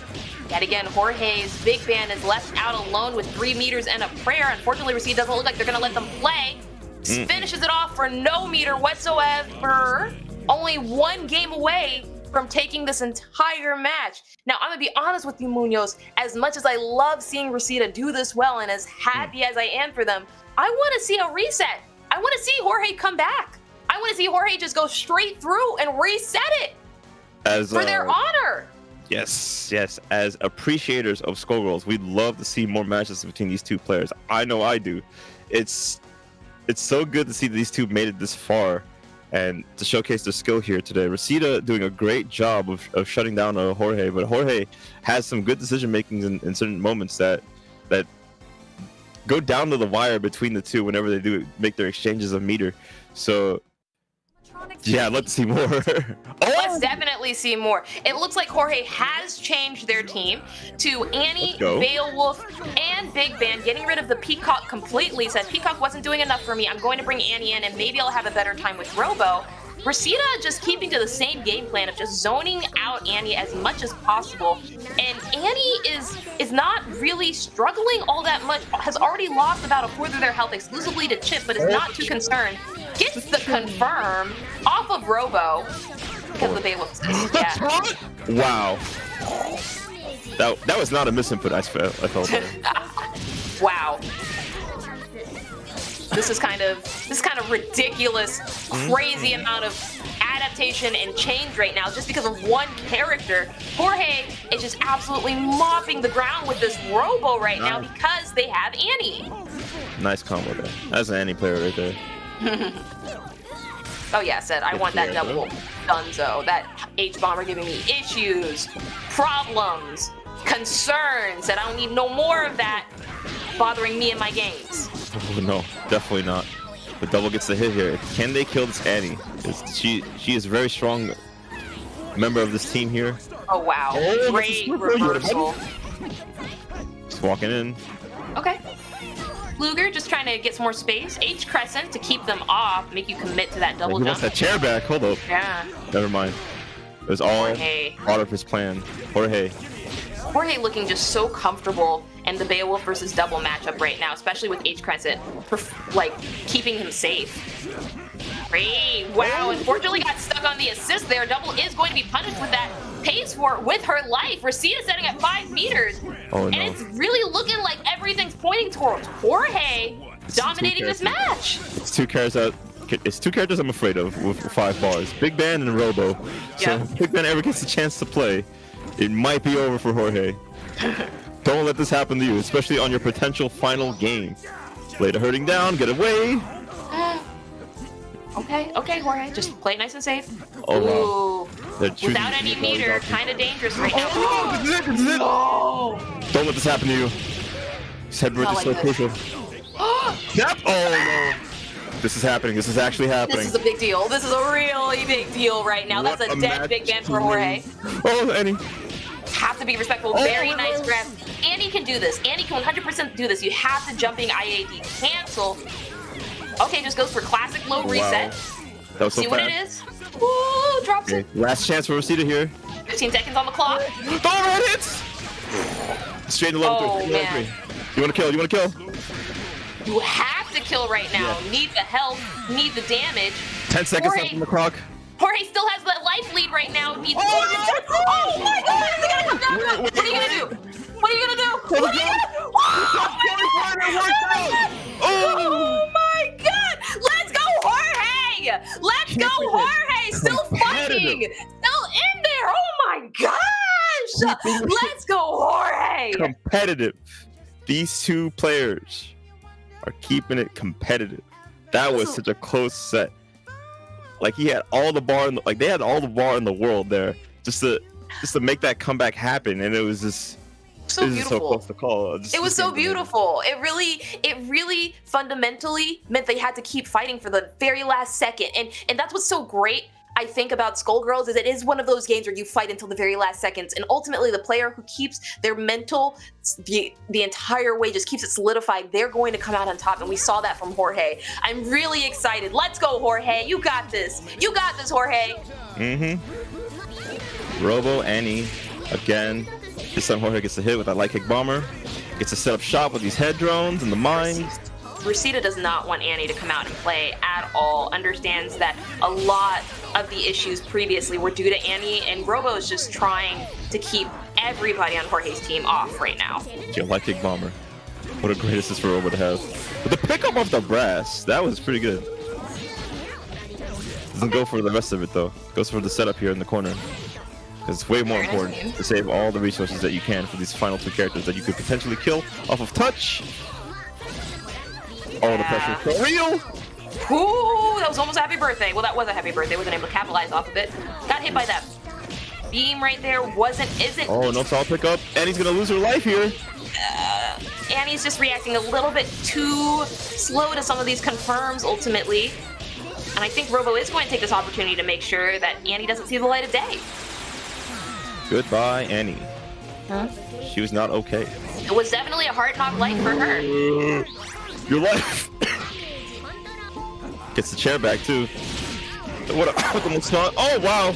Picks up the blitzer. He's still there. Big man's Wow. still there. Okay. Yeah, at that point it was kind of difficult to see anything. Part of me is like, this palette for Robo is just so crazy. So red. Whole lot of red there. Yeah, Rosita knows what they're doing. Level 1? Yeah. Yeah, get Big Band in. This is Bale's last chance. Gets Layla hurting down. Interesting that they didn't choose the DHC there. Yeah. The animation of the snap took forever. Solo Big Band comeback. Could happen. But Rosita gets the hit. This is EVO winning hit right here. Next hit.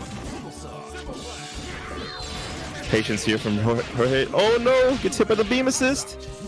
Okay, had to drop there. Okay, come on, Jorge, you got this. One good brass. Oh, gets A-Train. That's it in the super.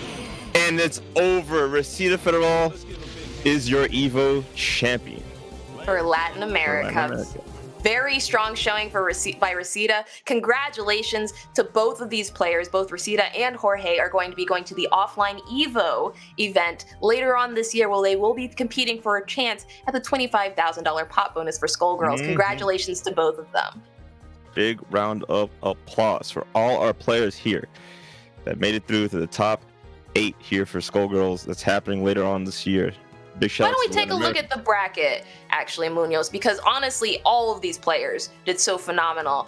We had Milk Pouch, we had Noah, we had Rosita Federal, we had Kieran, we had Hime, we had Tiago, we had Jorge, and of course, we had Aristal. Once again, 80% of these players, all from Skullgirls Brazil. Congratulations to Skullgirls Brazil for coming out and representing. Congratulations as well to both Mexico and Peru for having representation in addition on this bracket. Such an amazing showing from everybody in Latin America here. I could not be more proud of all the players that we had showing up and showing out.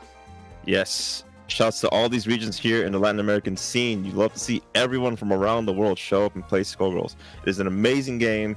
Now on sale on Steam if you guys want to get a copy and just enjoy the company that it brings, the culture and the communities that are brought through from around the world too. It's easily playable with that nice rollback connection and those those good lobby systems that allows you just to play with each other around the world and just enjoy the game. It's a really good game to play, and I'm really appreciative of being here, Sharpie, and being a part of the scene, and just being here as long as I can for EVO here.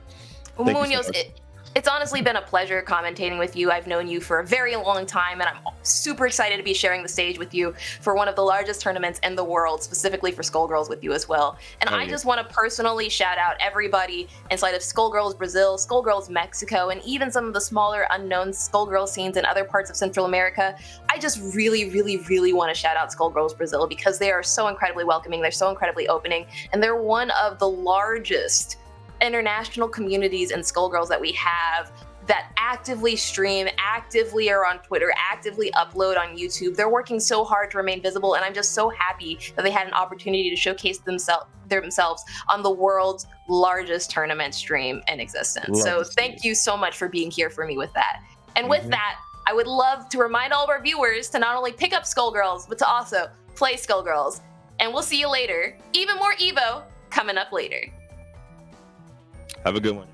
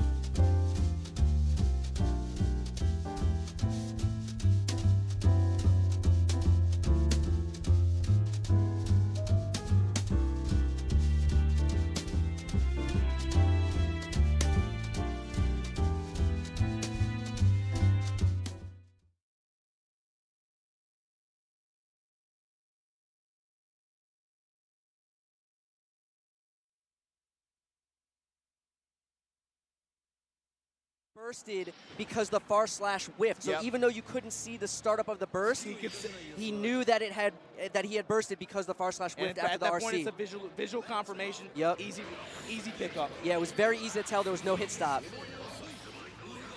So Omido up a game in this grand finals. 5K to catch him out the rerun.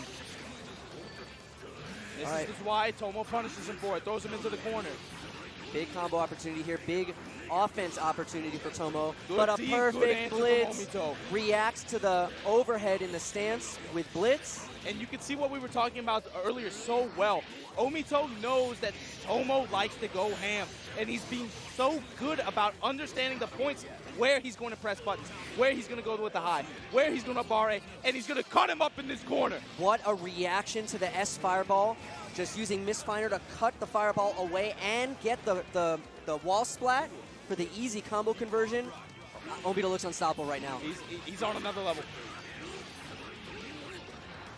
You know, we saw signs of it last year in that set against Machabo in Evolution 2016 Grand Finals. Came so close to resetting, but this set has just been so dominant. And there we saw a coin trading in the pressure, but Tomo not giving Omido an opportunity to potentially land that Misfinder, maintaining the offense. Oh, but here we go. That level 2 Misfinder finally coming into play.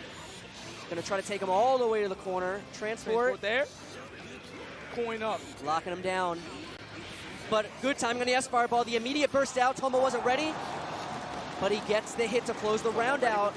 I'm actually a little surprised to see Omido burst, but I think he felt like he could still steal that round because he had the resources. He had the meter, he had the Misfinder level. Oh no, big block on the OTG, and he techs into the 6P waiting for him.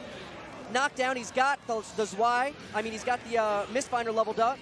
Oh, Super's gonna hit. The Super to take back momentum. Reversal Super. He's gonna swap sides probably. Yep. But Tomo's back to the wall. Tomo's gotta be careful. He's got hold this pressure again. Close S. Oh man, he's dead. He's got the meter. That's it. So much damage with that third of the risk meter, the guard meter built up. Just so much damage, explosive. And here comes Omito. Set game. Tournament game. Is he gonna win this whole top 8, the whole tournament, going all through top 8 without losing a game? That's what we're looking at right now. Incredible. Gold burst to get some meter at this round. Blitz on the stomp. All right, big combo. Take him to the wall. He's got the meter too. I'm surprised he didn't try to set up an unblockable actually with so much meter to spend. Using an RC there to get more time. Uh-oh. Bad blitz. Tomo saw it. A rare missed decision there from Omito, and a big opportunity. A lot of damage output. Smart combo choice here, using the charge blitz to drain some of the burst meter from Omito. To ensure that an end result. Just pure optimization there. Woo, that grab. Another round, Omito with the first substantial hit here. Tomo working off the back foot, gets the hit. And you see Tomo starting to now read the mash patterns of Omito. And that mix-up has worked twice now. He's done same side loads, worked twice. Flash kick through the 2H. Oh, and Omito walked out of the corner. 5S. Yeah, Omito walked himself underneath that jump in. Wow, tech through the coin. He canceled in the coin a little too soon, actually. It's the burst. Level 3 still on deck. Nice dead angle. Omito trying to steal this round. Wow, flash kick out there on the table. And Tomo denying Omito the flawless victory here. Gets on the board. So it's Omito, almost like he heard you, Ryan. It's I almost know. like he heard you talking. So the armor has been cracked here. Is that the little bit of, confidence that Tomo needed? Again, another round starting with Omito with the first hit, and another bad OTG burst. Tomo does get out, so not a complete waste, but his burst meter just so empty right now. Nice, dashing 5K gets the hit, but Omito using his burst to maintain the corner positioning and maintain the momentum, maintain the offense. It's all Omito. All Omito. And tournament point Omito, Johnny, from Osaka, Japan. That's the thing, Tomo with these bursts early is giving Omito the freedom to also burst immediately to hold the corner. And look at this, another round with Omito on the offense right off the bat. Starting to activate a little bit though. You saw good blocks on those mix-ups. Nice. Perfect grab out the run through. Yet again, can't say it enough, a perfect response. Show him the guessies. Got him with the counter hit, but no conversion. Good block. Good D, good grab. Yeah, Going to the excellent corner. defensive grab. Catches him with the side switch overhead. Dashing fireball for the Oki. Doesn't bother Wire seeing it. A lot of meter, but no burst. Great FD from Tomo to Omito to create that space. Gets him the whip punish, gets him the hit. Reversal super, smart decision. Gets the hit. He would have RC'd that if it had been blocked. Oh, Dash to super, oh is he my God, blocking? He's not blocking. You have to be blocking that before the flash, but no conversion. The DP's gonna be blocked. Is he gonna burst? He does it, whiffs! It's over! Omito Johnny! Omito takes it. Exactly what we've talked about time and time again. You have to be so careful how you burst against Johnny. And he saw it. He had the vision. He knew. He knew.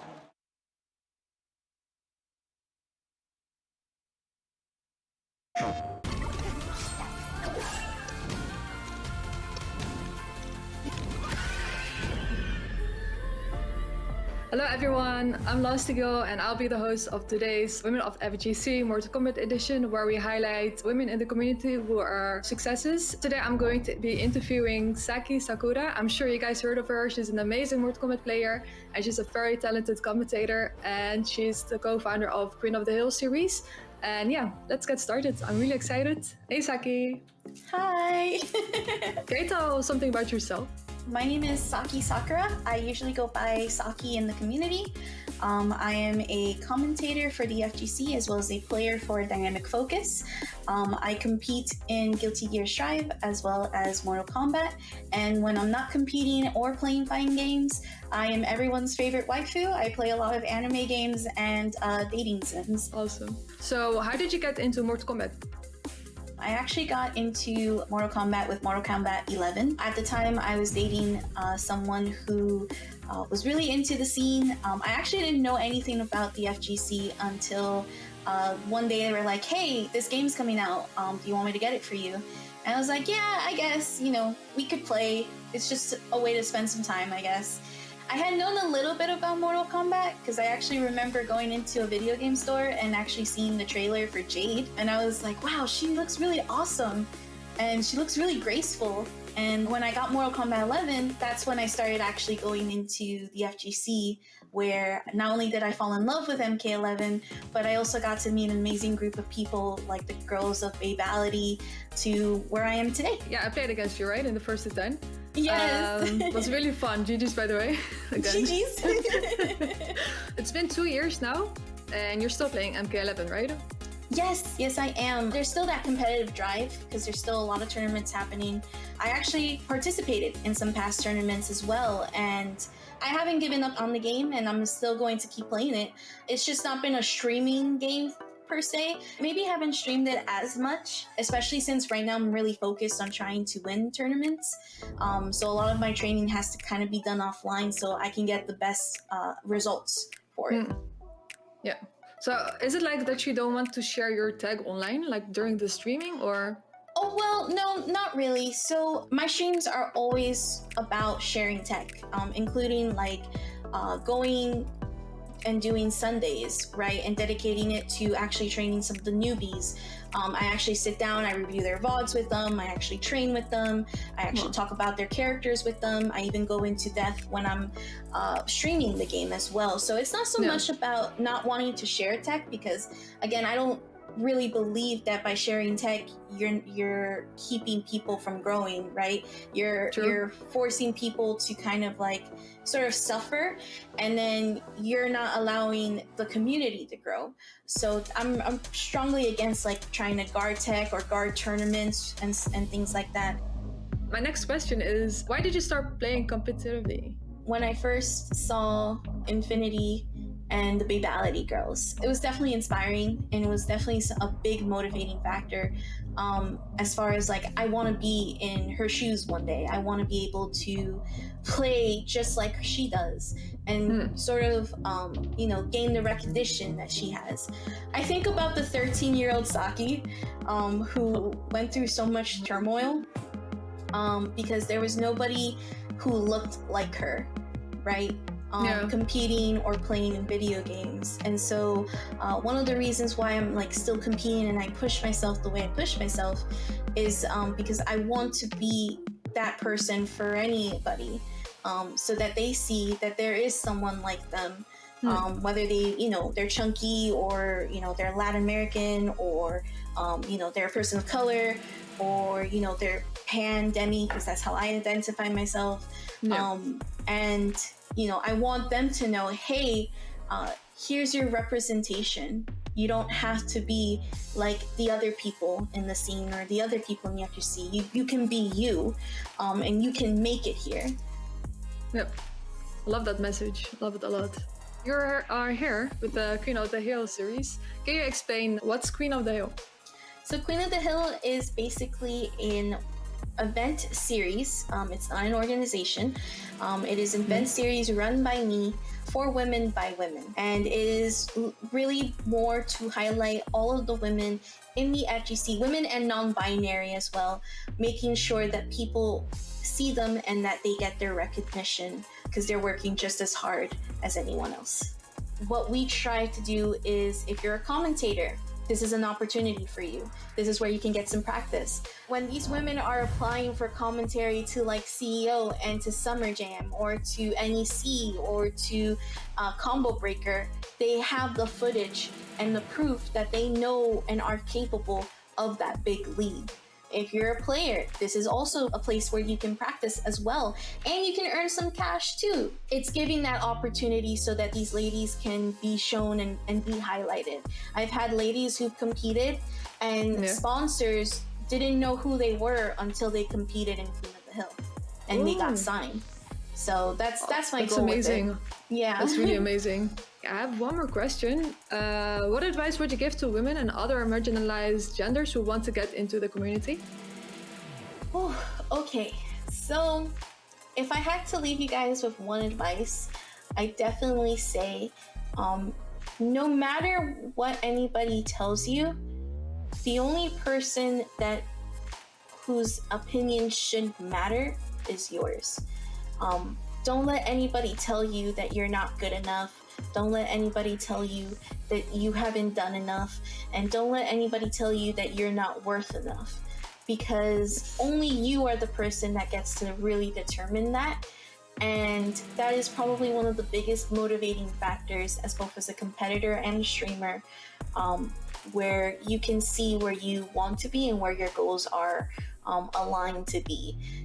If you are thinking about being that next big top 8 placer, right? Or that next big Sonic Fox, for example, you are the only person that can actually say yes or no, not anybody else. So when you grind and when you actually put in the work and you actually tell yourself, is this worth it? Don't say, is this worth it for everyone else? Say, is it worth it to you? And if it is, keep going, because it's going to pay off at the end. You're great. You're amazing. Thank you again for being here. I appreciate it. Thank you so much for having me. Where can we find you on the internet? So you guys can find me at the following. I'm on Twitter, Instagram, TikTok, and Twitch as Saki Sakura TV. It is just TV at the end with everything put together. And then you can find my YouTube under Saki Sakura. And I also am running, of course, again, Queen of the Hill. If you want to follow any of those updates as well, you can follow at the QOTHS, which stands for the Queen of the Hill series. I hope you all had fun watching us, and I hope to see you soon in the next episode of Women of FGC Mortal Kombat Edition. And thanks again for watching. Bye.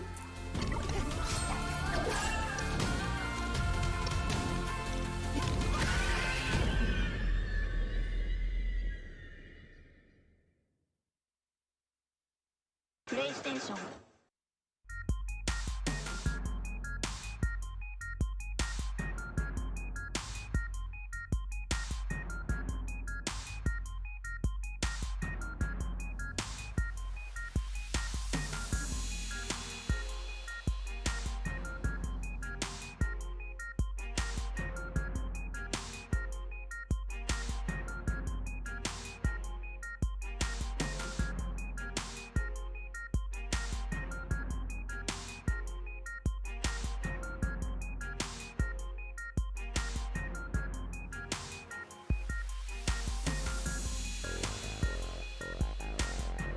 Blocked by Ogawa, staying patient, and he gets the grab. This gives him an opportunity for pressure, misses the blitz. Oh man, this is gonna be it. Eddie goes underground to Sandra. Both of them miss it. All right, Nage kills Eddie, trying to get out of this corner though, but couldn't do it. Full meter though, full meter! He's gonna have to do, oh he can't! Nope, no burst! So no smart! Burst. Oh my so God! Smart! Genius! So smart, he couldn't burst because of the super. But Washiga thinks it's over! Lock down, He won the last round! And Ogawa doesn't care! He still got 65%! Oh my God! Washiga, no! Washiga, not like this! What are you standing up for? Why? Why? Oh my God!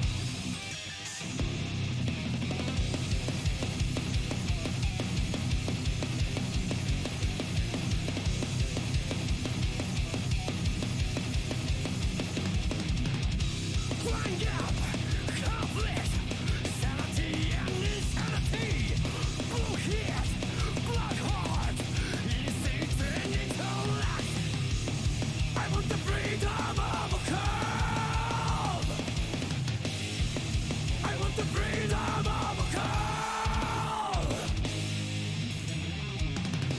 Desire speaks to you without compassion. Bursting and blindly, the past and never returned. I want the freedom of a call.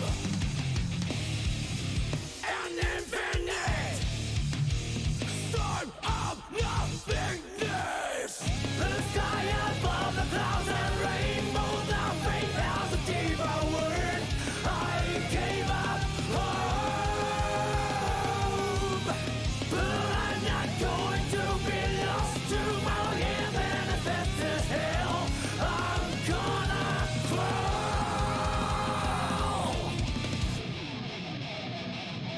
Slide tranquility, slide fate of mine. The car is not real, it's only my mind. Same old, bring it on down level. Same old, bring it on down level. Find out, conflict, sanity and insanity. Blue heat, black hearts, instinct and intellect. I want the freedom of a call. I want the freedom of a call. The sky above the clouds and rainbows, our fate has a deeper word. I gave up hope, but I'm not going to be lost tomorrow. Even if it's this hell, I'm gonna crawl.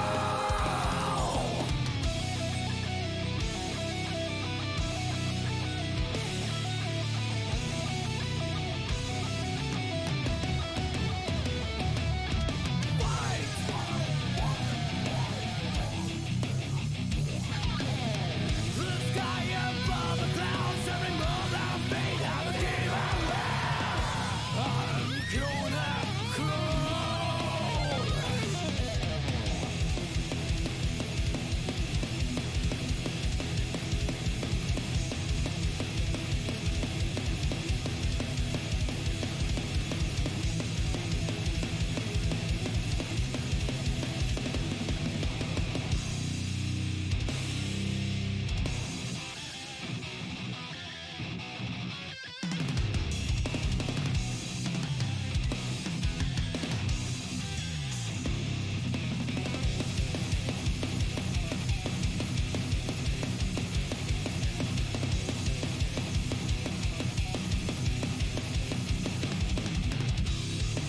I want the freedom of a call.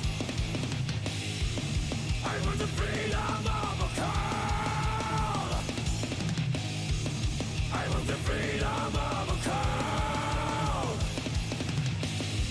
An infinite storm of nothingness. The sky above the clouds and rainbows, our fate has a deeper word. I gave up hope, but I'm not going to be lost tomorrow. Even if it's this hell, I'm gonna crawl. I want the freedom of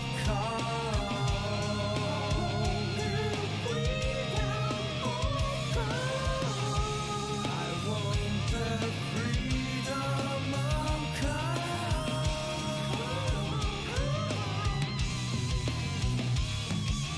hold that faith that is made of steel.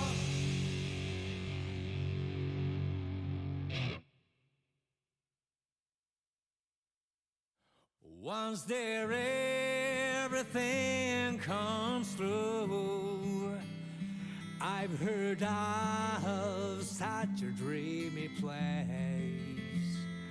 Do you think my broken wings will heal? Hope so, 'cause I can't fly well. I wonder if this rain will stop one day. Someone's been crying all along. No worries, there's only one road, so I can't get lost. All I have to do is walk.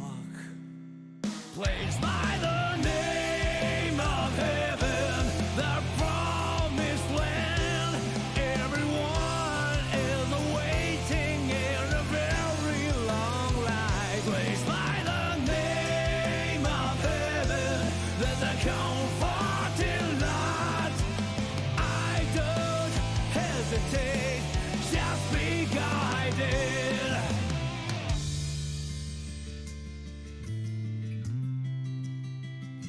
I wonder how far I have come, and what have I ever done? Alright, well, I'm sure I'll be there soon. All I have to do is walk.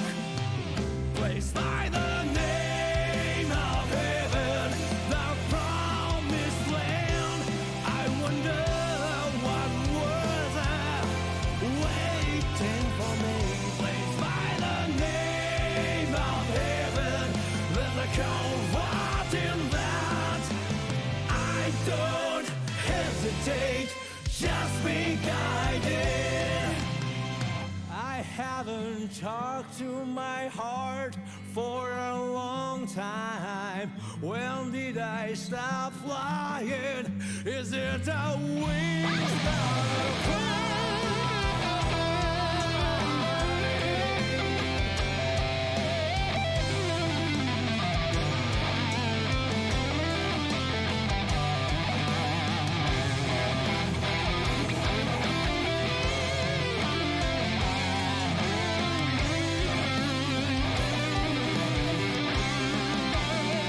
Placed by the name of heaven, the promised land.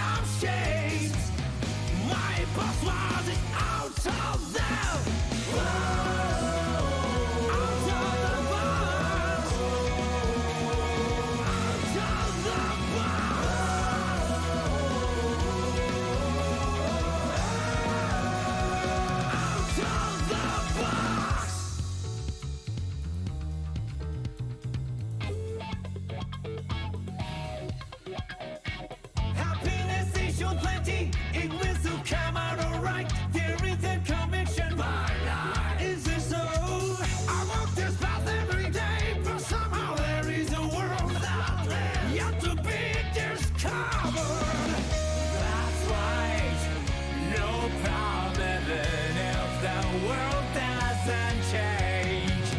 Like the wind, I'm everywhere. My password is out of there.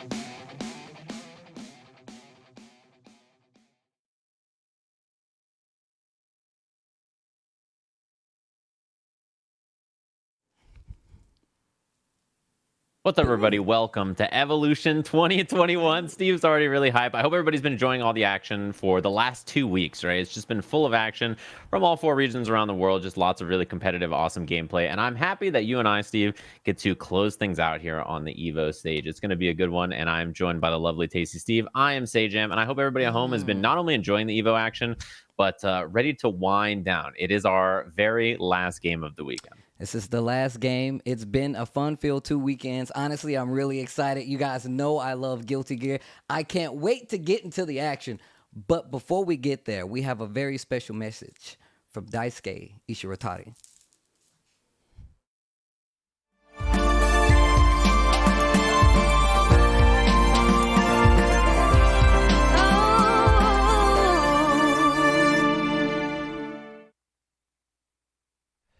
エボ2021をご覧の格闘ゲームファンの皆さん、こんにちは、こんばんは、おはようございます。アークシステムワークスのギルティギアシリーズゼネラルディレクター石渡大輔です。皆様にご支援いただき、ギルティギアストライブは全世界累計販売本数が50万本を突破し、今年のエボオンラインのメイン種目にも選んでいただきました。昨今の情勢下でもオンラインという形で大会を盛り上げていただいている格闘ゲームコミュニティの皆様にこの場を借りてお礼申し上げます。本日はギルティギアストライブのシーズンパス1プレイヤブルキャラクターの第2弾のトレーラーを用意いたしました。それではこちらの映像をご覧ください。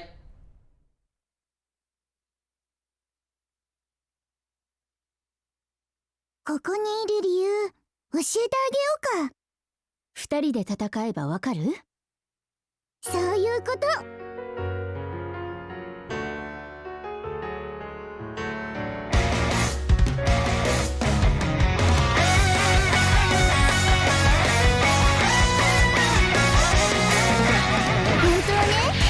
私知ってるよ。君が知りたいこと。あなたの方が大人みたい。違うよ。二人とも子供。城のてっぺんから眺めるだけじゃ友達は作れない。いつまでここにいるつもり？アリア。物は見ようによって変わる。このままの方が都合がいいことあるからね。いいね。そのノリは好きだよ。じゃ、行こうか。Can't you see I'm blazing? Still my heart is blazing. If the words kill me, I don't need a new world after you. My time is my word. Your words will never let me. ご覧いただいた通り、追加プレイヤブルキャラクターとしてジャック王が参戦します。配信時期は8月末を予定しております。バトルスタイルも一新され、とても面白いキャラクターに仕上がっていると思いますので、配信までどうぞお楽しみにお待ちください。キャラクターをより詳しく紹介するスターターガイドの方も後日公開する予定ですので、気になるバトル性能はそちらをご覧ください。それでは引き続きEVOオンラインをお楽しみください。またEVOの会場で皆様とお会いできる日が来ることを祈っております。石渡大輔でした。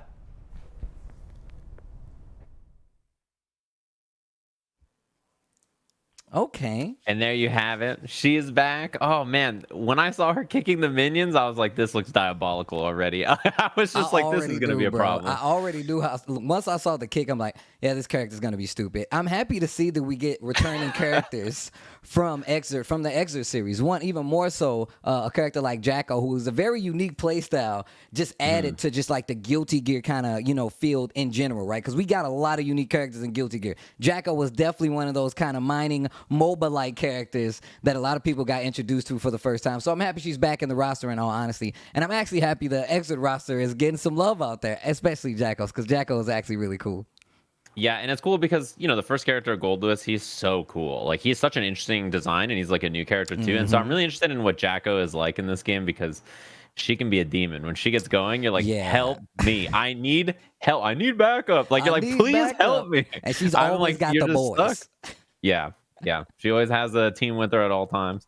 But hopefully everybody enjoyed the trailer. That was awesome that we have this here, obviously, as Daisuke. Man, Daisuke with the short hair, too. I wasn't ready for that, Steve. That was one of the biggest reveals of this weekend. That was the first thing I said. I was like, his hair is short. He was like, his hair is so short. I'm like, oh. I mean, well, look, personally, I'm happy to see Daisuke always in good spirits, right? As long as he's around, I always appreciate the cut, whether it be long or short. Long as he keeps delivering us these characters, that's all I want. And I'm having fun with the game as is. I mean, it's delivered us this ridiculous top 8, more so. Just the fact that we've been watching tournaments since the game has been releasing. I've been hosting the tournament myself. You've been commentating. It's been so good.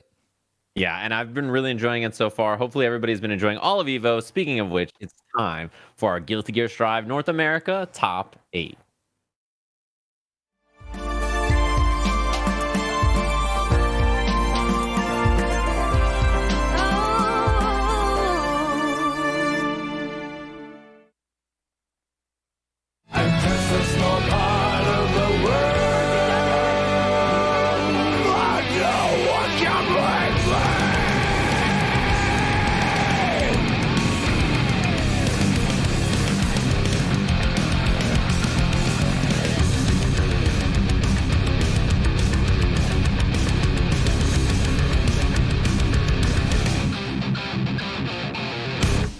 Can't you see I'm blazing? Still my heart is blazing. If the words kill me, I don't need a new world after you.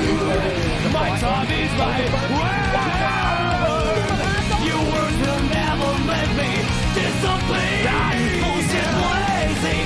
Still my heart is blazing. If the words kill me, I don't need a new world after you.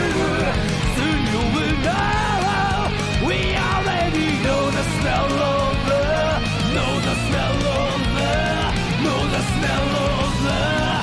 the smell of the game.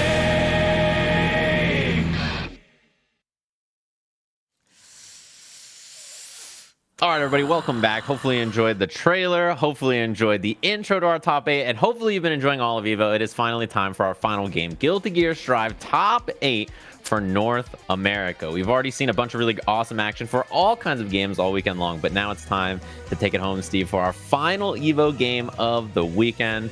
It's been, I don't know if you got to catch the action. I felt like my eyes were going to fall out of my head, jumping around and watching all the streams, watching like the pools, the semis, right? And watching all the matches. They've been so good. And thankfully everybody, was streaming. And so we got to see all the matches there. But man, the bracket is stacked. If you haven't seen it yet, you're in for a really, really good one. Yeah, you can take a look here on that winner's side. We already have Tempest going up against Jonathan Tanay. And then, of course, Macho versus Hotashi to round out that winner's side. Of course, on the losers, Lord Knight and the Milia coming through, of course, going against Super Noon, the #1 Ram NA, And then we have the legendary Sonic Fox going up against Deb, the strongest soul I've ever seen out here in the streets of Guilty Gear Strive. But this top 8 is looking very, very interesting. A lot of these players we've seen in a bunch of those tournaments that we've talked about. You've commentated a few, I've commentated a few, I've been keeping track of it. And like you said, bouncing around to all these different streams and seeing how these guys prepared, not only on the NA side of things, but on the Japan side of things, has been super interesting. Some of these matches are runbacks from what we've seen before. However, I feel like as many times as they engage in battle that we've seen them fight in tournaments, it's always going to be better because they apply, they come with new stuff, and then of course they want to win EVO. They want the big one under their belt. I love that you said engage in battle. Like the description is so perfect. It's engage in battle. Engaging, man. Yeah, you love to see it, and like the matches were so good so far, and I'm sure they're going to be excellent after this as we jump into our very first match of this top 8. Oh, the 6H just to start it off, like, yeah, you know why I'm here. I came to party. Yeah, and so I was going to say 6H is honestly one of the most important buttons in this matchup because, you know, Jonathan Tene, when I think of him, a very technically sound and like technical savvy player. And then you put him on Soul and you're like, a smart Soul player? What is this, right? So it's like such a fun, way to watch the character. And Tempest on the other side, you know, a lot of people know him for Grand Blue, right? As Jonathan Tene, a lot of people know him from Dragon Ball. Really strong Charlotta player in that game and really excellent, I think, running very kind of like controlled, explosive offense with this character, Mei. That's what Mei does. Controlled offense, like explosive offense. Oh man, gets hit by the standing H. Use the burst to get out of there. Oh, the overhead. Oh, did you see the burst bait attempt from Tempest and the 6P, the 6S? That was really interesting too because, you know, in that case, right, like in the corner, I love the beach ball into the 6K overhead and then the wait for the burst, and Jonathan delayed it so much that I got the gold burst on the other side. Oh, wall break. Back to the piece of the map right here. But no, you're definitely right. Just waiting. Watching somebody like Jonathan Tene play this character, you can see very patient when it's supposed to be, but gets opened up by the sweet RC to keep it clean. This round is going to go to Mei. 1 round apiece already. Yeah, very explosive, this character, right? I mean, both of these characters, they have such incredibly high damage output, and so the RPS in a situation like that post-Dolphin is so scary. Soul has some good options after he blocks the Dolphin. He can do something like 2D, which you saw, or 6H. 6H is excellent after you block a Dolphin as well. I feel like my man Soul is always doing rock, dude. You say it's RPS, my man Soul is here to hit you with this rock, a.k.a. Good old rock. Nothing beats that. You know, he just throws it. Counter hit 2D. Did not go for a confirm after. I just saw the 2K and that was it. That was in the front. That 6K and overhead on top of that. Not able to get anything happen. No meter though. Oh, burst. The gold one too. Oh, gets over the gun flame. Jonathan Tene used the burst. Yeah, burst back here. Jonathan is just about to build meter. Look in the bottom there. He's got meter now, so DP's a threat. Oh, that's why the command throw. Oh, this no, is gonna kill with the super after. Anime Free Willy for the kill. He's got an eye patch and a gun, dude. That's a crazy anime matchup. I'm telling you right now. An eye patch and a gun? What a combination. But that was perfect, right? It was perfect recognition because as soon as Jonathan built the meter, you're like, okay, well, Soul's going to do uppercut into RC, right, and go for the combo. And it was perfect recognition that overhead kiss was the right choice to not only beat the uppercut, but you're close enough to the corner to get the combo, right? It's like, hey, this is what you used to do to people. You used to get this command throw and combo them and kill them, and now it's my turn. Nah, and the thing about Mei is that once she starts to get you really afraid to hit buttons with, you know, Togeki, right? Like once she sees that you're afraid of that, that's when she can really open up, start hitting you with the 6K. She can start using those command grabs because she can get a little closer to it. And you don't see a lot of Meis really get to the 6K overhead part, or I do like the fact that we see a lot of Meis using her 5K. It has a nice range as well as it still keeps your opponent on their toes when you're fighting them on offense. Yeah, and I like you said, Togeki. It's like Togeki, Yugeki, Migeki. It doesn't matter. The Dolphin's going to come out no matter how you slice it. Oh, I like that 5P check also after blocking Banditbringer. Good if you think, you know, he's going to swing or if he's going to try to backdash like we saw. Ooh, the 5K run under and keeps the corner. The delay does. And we're going to get the Tyrant Rave. Oh, look at the damage, though. Oh, my God, that kill. You can still hear the body smoking. Look, he gets a damage buff when he wears all denim, Steve. That's all I'm saying. He puts on the denim. Gets a damage buff. Everybody gets a damage buff when you're rocking the double jeans. Yeah, I love that combo too. Right there, you saw the IB on the Dolphin into the close slash. I think that was a great challenge as well. There's that 5K. Man, this is a bad spot. Wow. Tried to use that 6K blue RC just to keep the offense. Oh, wow. Bandit bringing just to get the knockdown. My man's trying to S, gets the opening. This hurts. Oh, that's going to hurt. This hurts. She's dead, Steve. Oh She's my dead. God, don't do it like again. that. It's just a jump dust. This dude's soul hurts.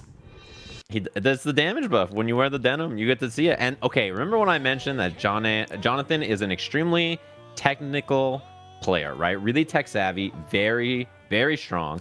That PRC combo in the corner is a great example, right? You know, you look at somebody who's just really crafty like this, there's going to be no damage left on the table, right? Yeah. It's like every hit is going to be squeezing the optimal amount of damage out. And when you saw that PRC, you're like, uh-oh, this is going to be really bad.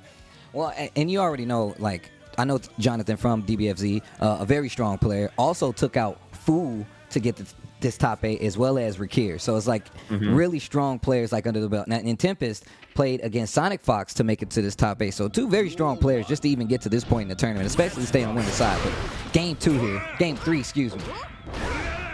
Oh man, and that's a rough start. You block 3 forward slashes. This character's soul cranks your wrist so fast, right? So situations like that, all of a sudden you're like, wait, the next hit's gonna do how much damage, right? I mean, it is very scary. Wow, just sends it with that Bandit revolver. And the burst from Tempest down a lot of life and chooses to burst here in this round. Oh, wow. Empty low with the fast RC. Oh, and the 6H once again. And like you said, this dude, Jonathan, tonight, he's not leaving any damage on the table. I feel like every time a combo ends, it's either you're dead or you're flying away and it's reset again. With a backdash, gets the counter hit with the close S. The clean hit right there on that Volcanic Viper. And the massive damage. I mean, he's dead on the next hit. Yeah, the confirm again. This should do it. Oh my burst, though. Yeah. Bill burst at the last second. That's a big counter hit. And yeah, no burst yet from Jonathan. He's not in too scary of a position. RC for the pressure. What a 5K this time to challenge the full charge 6H. Yeah, no combo. That's a bad dash, man. And, you know, one thing about that corner position is that, like, obviously Mei is really scary on offense, right? And I think so far Tempest has been favoring throw quite a bit in that position, so it makes sense that Jonathan looking for the backdash. But, I mean, that is the scary thing about Soul, right? Like, you know, when he hits you, especially when the player is really optimal, you actually explode. Yeah. It is just absurd the amount of damage you take. And, you know, in this region in particular, like we've seen in the other top 8s, obviously Soul did really well in Asia with Bombabon, right? He did really well there. In 2 of our top 8 so far, we've had Chip win tournaments, right? And a lot of people were like, okay, Chip is really good, but like, where's Soul? And the answer is a lot of North American players play Soul, right? I think lot of North American players play Soul. That's true. That's 100% true. I think this is, honestly, I expected more Souls in the top 8 than 2, and 2 is like already a lot. Yeah. So I was like, you know, this might just be one of those Soul days, right? Well, I mean, we still got Deb, arguably, you know, the strongest Soul, world level, you know, strength when it comes to Deb. And then you still have Jonathan Tanay, a very, very different kind of Soul, right? We're used to a Soul that's not, I ain't gonna say not calculated in the approach, but is a lot more swing heavy, especially to the point of getting the W. Jonathan is definitely a lot more scary in some of these situations.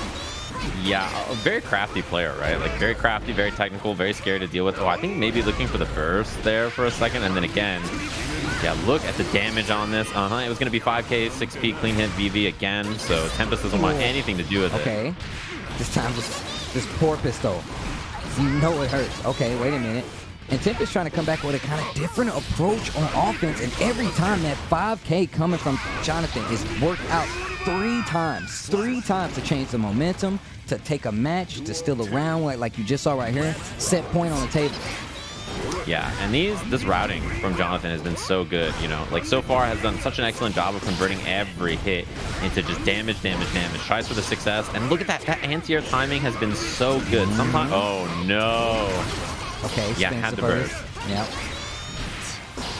Okay. Oh, with punish, just runs right past the 6H. No faultless on that 5 mid. Bad position, gets a big counter hit, tries to go for the command throw. Jonathan bursts for the safety, whips right in front with the revolver. 5K confirm, and that's gonna be that. Jonathan Tanay moves on to that winner's final side, and of course, the loser side awaits for Tempest. Yeah, and I mean, you know, when people talk about Soul being a really good character, I think everything you just saw there should be like, oh, I see why people say this character is the best. I now understand, right? Just incredibly strong. And I mean, that's the thing about this game, right? Is that those characters are both really explosive, but obviously Soul you know, if he's getting the hits and especially optimizing in those situations, it's going to be lights out in just a few interactions, right? And so that is a very, you know, scary position to find yourself in. I know you're speaking all modest now, but you are also a soul player. Don't let me think or let the world forget that Sajam is one of the soul players. He's one of those guys. The denim should have gave it away. I could tell by the color of your shirt right now on this broadcast that you are a soul player, and you rep it well. Yep. It's okay. It's all right.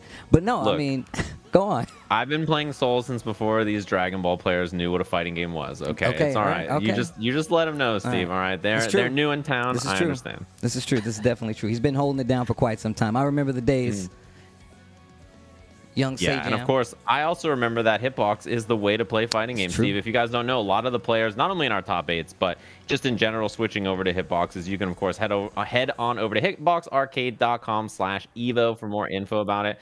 It's a really ergonomically pleasing and also satisfying way to play fighting games. You want to be clean with your inputs, so you hit those combos like Jonathan. It's a great choice. I highly recommend Hitbox in case you guys are curious in trying one. And speaking of which, we've had a lot of great action so far. We had our reveal. We had our first match of the top 8. We're going to take a quick break, come back with more EVO Strive action in just a little bit.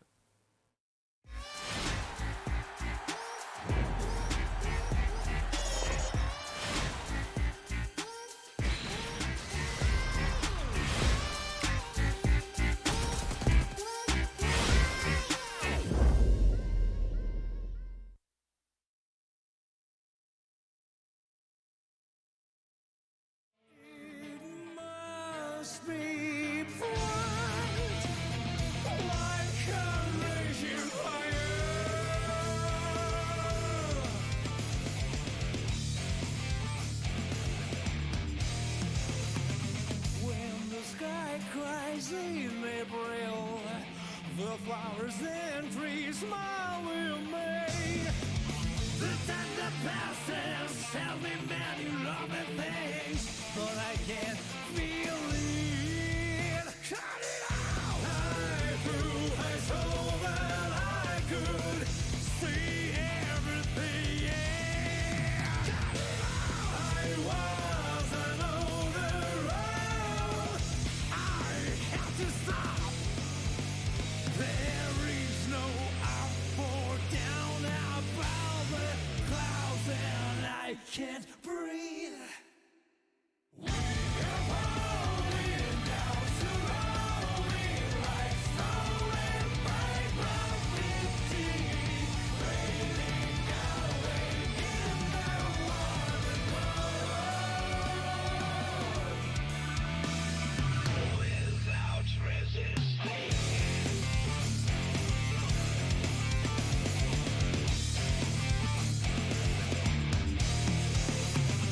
Let's take some strawberries and go to the hill. If you want to see fireworks spring at you the sky. The pictures in my head tell me a lot of stories. None of this is real. Cut it out! I knew, I saw that I could see everything. Cut it out! I wasn't on the road. I have to stop. There is no up or down above the clouds, and I can't breathe. We are falling down slowly, like snow and gravity, fading away in the warm We have lost the power to lose by leaving all the pain, fading away in the warm glow.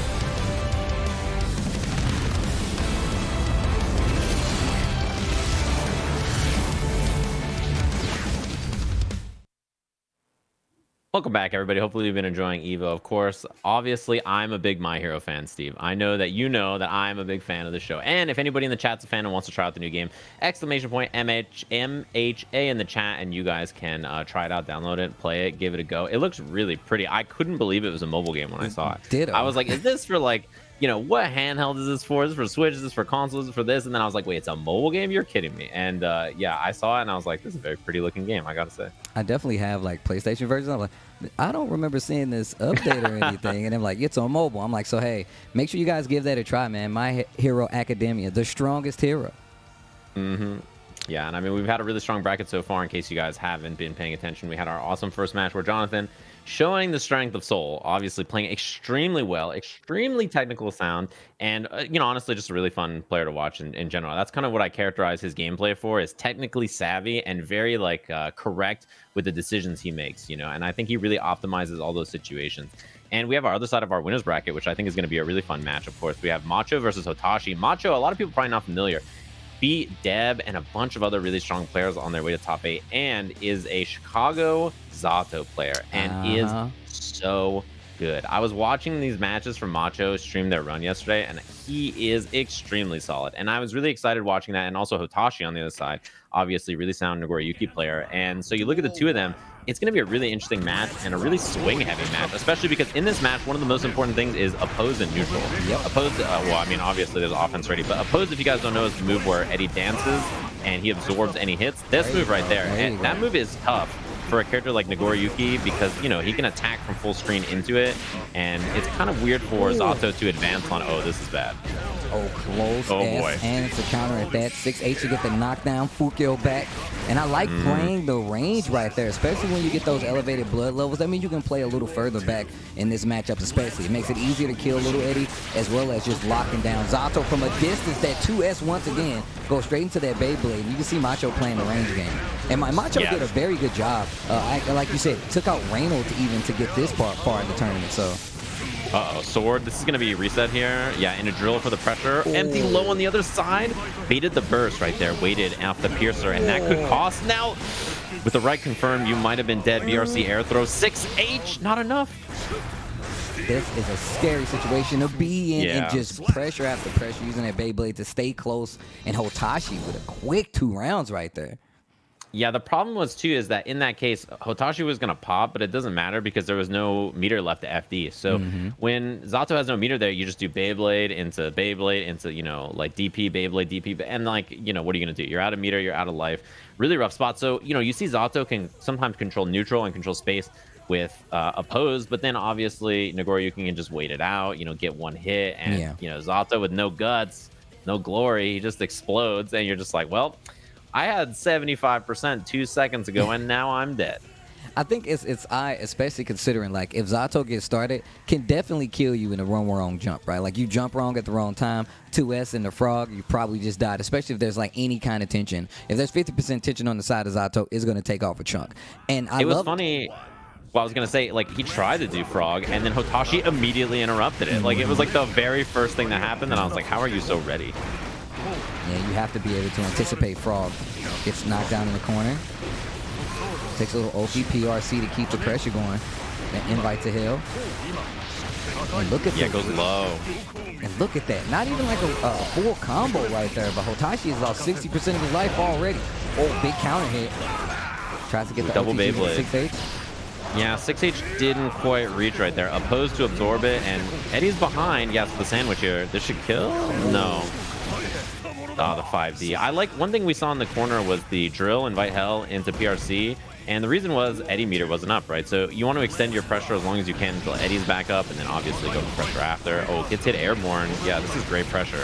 Once again, that best mix-up right there. Really keeps you on your toes no matter who you are, because you really have to be looking for it. Let's go straight into that invite. Ooh, get rid, and that's exactly what I was talking about. Didn't even need the extra blood rage just to get the range. Just close enough to get the one-hit single kill on the Little Eddie. Counter hit. PRC to close the gap. 2S counter hit once again. Yeah, it just jumps out, flies away. I love that. And the burst from Hotashi, yeah, had to find a spot. And now I like that we're seeing more defensive play with Eddie, you know, right? Using him for the drill, using him for neutral instead of trying to go in after the oppose.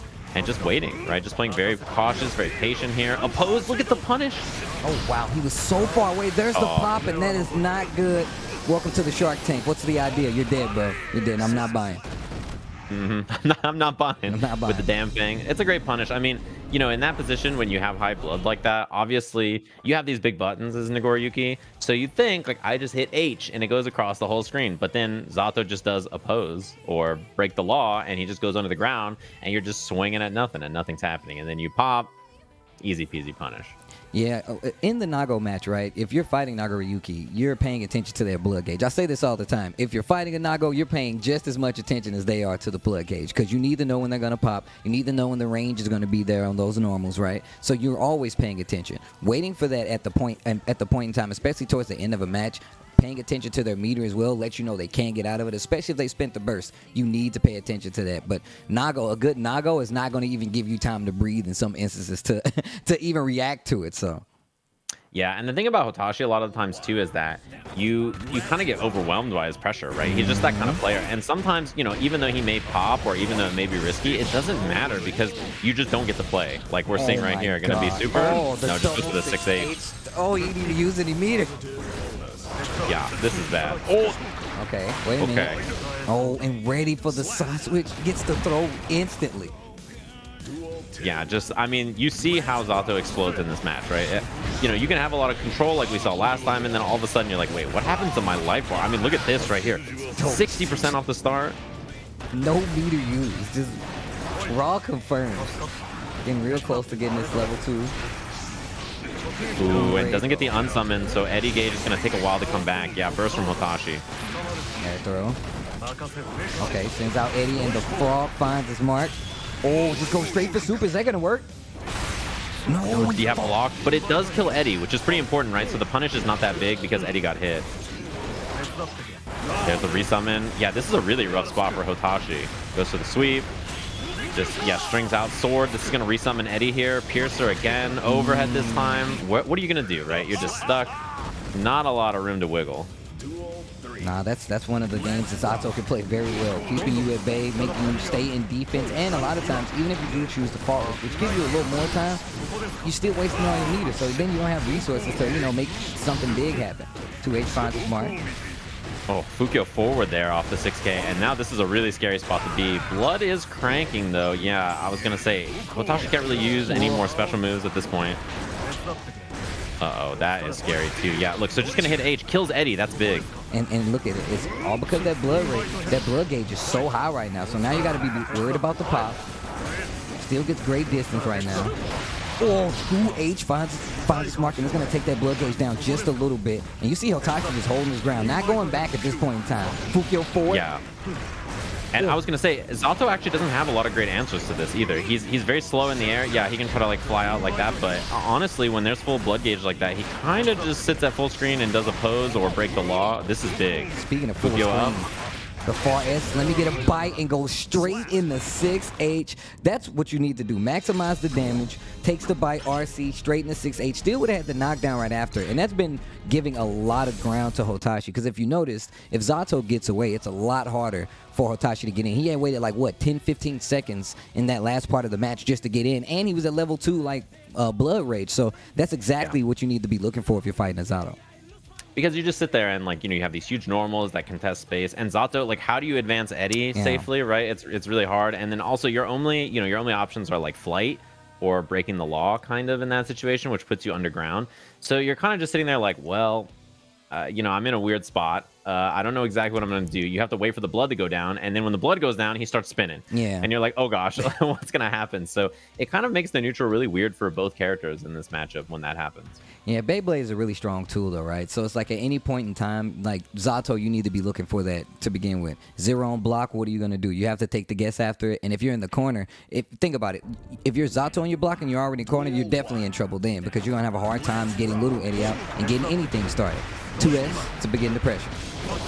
Ooh, yeah, 2K. I love that we have waited for the burst right there, too. I really like that choice a lot. Macho, I think, has been very aware of that. And again, PRC, extend here so that you can resummon.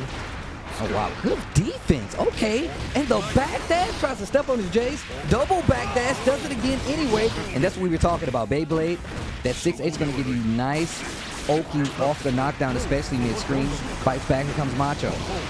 Overhead again, combo off the piercer. Eddie's gone now, which is pretty big. Yeah, he has been backdashing a ton, like you mentioned. And at this point, like, I think you have to scout it if you're Macho. High blood here. Just goes for Amorphous. Interesting. Yeah, that way you can get resummon. You can get little Eddie out. See if they swing in the middle. That way you still get to, get out of this corner that you're stuck in. Purple RC, you definitely hit a button. That was so smart. The PRC, a lot of people right there may try to air throw or something, but Hotashi's like, why? Why would I go for that option when I just have a free super to anti-air you? Incredibly fast, really high vertical hitbox, and now Hotashi trying to make his way to winner's finals here against Jonathan. Counter hit, makes him spin the burst early. I don't blame him. That's a lot. Sends out the little Eddie.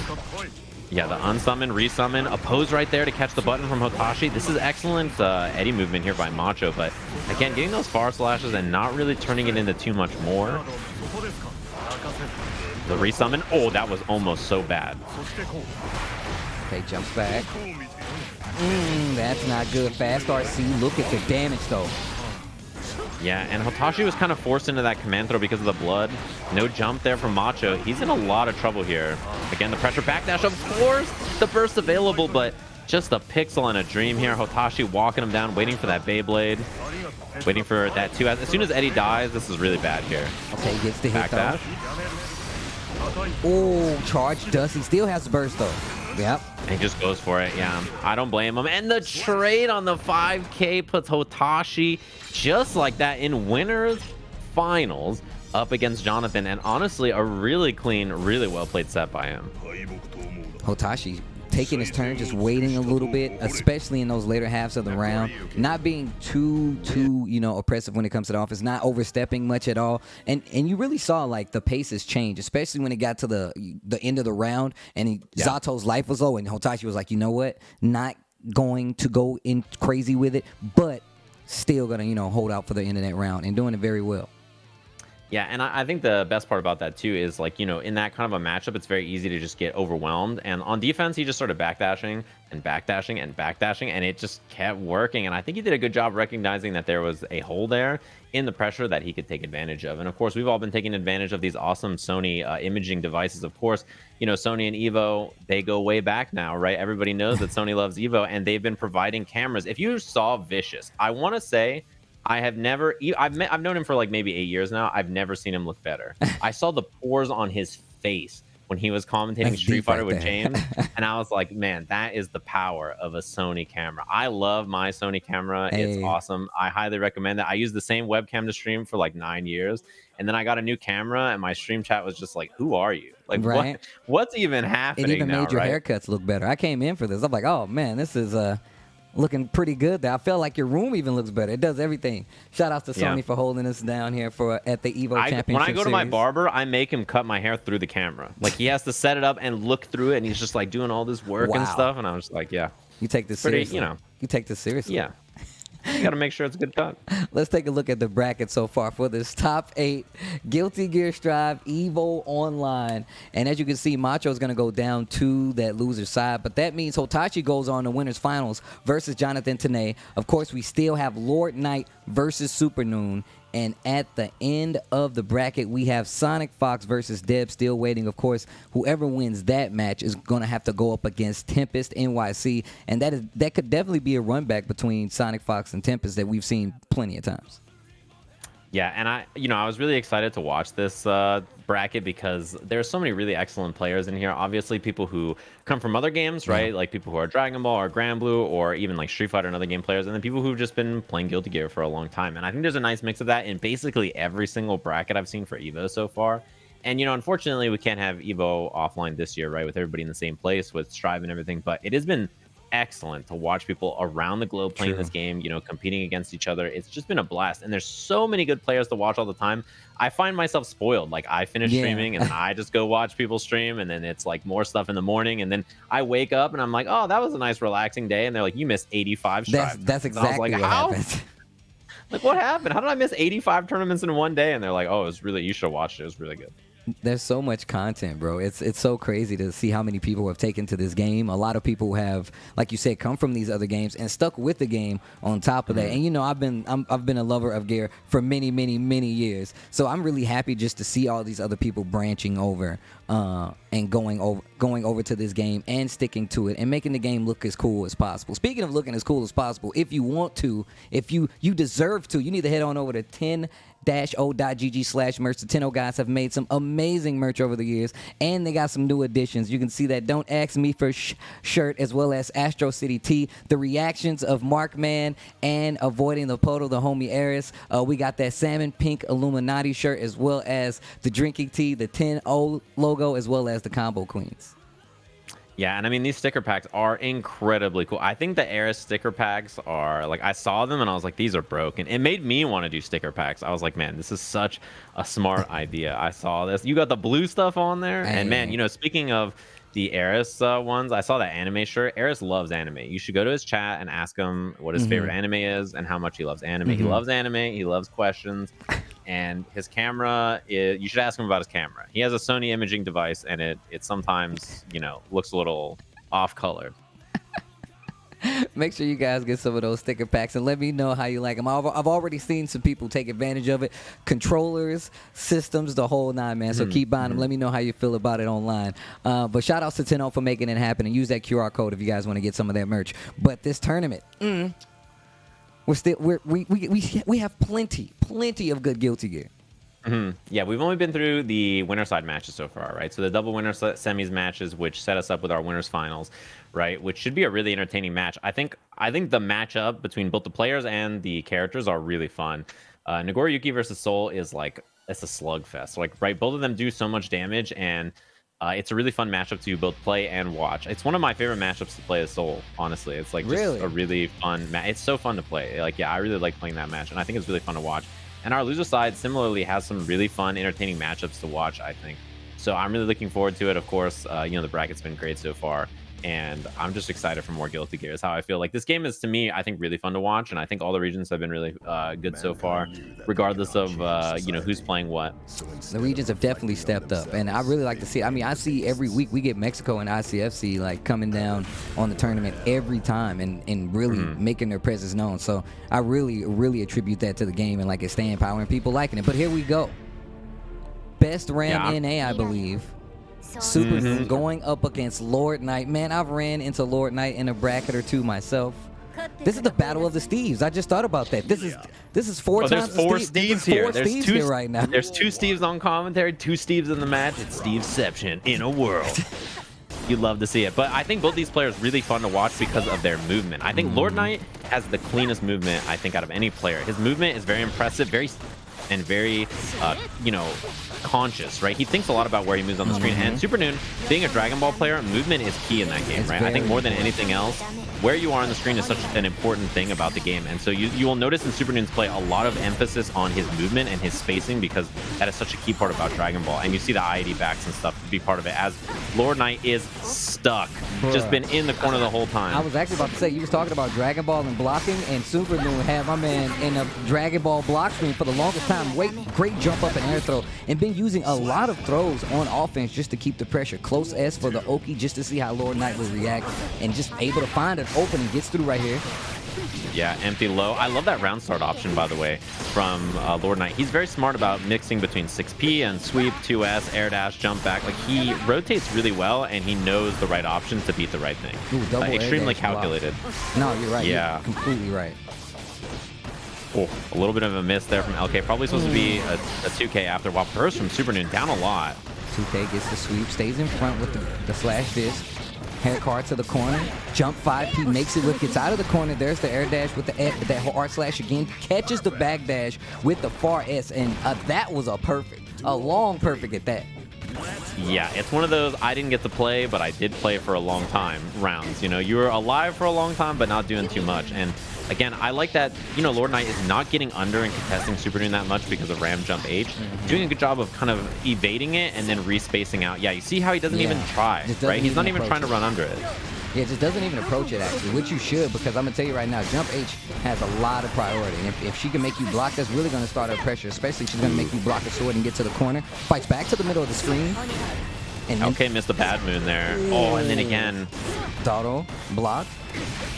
Yeah, Noon has no sword here, though, which is really important. Oh, baited! Hair card to this the is corner. big. Yeah, this should wall spot. This should be the kill with the dust, or just goes for the 2H. I love it. LK, clean bait. Just like dashed up, backdash. And again, the movement from this player, right? I think LK in particular is extremely clean and very aware of where he is on the screen at all times. It is so hard to find him putting himself in a bad position, right? He really moves with this character in a way that makes you think like, I can never put you in a bad position, right? So it's so hard to catch him off guard or in a bad spot.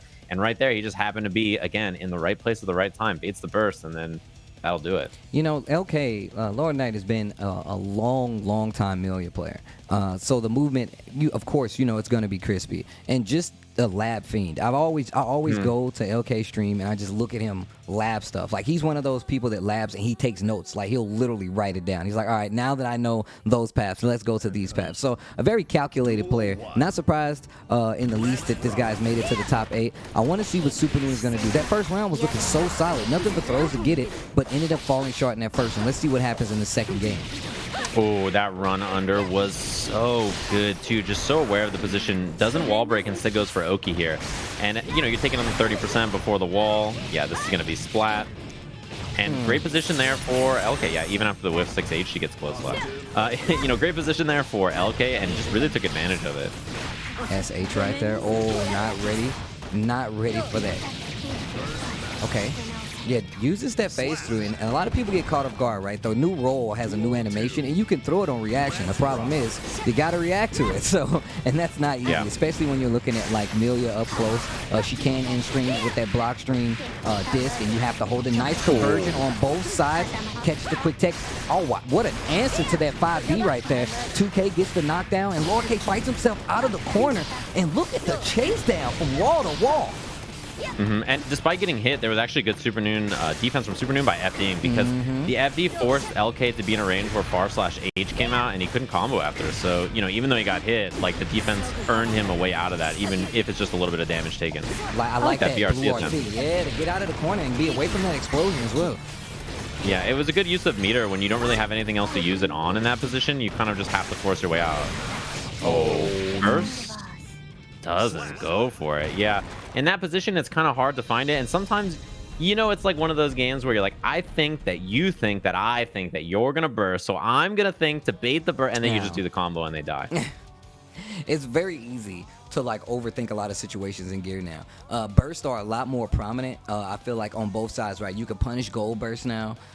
Those things make a big difference when it comes to bait and burst. You got to be a lot more careful when you put yourself in these positions. Like, all right, an optimal burst, or I guess a predictable burst, can get you in a lot more trouble, like you said right there. And you don't see a lot of people use, like, Blue RC to get punishes at all, in all honesty, but just using it to evade stuff like we saw just there, or using it to move into range to get punishes for some situations is likely where the game is going to go. I've even seen matches where people just use it to, like, evade air throws, and it looks so cool. You just see and being able to call it out, like you said, the I know that you know that I know really does add a lot to the meta that we have going for Guilty Gear so far. Yeah, and it's really cool, too, because, you know, in that kind of position, when you're like a new player, it's like, oh, this is an obvious spot. Don't burst here. And then you just watch people do it at high-level play, and you're like, you told me that I'm not supposed to burst there. And then they just do it anyway. You're like, well. And a quick 2-0 from LK, honestly, just, I think, really showing off some clean play. And Super Noon, you know, he's had some good offense, but has not found his footing in the same way that LK has with his own pressure. Yeah, that's one of the problems, right? Like, Melia is like, you have to catch me. And Ramlethal's movement is really good. It's more about getting that hit and opening them up. Speaking of which, big damage on the wall. Melia still has meter. Air dash, makes her block the H. Nice confirm here. Super Noon with some changes and a lot of life left up on that bar this time. Yeah, definitely looked much better, and I think, you know, we haven't seen a long, like, corner sequence in a while. This is good. This is gonna hurt. Yeah. Reset gets the close into sword anyway, and the bar is still draining. Look at the damage, though. Yeah, no super, but, oh yeah, I like that 6B also. This is gonna combo, keep this burst safe. Yeah, I mean, check and mate. Nothing you can do there if you're a Lord Knight. You're just dead in that position. And Like the funny thing is you know, in that corner position, you saw Supernoon drop his combo. He does run up close slash and then just throws another sword, like delays it, or just goes for pressure, right? So some characters can choose to do that, right, in their routing to keep the corner rather than break the wall temporarily, right? It usually breaks on the next hit or something. Right? No, that's true. And in that position, like then we saw the hit mid screen, and it's like, well, sword toss. Like, what are you gonna do about it? You have your burst, but you might as well not have it at that point. It's a lot of strings that Ram has that is burst safe. You blocking sword in the corner most times is burst safe. So any Ram, especially, you know what I'm saying, somebody like Supernoon, they're going to be looking for that. And if you're fighting, the thing, and the major difference is, if you're fighting a Ram, you can definitely explode. But even if you're Milia, you're definitely going to explode. If you get like, it's one of those situations. So it's more about like the cat and mouse game of it. Ram has great air movement as well. She has those swords to lock you down. But Milia's movement is super important. And Lord Knight has some of the best.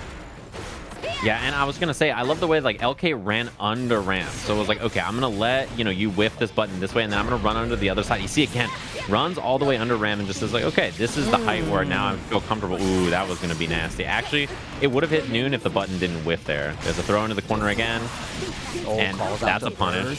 SH not close enough. Goes for that roll once again. No hair car. 6K. Bad situation right now.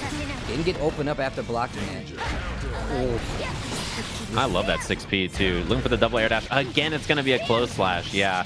I mean, at that range, it's really, hard for you to beat anywhere else. LK is just standing on you. That close slash goes so high, right? It's a really high hitting anti-air. Very solid move. 6P gets the knockdown. Blocks the dust. I like the stagger and the challenge ready from Supernoon. 2P, little dash for 6P, I think, to get out of the range of that explosion. Still in control of the corner, though. Big counter hit. Dotto to get the pop-up. 6H to get the corner again, and there's another opening. Supernoon in the lead right now. Going to spin the super? No.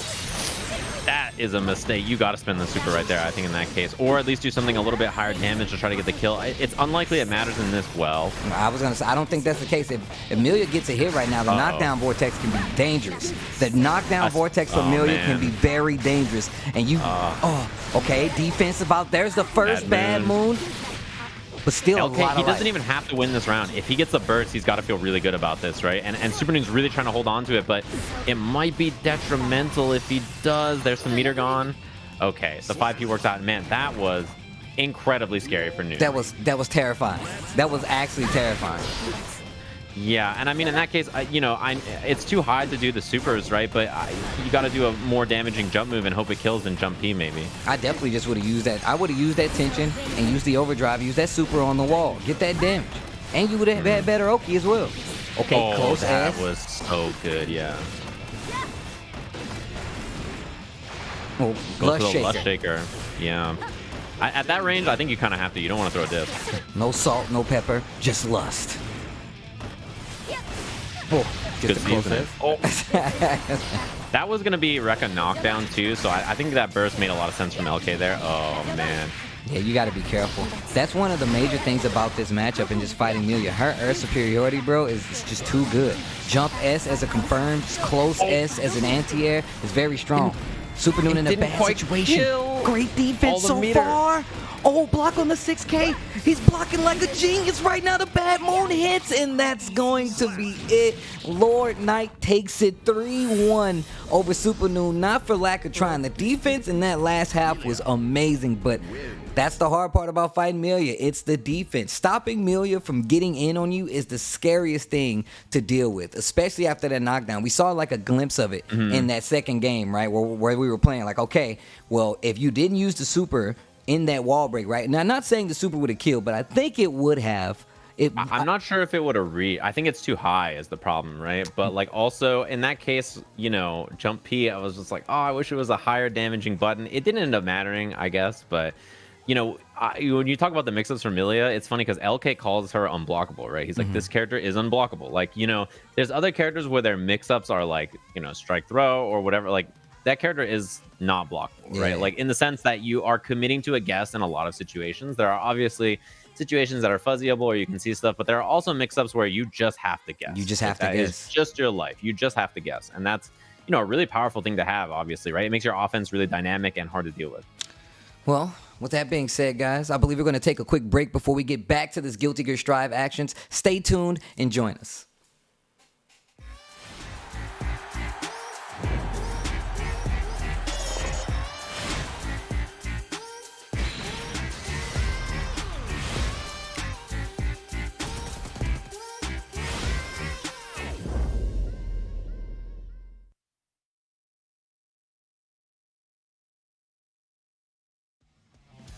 All you need to know, always one or two things or a few. I'm alone, but I'm not alone. You know that, right? Reason way.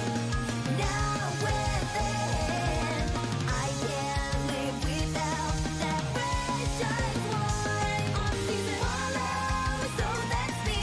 Springtime, Cinderella. I will follow you.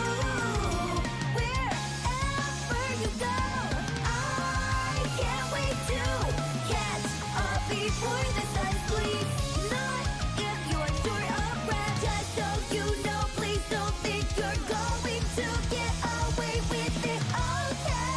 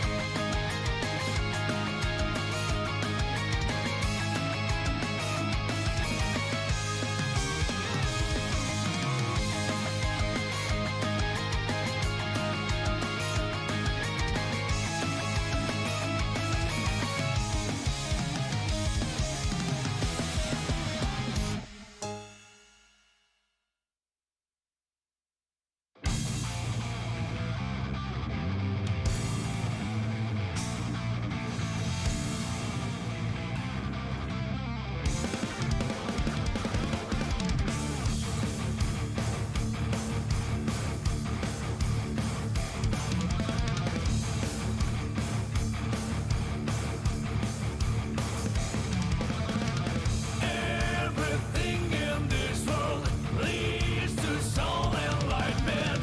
There is nothing wasted about our lives.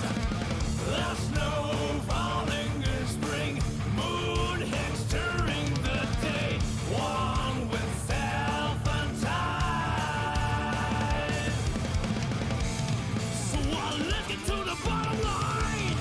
If so, what do you fight for? You deny your thirst.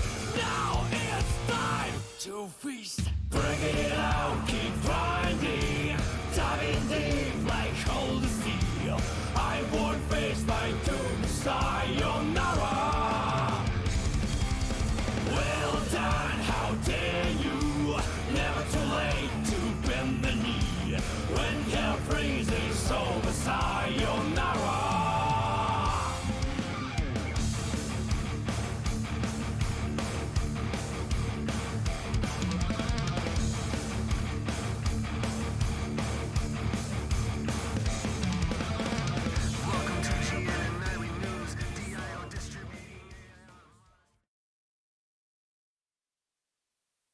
Welcome back, ladies and gentlemen, to EVO 2021 Online. Guilty Gear Strive Top 8 continues here. But before we go anywhere, I got to show some love to one of our amazing sponsors that's been holding down the FGC for quite some time. It's going to be none other than Astro, the official mix amp and headset of the EVO Championship Gaming Series, as well as many other things. You can see there my marvelous, my handsome model for the ear plates that can't go on mine because I have like a crazy headset. But yours, they look very, very cool. Astro holds down a lot of events in the FGC, so make sure you guys give them a follow, show some love, and they're part of the reason I'm not, blowing out my own ears because these headphones are pretty good. Yeah, and I was gonna say I see you wearing them literally all the time. Yes. Like this is not a joke. I see you wearing them constantly. I'm shocked at how often you have them on. I am impressed that they just. Do you sleep with them on? I mean, look, I don't sleep with them on, but my voice likes to carry a lot, and I need to make sure that I'm not too loud. But the sound dampening is so buff that like my voice just instantly carry. I go up to like 10 because I can't hear anything. I see. It's like your beads. You wake up in the morning, you're like beads on, Astro on, Beads time on, to go. Astro on, and then I'm out the door, into my backyard because I'm not going anywhere. I was gonna say, speaking of which, we have our next match all lined up to take a peek at the bracket. In case you're just joining us or you want to refresh, our winners final is going to be Jonathan Tanay versus Hotashi, which should be a really fun match, honestly. Like, I cannot wait to watch that. And on our other side here, we have the LK Super Noon match that everybody just watched, and Sonic Fox versus Deb, which is a match we've seen a bunch so far in this game. It's a really fun kind of like rivalry to watch. Two excellent players, incredibly good. Obviously, we mentioned players that are good at a lot of different games, and then players who are kind of known for gear. I think this is a great example of that. And it should be a really exciting match. Winner plays Tempest, which is, again, a really fun matchup to watch. And, I'm really excited to watch it. Apparently, Sonic Fox is excited to watch it. They were just drop kicking our streamer in the lobby. That's what I heard. The streamer said, Sonic Fox is drop kicking me. That is what I heard. So I was like, that's you know definitely what? true. That's true. That's how you know you're ready. I was like, that's cold. Well, these matches, this is going to be a good one. I can't wait to get into it. I'm a Leo main myself, so watching Sonic Fox evolve the character has been really, really dope.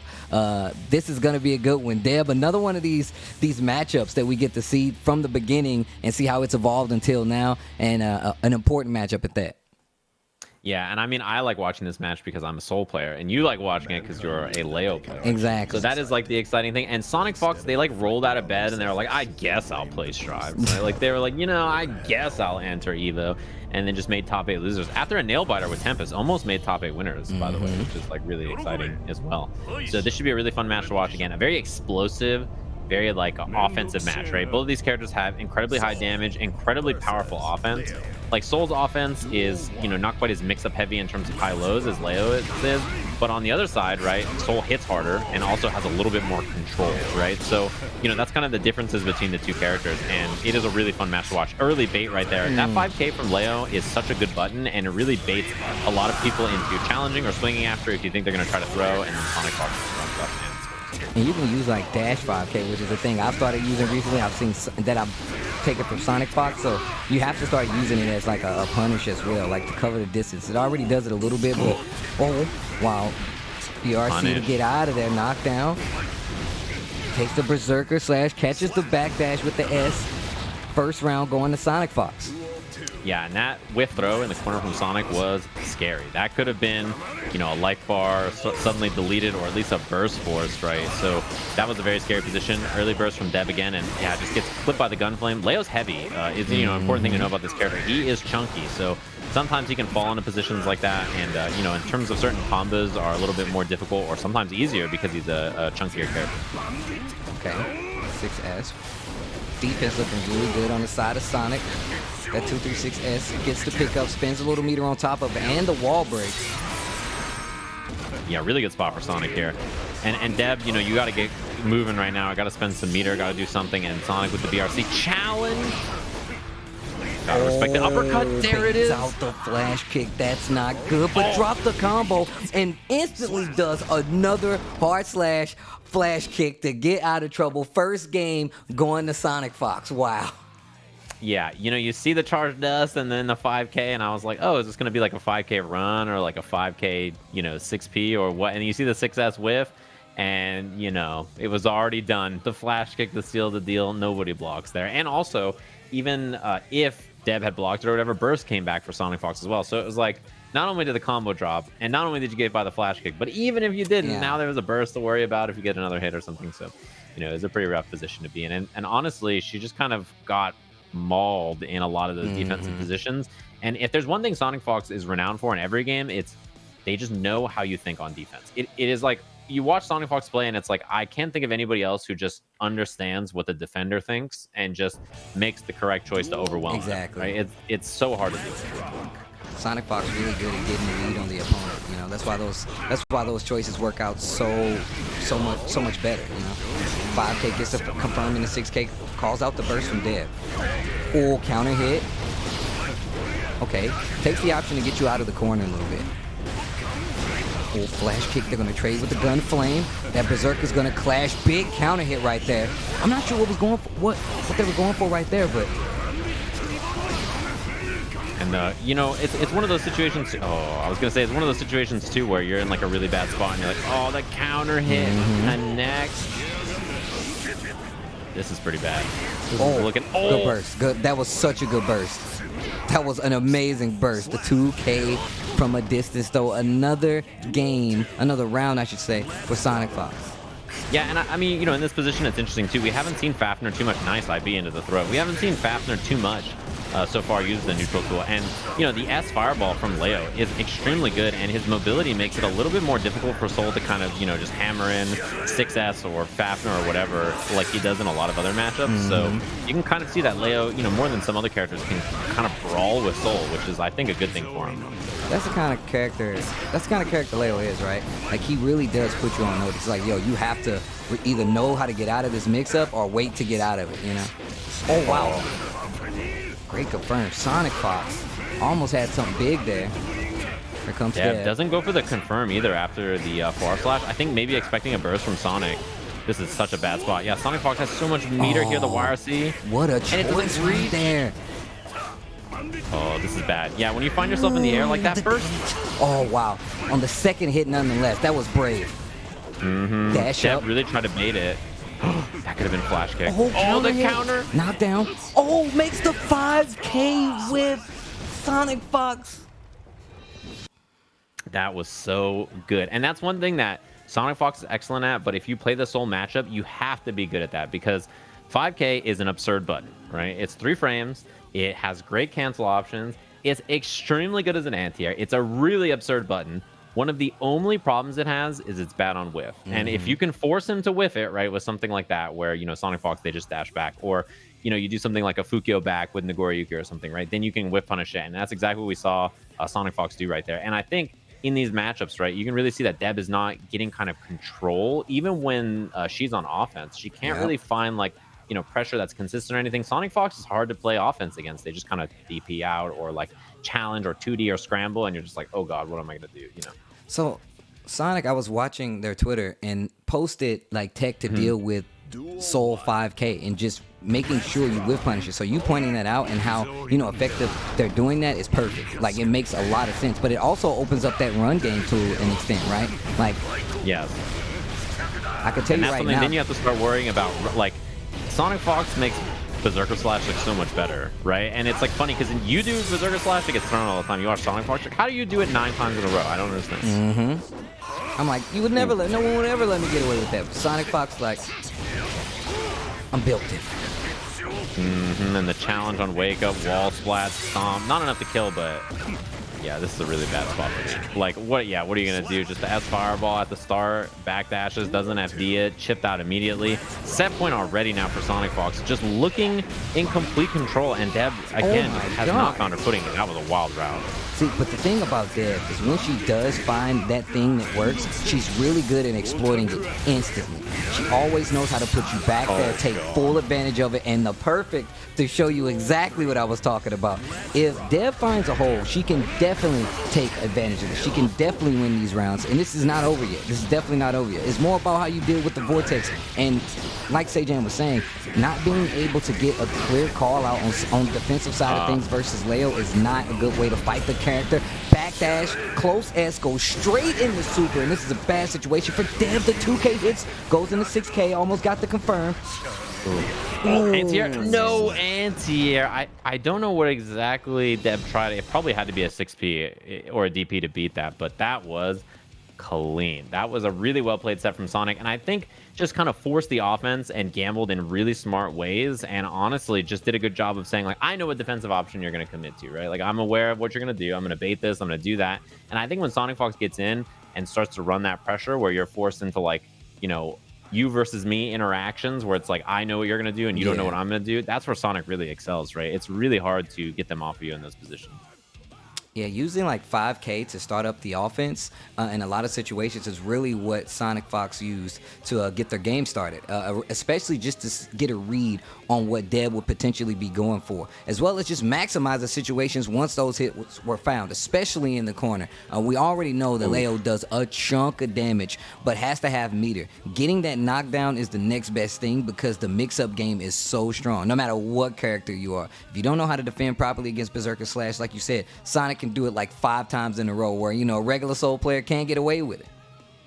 Yeah, and I mean, that's one of those things too where like, you see Deb trying to challenge on defense, like hits 5K or, tries to go for DP, and Sonic's just ready every time. Like just backdashed the DP and just did the overhead right into the super immediately, right? Just says, I'm not even going to give you a burst chance or anything. I'm just going to do this right away. And then when the burst came up later, it hits, but Sonic Fox just immediately forced another situation.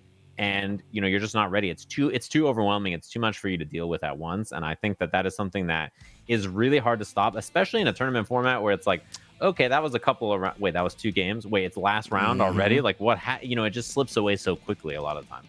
Yeah, with both of these characters, easily can slip away. I mean, but if you look at what both of them could do, Soul is really known for starting a match and being like, well, hey, look, if you don't know how to deal with S, you don't know how to deal with SH pressure, it's really going to be a quick round, right? You start playing, the meta of that, you get out of the way of Gunflame, you start spacing out 6S, right? That's when the meta kind of changes. So then once you understand that the person that you're fighting knows how to deal with Soul, especially someone like Sonic Fox, right? Like Sonic Fox has literally tech on their Twitter about how to whiff punish specific things, specifically Soul, and they fought Deb before. This isn't the first time they've ran across each other. So for a fact that it was tech made specifically to deal with some of the situations that Deb has put them in. So let's take a look one more time at the bracket before we go any further. That sets up our losers quarters, and you see there's going to be Macho Zato going up against Lord Knight the Million. Man, what a fated battle. Man, that's like lore and everything. And then, of course, right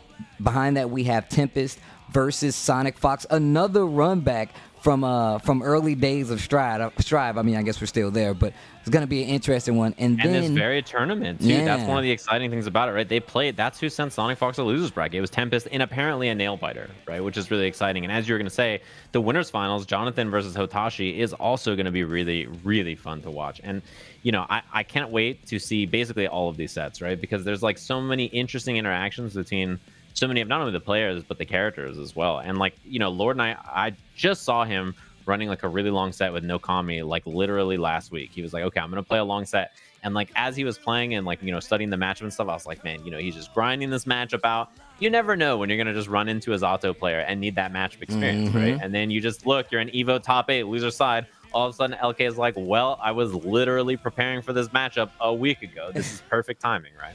Well, it always comes to a head, and I can hear my eagle eye in the sky letting us know that we're about to come up on this battle right here. But no, it's going to be I like seeing these kinds of runbacks. I really like seeing the runback between these two, and we're going to winners finals if I'm not mistaken. This is going to be losers quarters. I think we're having the Macho LK set. Okay. And then it should be Sonic Tempest, and then we'll have our winners finals, which should be a good one for sure. A barn burner. I expect that to be a slugfest, which should be great. Duel 1. All right, here we go. I like the song. Ooh, and that 6H. One thing that's interesting is, Zato's 6H is a really interesting button. It's where he jumps in the air and he like hits you with, I don't even know what it is, some weird animal Eddie button. But it's very good against characters with slow buttons. So if you're a character like Milia or like a 6-frame character, he can kind of use it, just like that. He can use that in a jump K against you very effectively. It's really something to use against 6-frame characters. And this matchup is an example where you can use it a lot. Yo, PRC back to make the opposed a little stronger. That way you don't have to worry about them using RC to get rid of it. That's pretty cool. Good air control. 2H. Opposed does its job. There's the frog bud. Wise Earth. Jeez. Yeah. It doesn't matter if you had 70% life right there, right? Like that combo does so much damage.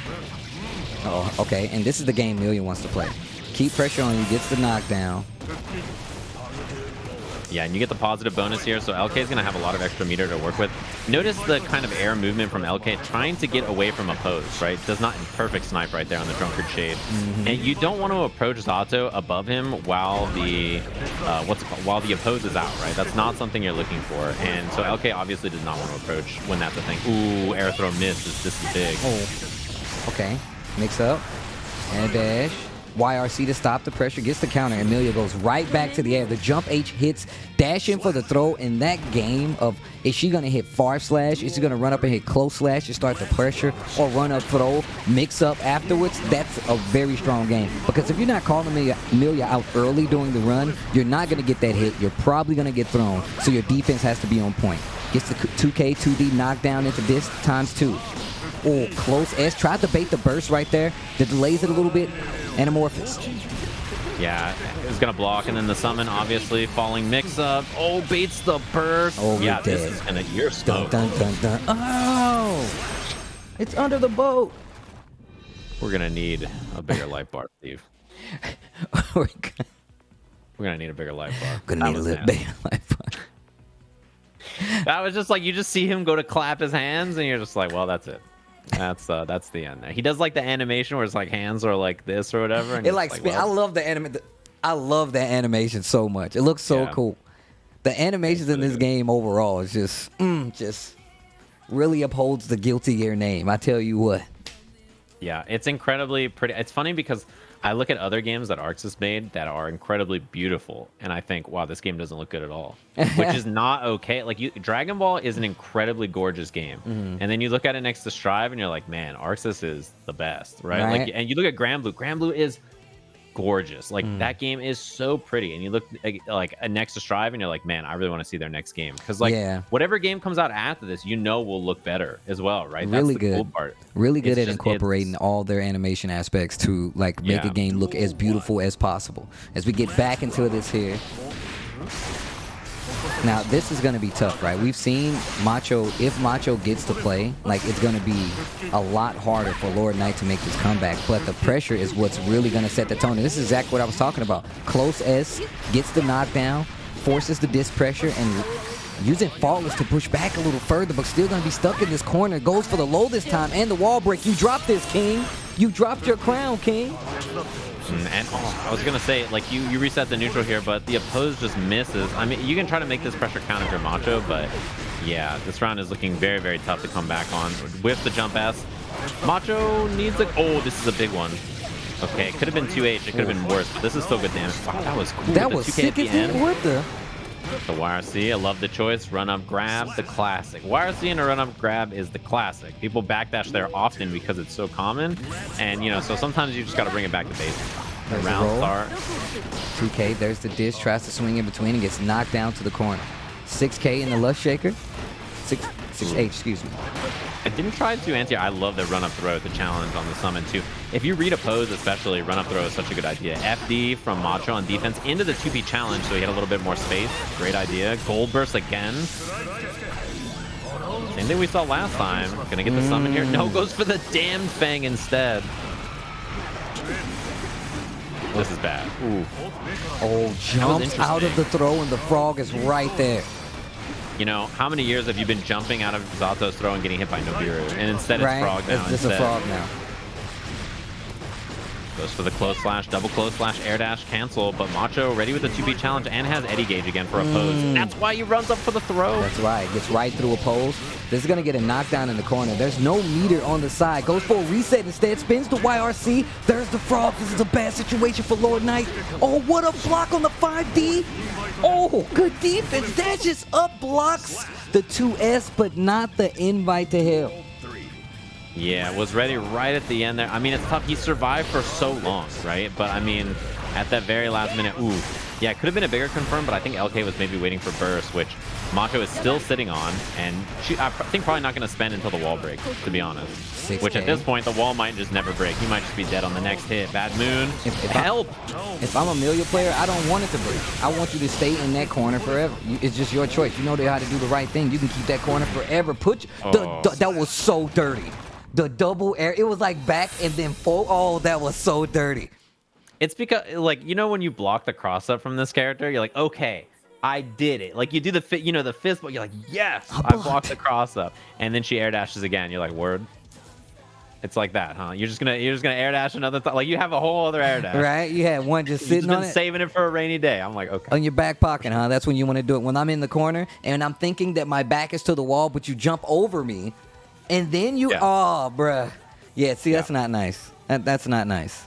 That's what I'm saying. I blocked the cross up, and I'm like, it's so obvious you're gonna cross up, and then they air dash again. I'm like, I see. I see how it is. Yeah. I was supposed to block the cross up. I understand. I see. I get it now. What if I got hit? Maybe if I just let him hit me, he wouldn't be prepared to air dash. Nope. No. All right. They'll just combo anyway. LK will be ready with the combo. It's just over. You're just like, well, that's how it just goes. All right, here we go. Oh, that is bad. Oh, no. This is exactly what I was talking about. And then resummon, and you're still in the sandwich. 6K blocked. Goes low this time. Eddie gauges out until the sword connects, and then the piercer. Oh, a little far on the damn thing, and tries to use the frog to cover after, but just a little too far. Good challenge from Lord Knight. Yeah, gets the 2K to whiff, and then finally gets the knockdown, confirming the combo. I like the reset there. Been doing that consistently since the first game. Green disc, RC, nice 2P. Get away from me, says Zato to 2S. The play is so good, right? You're just like, I'm going this way. I'm just gonna not be here anymore. Oh, you were so right, but then so wrong. The gold burst. Huge. You gotta spend this meter if you're LK here. Yeah, RC, and that air throw, that's bad. Yeah, the position that you lost is so important right there. Using the drill to try to control space.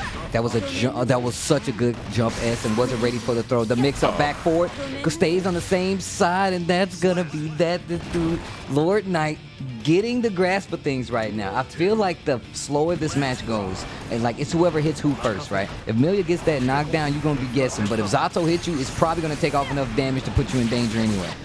The 5Ps to keep him honest. It's really interesting because, Oppose is really good against characters approaching you, but it's kind of hard sometimes to use as an anti-air, which is why that frog is very useful, like you see there. So that's, why LK is so ready. Beautiful punish on the Drunkard, and again, the pickup off the 6H. Oh, PRC on top of that, another 6H break the glass. Macho, every time I feel like this gets out of control, like I'm like, Lord Knight is running this, and then all it takes is one knockdown, and Macho's like back in. Speaking of the knockdown, 5K double jump air dash, Lord Knight. Jeez. Oh, baits out the throw. Disc to end the Macho. pressure. Look how much FD there is for Macho, too. Trying to FD and gain space all the time, so it never really has that much meter, right? Like, you can't really build enough bar super. Yeah, it goes for the winger. Washige, no. Washige, no. Every time it was over. Every time I see it, I just think of that. I can't help myself. The passion in Ryan's voice, bro. It was so good. The line that he delivers, he says he thinks it was over, and Ogawa gives him no remorse. I was like, oh. Every time I see that, I just think, was she again? No, it just makes me laugh every time. Bro, I really, if I ever get back into art, I just want to draw how that looks in my head. It's just, was she again? No! Like, it's just, they do the zoom in. No! It's just like. It's just like the one, the panels in comics where the whole page exactly, is just it's the whole thing. page. It's just him yelling, no! Like on the he's on top. He's on top of Mordor. Lava popping off in the background. The Sauron eye and no! It's just lava everywhere, and it's just, man, he really felt sorry for Rashida. He right thought it was there. over. Yeah, he really felt bad, and then I understand why. And no remorse. It's fair enough. Oh man. Yeah, 2-1 LK here in this set. Impressive work so far. Looking clean as ever. Oh man, here we go. Oh, that was. Did you see the ducking and weaving from LK to get out of the way of the frog under it and then jump up? The air dash. Really impressive movement to escape it. Uh-oh. Man, you were the one who told me about the drunkard shade, like shooting little Eddie. I was like, bro, how is he getting over here so fast? She's like, yeah, the drunkard shade, it shoots the little Eddie. I'm like, whose dumbass idea was what? Like, who's cheating? Who's cheating over there? Goes for it again. Broken wings, though. Not quite enough, but you get the mix up here. Oh, the challenge, too. Just says, I don't want to deal with this 2P summon. Eddie's about to run out. Yeah, you get the piercer at the end, but there's nothing really after. Yeah, I think you're in a tough position if you're Macho there, right? Do you unsummon and then you gain no pressure, but you have Eddie back soon? Or do you not unsummon and then maybe, just lose the pressure after Eddie? That empty jump gets hit by the disc. Oh, the 2H, the oppose was there, and the frog holds in place. The full charge dust punish. That's what you're supposed to do. I'm going back and forth, though. Oh, my God, that was sick. That was incredible. Like, had the frog loop, baited the burst, charged us, punish. Now you have Eddie back into the corner. The pressure keeps going. Macho. This is why Macho's in top 8 of EVO. Okay, right there. That was so good. Man, the clutch that Macho has. I feel like just being able to. What a that was a forbidden confirm. That was sick. Forbidden. Okay. What are you even? You're just making things up at this point. Frog's out. Oh no, you got melted. It's a bad GG's time. big fan. It's a bad time. Dun dun. The hands unfold. Got him. You see what it does, right? It definitely hits you with the got him. Puts his hands together. Got him. GG, shake my hand. GG, you can't shake my hands. They're shaking themselves. Like it's already over. I don't need your congratulations. I won. I'm going to congratulate me for doing such a good job. Sato. GG's big fan. You're like, oh man, I'm just dead. It did so much. We were just like, everything's fine, and then all of a sudden we're like, wait a minute, this jump P like into the frog confirm. What kind of made up confirm was that? I've never seen that. Legit have never seen that before. And the move looks sick too. Just it made like the little stab noises. I'm like, I've never seen anybody use it. Oh, you're gonna come. Oh, got it. All right, it's Macho guy. Cool. Definitely supposed to be here doing stuff like that. Yeah, and LK, like, his movement and his play against Zato has looked really smart so far. And then you find someone who's that crafty, right? As crafty as your movement is, it's like as crafty as his Eddie positioning is. And it's really fun to watch kind of, the ebb and flow of this match where you have like a really airborne character against Eddie and Zato who are just kind of trying to maneuver on the ground and then catch these stray hits and confirm them into death. Yo, this set has actually been OD. What? These instant blocks, though. Keeping it up close. Macho once waited again. for the burst. Okay. And missed the close slash. That is a little scary now. Oh, what? How are you I don't even. What? I don't know what side that was on. Sunboy, hold the sword though.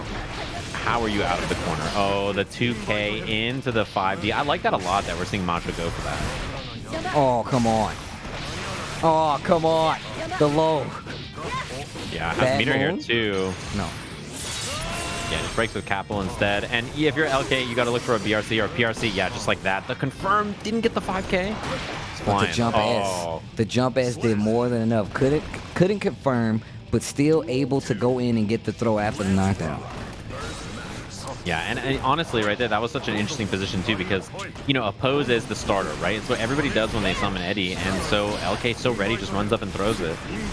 Now on set point here, trying to advance. The double air dash. 6P though. Finally an answer for that. Yeah, he was trying to get real. That's like maybe one of the more aggressive approaches we've seen LK take, and Macho was just ready for it. Speaking of being ready, Macho defensively ready, but not for the close edge. Jumps a little too soon. The conversion from Laura K, that moon is bad. Goes for the 6K on top of it, and look at this. Look at how quick this can go from good to worse. Like the worst possible scenario. LK, Lord Knight gonna take it 3-2 over Macho on this loser side. Yeah, and really impressive play there too because I love the wall positioning. Choosing when to break is so important, right? So like when you're going to break the wall or when you're just going to take the positioning instead is a question you ask yourself a lot with a character like Millia. So, it was really fun to watch, and I really enjoyed that quite a bit. As we see some of the highlights of this match, that close slash reaching to the heavens. You can tell by the pose that you're going to get anti-air by that move. But I can tell you right now, Macho has did some amazing reads, some amazing combos, just some dope confirms with Zato. A character we don't really get to see as much, I feel like. And if you just look at the match, it's more about like the pacing, right? If Zato got that hit, damage was definitely on the table. Lord Knight keeping his wits about him though in a lot of situations. What a great punish. Oh my God. Keeping his wits about him, this combo was so sick. That's something that like when I watch, I think more players should be doing this, right? Like it's such a like smart choice in that situation. And as you were saying, like it's really fun to watch such crafty, like really clever characters and watch like the interactions between the two of them. And to watch Macho, who just did awesome. Like, I mean, I'm really impressed with his performance. Congratulations on the top 8 finish and played really well. If you haven't seen, he also streams on Twitch, so you can, go find his EVO run on there and then go say congratulations on making it really far at Evolution. Well, I can tell you right now, we see a lot of people making it really far in Evolution, but Sony's been throwing a lot of events themselves, and you guys can compete yourselves. All you got to do is head on over to compete.playstation.com. Head on over there now. These PlayStation tournaments have been amazing. I've been seeing a lot of my friends commentate and play on them as well. They also held the EVO warm-up tournament, so there was a lot of people using that platform to get ready for this tournament as well as just to play in tournaments and get their first experience, man. So shout outs to PlayStation, and make sure you guys head on over and sign up if you like to. And you could possibly do that in this little break. We're going to give you a little time, you know, take a potty break, get some beverages, come back, maybe go sign up at compete.playstation. We got more Guilty Gear for you guys.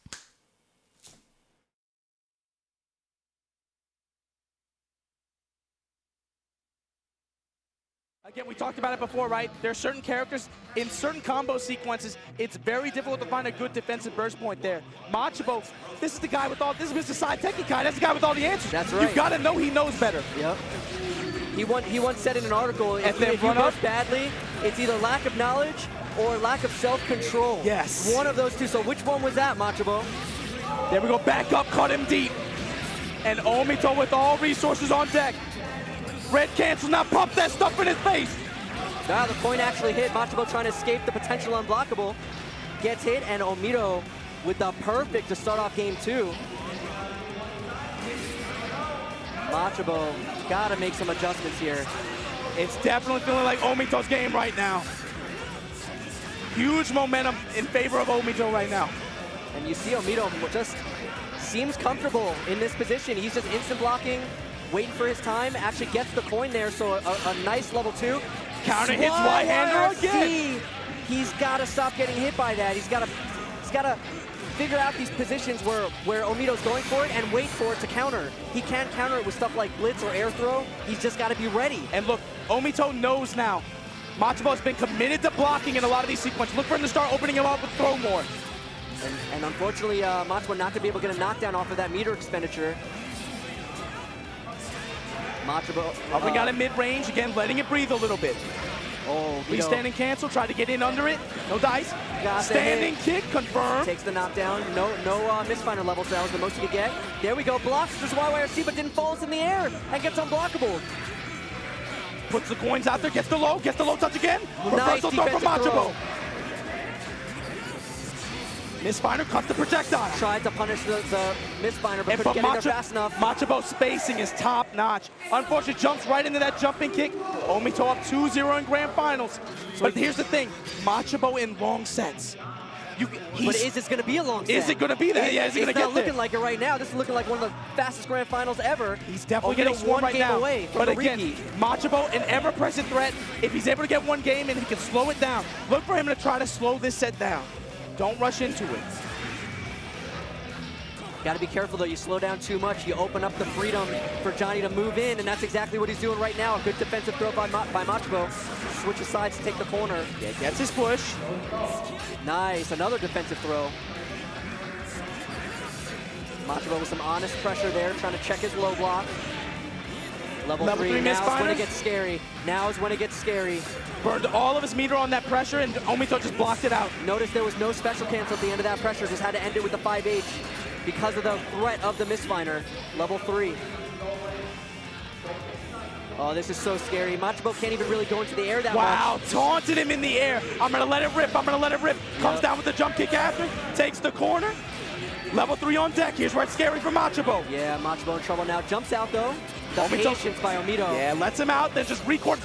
Richard Lewis, grab him by the neck. Now drop him. Spends the meter to get the unblockable Marlboro man, pump that stuff. Got him. You can't block that. Omito Johnny, EVO 2018 point, 2-time champion point against Machabo. This is looking like a clean sweep. Machabo's got to pull it together here.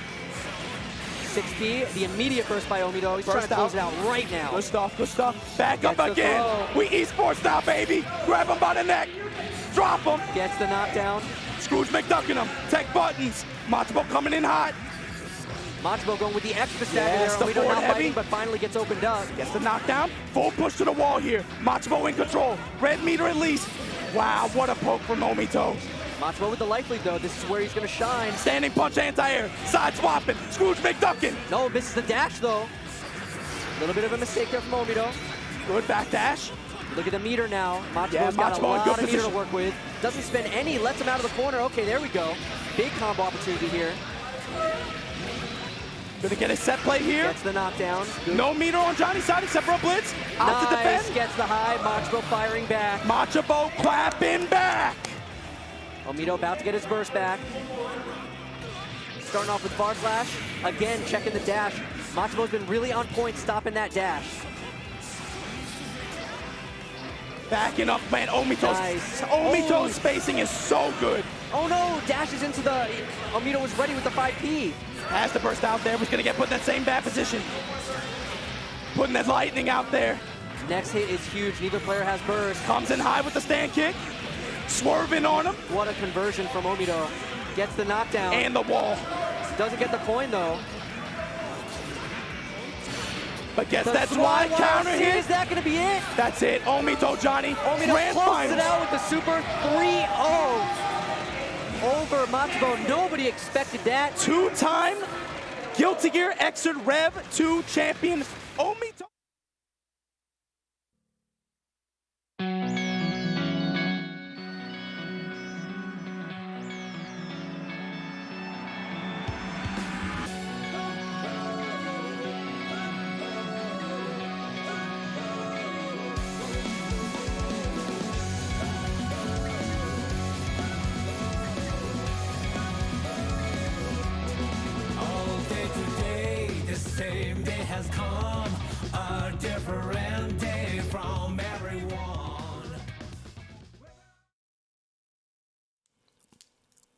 Welcome back, guys. EVO 2021 Online Guilty Gear Strive Top 8 for NA.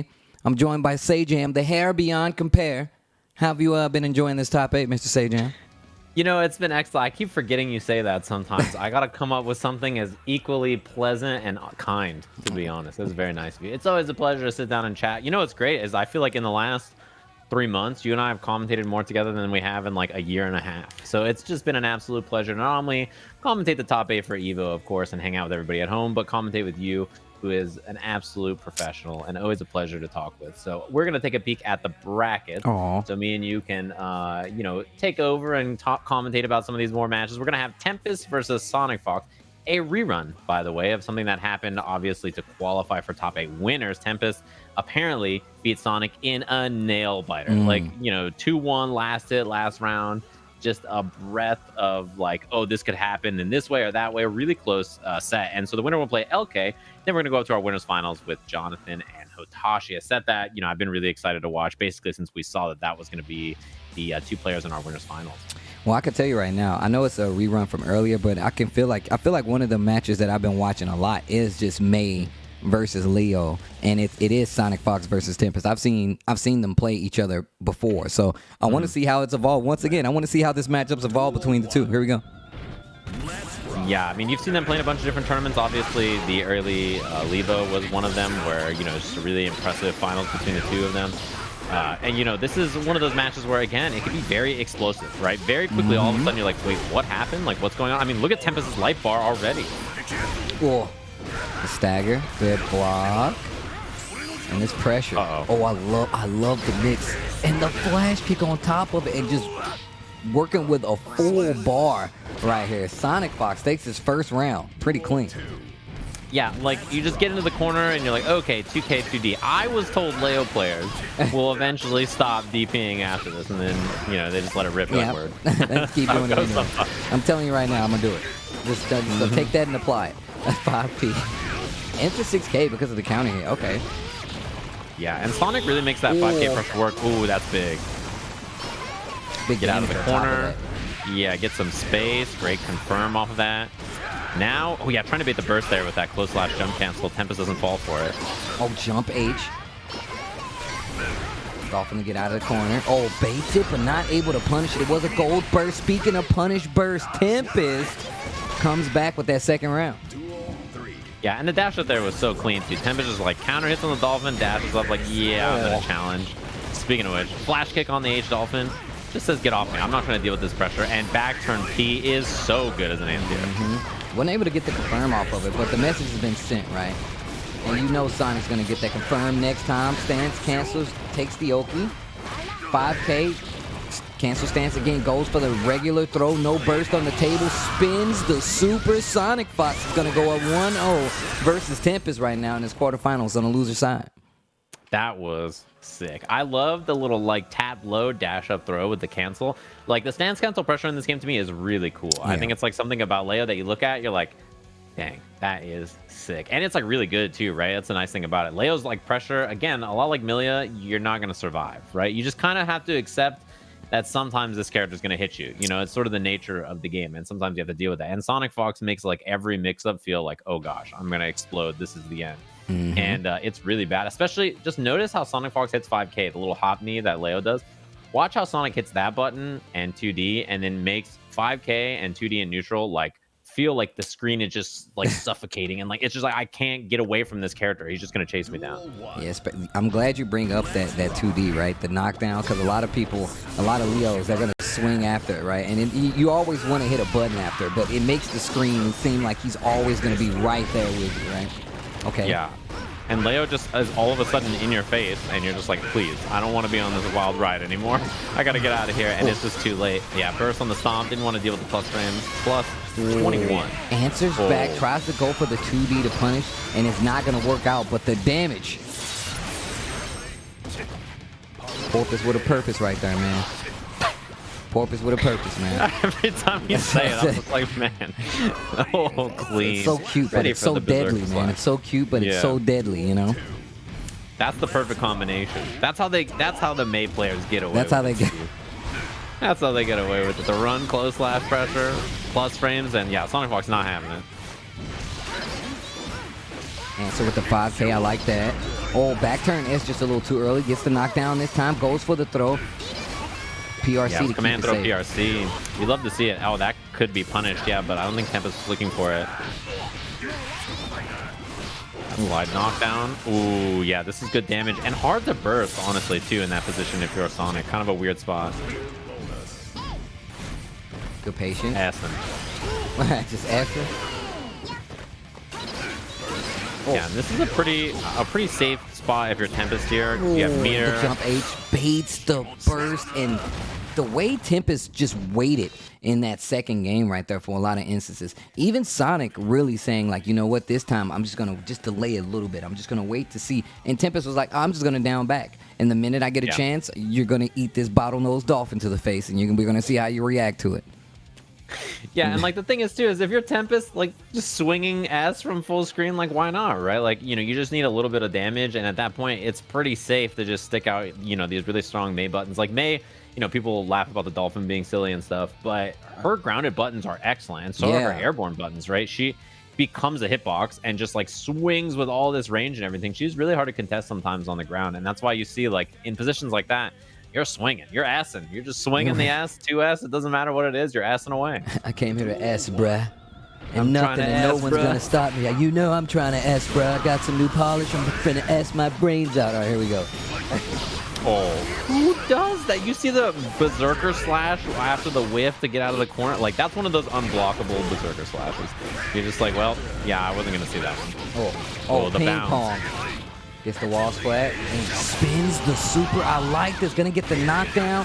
Lots of damage on top of it. And you're getting that positive bonus. Goes for Berserker. Stops right in front, though. That's the problem. Knowing the range on it. Backdash. PRC to throw once again. And this is big news for Tempest. Gets the wall break. A big chunk of damage. This is not good. Yeah, and immediately just gets the positive bonus back, which is really important here. Although this is going to be Berserker Slash in the mix. Goes low.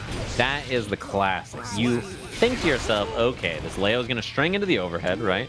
And I'm just going to stand up. And then they stance cancel 2K into whatever, you know, 6K. And just like, man, I was not ready. It's really hard to deal with. Oh, speaking of the overhead, there it is this time. Pillar to take the Oki dash through. Gold burst for the safety. 6H this time. Flash kick, that's a bad trade. That was definitely a bad trade. Definitely a bad trade, bro. You don't that's a bad trade, bro. Not a good trade, bro. Oh, man. That did so... And even worse, burst available? Yeah, I think you kind of have to keep the position here, but Tempest just fights right out. Oh, man. Look at the damage on this. Oh, the 2H to catch the jumping H. Tempest. Oh, taking control right now. Sonic Fox needs to make something happen. These reads coming from Tempest. Like I said before, they both played each other in tournament before, and it's gone both ways in a lot of instances. So it's all about how they're changing it up to be more effective. Gets the back this is so bad. The chip damage is really scary. Yeah, just sends it with the overdrive. Says, maybe you'll get hit, maybe not. The wall splat anyway. That is a real rough position to be. And Sonic's going to be building meter here because of that positive bonus. Oh, So- that's gonna hit. Okay, wait a minute, Huge. Tempest. This is one of the things that kept Tempest alive. Just keeping the wits about him, man. Keeping a steady head. PRC tries to go 6P to make you think they're gonna jump up for the throw, and it was nothing. What? That was such a big brain play. You would think that you see the burst and you're gonna jump up like, oh, they're gonna jump up here and they're gonna hold it. Sonic 6P. I'm down here when you. I'll be down here when you're done. I wonder if like the thought process from Tempest was either the burst was going to hit or Sonic was going to like try to jump air throw after the RC, and then that would, you know, get gold bursted or something. I'm not even sure, but you know, it happens. Sometimes you're just like, well, you know, it'd be like this. I'm in the sky and I just did burst and I'm way up here. And my opponent is nowhere near me. Like, you know, it's one of those things that just happens. Sometimes you're like, what am I supposed to do? Yeah, it's situations like that. We were earlier talking about like how important bursts are. Even though bursts are really important now, they're also a lot easier to punish across the board. So you have to be ready for them. And sometimes you don't even have to punish it because you can just make them whiff. Yeah, I think bursting in this game is really hard, to be honest. Like, knowing when to burst in this game is quite difficult. And so I don't blame people when their bursts get, you know, whiff or they're just in the wrong spot. It's hard to find a good spot to burst sometimes. Back turn, tick throw pressure coming from Sonic Fox. Oh, speaking of baiting burst. Speaking of baiting burst. Oh, the glass is broke. Yo, you die? Oh my god. It's one of those hits where it's just like immediate wall fly, right? It's like close slash 2H or whatever, and you're like, I'm dead. Like, this is gonna do a billion damage. And like the scream when the wall breaks too. Oh man, that's a nice chunk off the 6H. But then the DP, the flash kick right after it says, nah, I'm not having it. Close Reversal Dolphin. Wow, Sonic with the burst. Answering back with 2K, 5K this time. There's the jump H. Knockdown. Oh, counter hit this time around. Not going to spend any meter. Sonic. Full Wake up, control. low Don't slash. get hit here. Yeah, you would have died. Yeah, went for the low. Still has meter. Jumps the throw. No PRCOS from Sonic. And the clean pickup there from Tempest. Staying alive. This is, you know, your tournament life on the line here.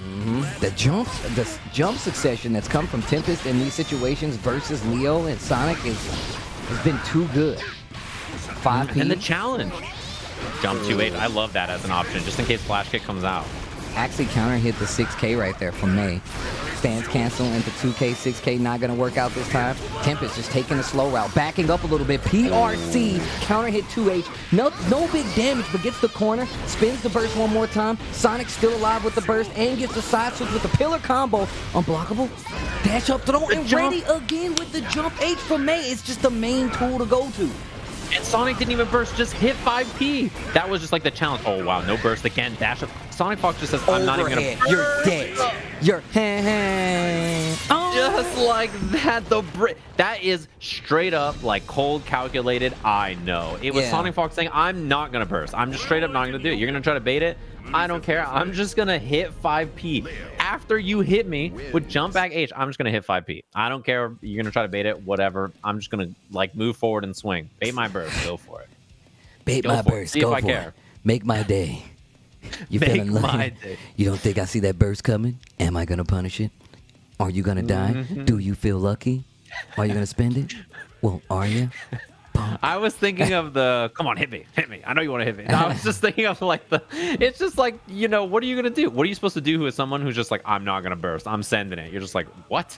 Like, and you know, to be fair, how many times was Sonic's burst baited in this set, right? Like, it was a lot. And I think because, just like that, right? And at the end, Sonic says, all right, I'm sick of it. You know, you want to try to do all these fancy burst baits, whatever. I'm just not going to do it. I'm just not going to burst. And just right here, what we were talking about, like, you literally preface, you like, yeah, man, stance cancel. And literally the first round, it was like 5 normal throws from Leo and Sonic Fox to take the round. And there you see it right there, going straight for the overhead into the super. Sonic Fox stays alive in this loser side bracket to move on, and it is we're getting down to the wire right now. It's getting to the pinnacle of why we've come here to see who's gonna make it to that big offline final in Vegas that they just announced on the side of EVO.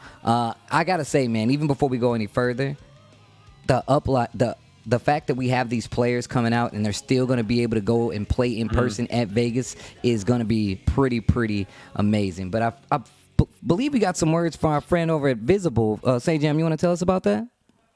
Of course, Steve. I'm a big fan. And, there's all these lovely people who are involved in making EVO happen every year, right? And so, of course, Visible is one of our amazing sponsors. And you can take advantage of Visible for as low as 25 smackaroos a month, Steve. That's a tier 3 sub. When you join Party Pay, Visible has remained the traditional friends and family plan with Party Pay, and you can grab your neighbor, your coworker, your Tasty Steve as he grabs me and shakes my arm, BFF, or internet friend to join you and receive a lower monthly payment. Your squad can share the savings and nothing else. You can just get the savings, all powered by Verizon with 5G, which everybody has now. Each person will manage their own account and payments separately, so you don't have to worry about some fancy, Tasty Steve's racking up the phone bill over there. You know how he is texting people at 3 o'clock. What is the roaming charges? He's in the country and they're charging Steve roaming. You know how it is. Like, it's a whole issue. You can work on your own plan and be like, Steve, why is your bill $4,000? And Steve's just like, and just run out of the house. Like, this doesn't make any sense. I don't understand. Steve, what does that mean? Yeah, you literally run out of the house. You just hear beads rattling. You don't even see you. Yo, shout outs to Visible for holding us down here at EVO. No, look, Sajam, you already know what happens. I just text you, and then I fall asleep. I just forget to respond, and then it's funny because, I will ask you sometimes, Steve, are we doing this event? What's happening? And you will say, I threw my phone under the bed and I haven't looked at it in 2 weeks. I don't know what's happening. Which would happen sometimes if you're not peeking at this bracket. We're down to top 4 in the tournament, of course. It's been a lovely EVO so far, obviously, not only for this game, but for every single game featured across EVO's lineup. As we have Jonathan Tene versus Hotashi, our winners finals. This match was settled at the very beginning of the event, right? And Jonathan looked excellent in that set against Tempest, and Hotashi equally excellent in that set against Macho. And now we have them fighting in winners finals to see who's going to move on. Guaranteed top 2, right, which sends you to that offline final you mentioned in November. Yeah, things are going to get really interesting right now. We've been playing Guilty Gear Strive for a while now, and I feel comfortable saying if you're playing Guilty Gear Strive, you need to know how to fight Soul. Soul is a character you're going to run across no matter what. He takes off a bunch of damage. You need to know how to deal with it, especially somebody like Jonathan Tene, well-versed in playing in these tense situations, blocking for a long period of time, finding holes in the defense, very good at it. Of course, you still got on the other side there, you still have somebody like Hotashi who's really good at calling that one-shot opening, keeping the momentum and slowing down the pace even when things aren't looking too good. I've seen my man make some crazy comebacks, but here we go. Yeah, and I think Hotashi is really good in this matchup, right? I think sometimes he kind of doubts himself in this, which I think is maybe the biggest factor, because honestly, I think he fights Soul pretty well when he puts his mind to it, especially when he's on offense, right? So, yeah, as you mentioned, Soul, we all know Soul is the strongest character, right? Soul is incredibly powerful, but if you don't know how to fight him, it's even worse, right? You have to know how to play this matchup, and you have to know how to deal with this character. Yo, the BRC back to come in and try to get the throw, the read by Hotashi, life still just about even. Close S. Oh, wow. Fukio forward. Close slash. And was ready with the 5K. And was ready with, dude, Jonathan Tene was so ready with the 5K right there. That was crazy. That's the thing is, you're waiting, right? You're waiting for the Fukio forward to see what he's going to do so that you can challenge. And again, right there, has that 5K on speed dial. You have to be ready. Ooh, counter hit. Wasn't ready for the confirm. Okay, the IB's looking pretty good. Little mini staircase right there just to see how they're going to react. Jonathan Tene on the defense. Beyblade, level 3 on the blood rage. Wow, that's not a punish, is it? No, his H is I was gonna say the spacing is kind of rough, and his H is relatively safe compared to other characters, right? Oh, doesn't get the punish, but yeah, you're S-ing with the best of them, just far slashing it up. The gold burst on blocks -10, obviously Soul's far slash is 10 frames. So if you're in range, you block a burst, you just hit far slash, and then sometimes it works out. But sometimes you're not in range, that happens. Yeah. You've been playing a little bit of both of these guys, right? You're a Soul player. I saw you messing with Nago. I think the way that Hotashi is approaching this is pretty good, but the way Jonathan is playing this matchup, just really not giving anything for Hotashi to get started with. We've seen like Hotashi play earlier today in this top 8, and it was more about being able to get to blood gauge up and then start making the opponent respect the normals. In this case, it's a lot harder because Soul's not even going to let you breathe. You're going to be like, oh, you're taking a step back? Boom. And on top of that, Jonathan's checking every Fukio forward with 5K. I'm not going to say every, but doing a good job of stopping that forward momentum. We know that's a major part of the gameplay, but still, here he is, Hotashi able to get the first hit and go instantly to level 3 on the blood gauge. And just takes the sweep there. Very interesting. Oh, one thing to note too, right, is like when you have these big normals, obviously Nagoriyuki is more capable of dealing with the character. Wow, what a whip on it. More capable of dealing with the character in neutral, right? But then you lose your ability to Beyblade or Fukyo or anything like that, so it's a little bit more difficult.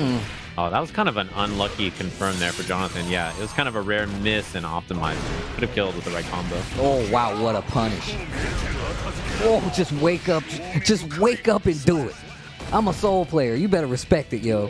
You should have known this Half volcanic screen viper, downtown. bro. That's the denim DP right there. That's The how we denim do it. DP. That bad boy in my back jean pocket. Yes, I do. 6'8", breaks the glass.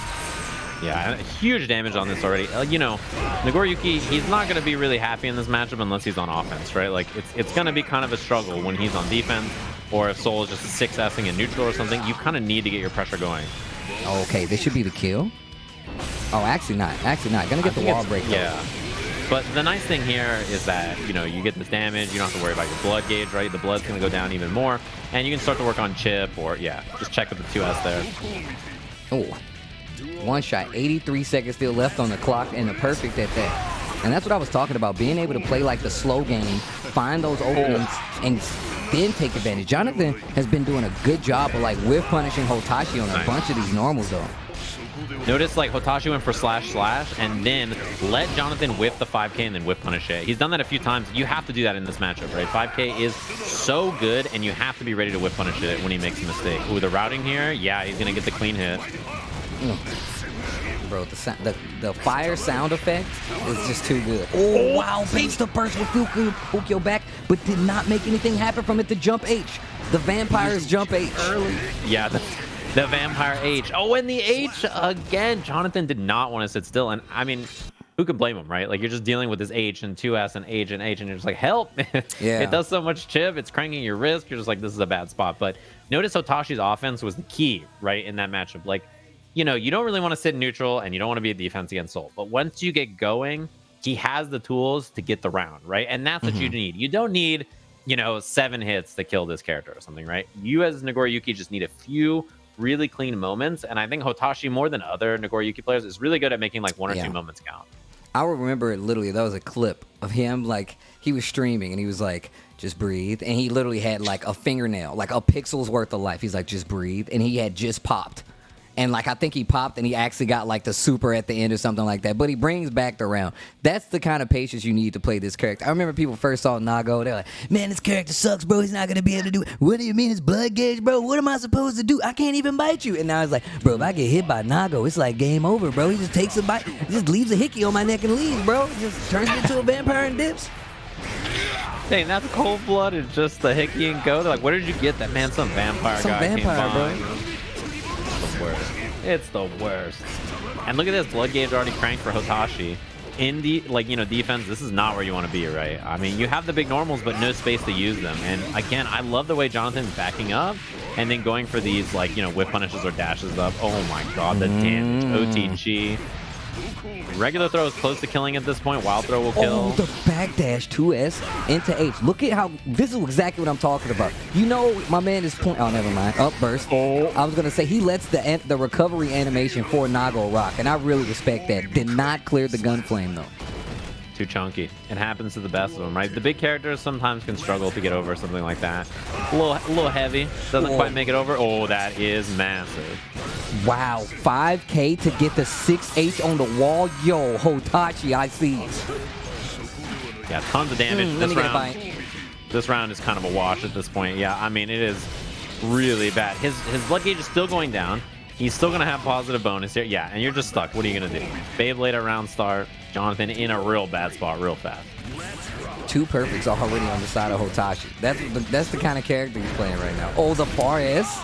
I love that. I love that he hit 2S like 9 times. And then was like, okay, I should hit a different button. Because he's going to be ready for it after, you know, 9 of them.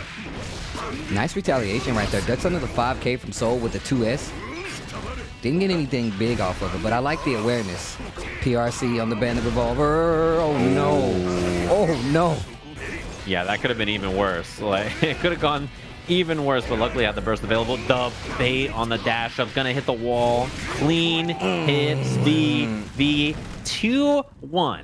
Jonathan in the lead here, trying to look at that grand final spot in EVO. And that little dash up wait is like the classic. You're just like, oh god, and then you just try to go for the throw. What is it gonna do? Whoop! Oh, that was a bad idea. That was a bad idea. Abort. Abort. Guilty Gear players are pretty well known for enjoying defensive throw. I gotta say that is the favorite of every Guilty Gear player. I know that's how I know people are really starting to play Guilty Gear. I saw your boy Brian F. He was like, bro, is it normal for people who play Guilty Gear to wake up throw so often? And I was like, I sipped my coffee. I was. You were throwing with the other hand. You were just mashing H to throw. You're like, oh yes, quite. Right, I'm like, that's exactly what happens. It's like, that's what you do. You need to be able to throw on defense and Guilty Gear. That's what happens. I'm just happy that, people are enjoying the game, learning some of these system, how to take advantage of some of the system, especially when it comes to like wake up throw and stuff like that. But in this situation, somebody like Hotashi is taking full advantage. Like if you're getting close, somebody knows that you're going to throw. Close S, I feel like hurts so bad if I'm fighting like Nago, Exactly. And so we got our 2-1 position here. Hotashi obviously trying to keep it together. One thing I like about Hotashi, that was a clean bait again on the 5K. Didn't go for the Beyblade or anything, but one thing I like about his Nagoriyuki, he anti-airs with 5P a lot. And I think that that's a really important thing to include in your game plan. You have to have that ready. But it's actually a pretty solid anti-air a lot of times. Oh, wow, what an answer. Like, he reads that Hotashi's going to stop this Gatling. Oh, that burst didn't work. Burst should work, Yeah. Unlucky timing there. He's actually read that Hotashi was going to stop and then interrupted with 5K on the S Gatling stream. Double 2S. Using the ankles right now. Yeah, 2S is a good button. Hotashi also loves it. Uh-oh. Close to popping, but yeah, the H didn't save him. And that's what he does did. have burst. Oh, he's still alive, though. It doesn't kill. No meter, though. Mask on. As it should be. Uh-oh, this is actually really bad. Oh, yeah, I was just gonna say, dead. if he survives Blood Rage, sometimes it's like really bad for you, right? Because he immediately has no blood, and he can just be like, well, now I'm gonna finish the round with, as much blood as I want. Oh, good check. Backdash on the 2S. Beyblade to get in. Level 3 on the blood gauge. Run up 6K. 6S, excuse me. Almost had to confirm that. Still carries to the corner. Oof. Ooh, that was scary. Yo, counter hit. S. Oh my god, that's gonna hurt. Oh no. Oh. The Twitter combo. Oh, it could have been worse. It could have been Believe it or not, it could have been worse.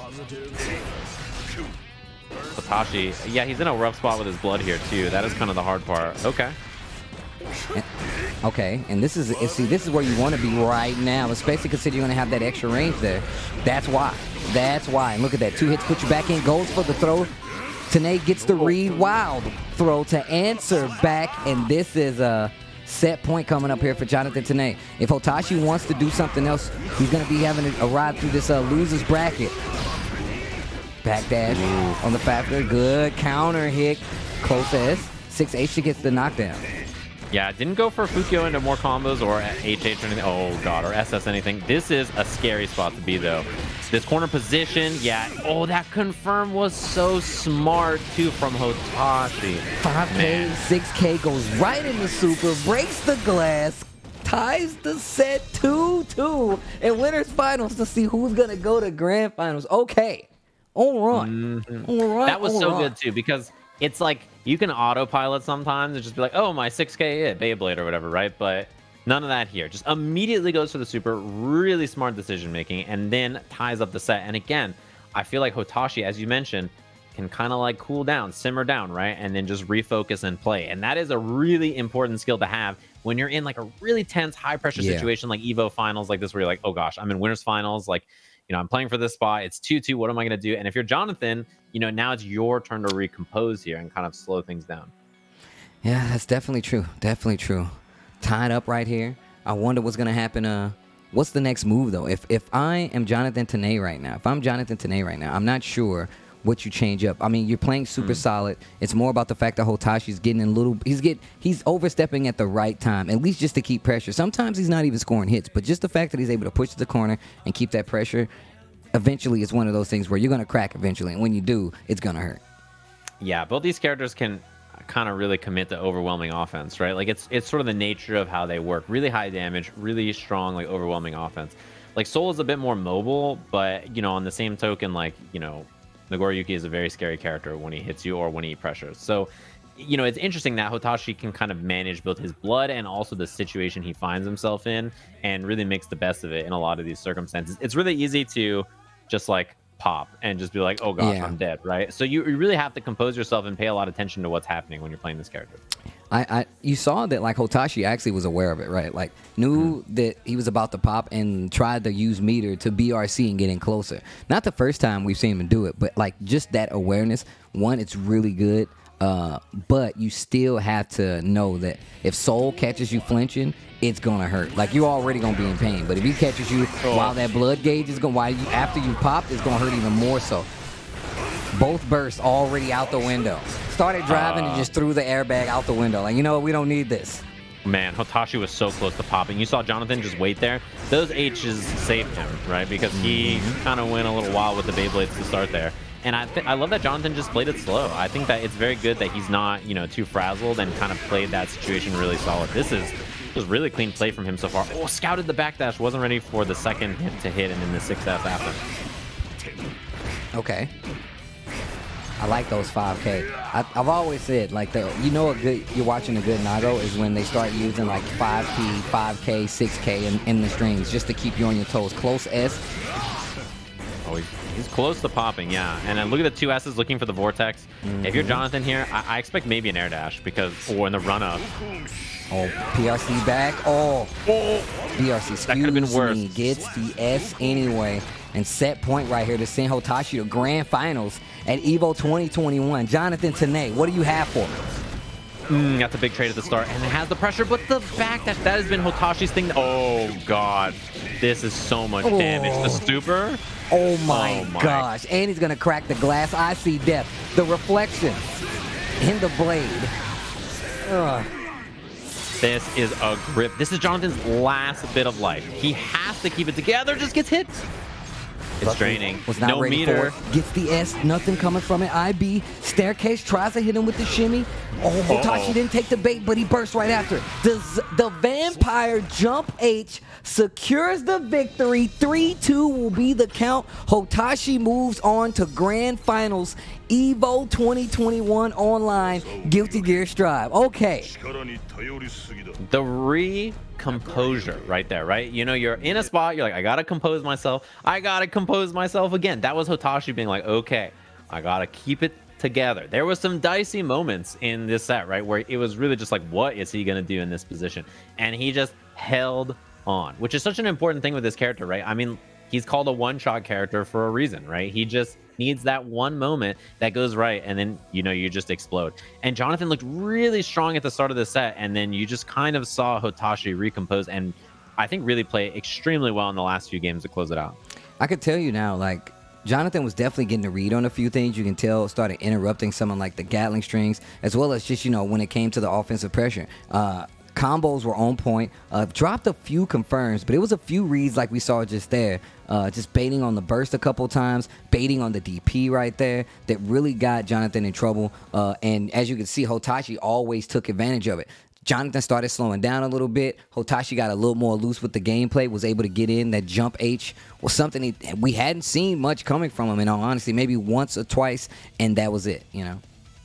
Yeah, and I think it's really important that you go for pressure forward with this character and then Fukio back to bait stuff like the 5K, right? Like, that is something that was so pivotal to Hotashi's pressure in the end of it, and even, you know, Fukio back to bait the DP, which is a really, really strong answer. And you love to see it, just like you love to see Astro, who's of course working with us this EVO, as long as our lovely sponsors are here supporting. Of course, yeah, you have the headset, I have the headset. They've got these fancy ear cups that say EVO on them. They're very, very cool. And of course, if you want to support Astro, who supports the FGC, it's not just EVO that they support, right? Astro supports tons of different events. You can go over to astro.gg/EVO 2021 to find out more details, pick up a headset, pick up a mix amp, maybe get both. And of course, they support EVO, who supports you, which you love to see, right? I mean, it's very cool that Astro has been supporting, you know, many of the different tours, many of the different events, stuff like EVO. It is really, really kind of them. And I hope you guys have been enjoying all of EVO. We're in our top 4 of the last game of EVO this year, and we're going to be wrapping that up pretty soon, right after a very short break. Don't go anywhere, everybody. We'll see you in just a little bit.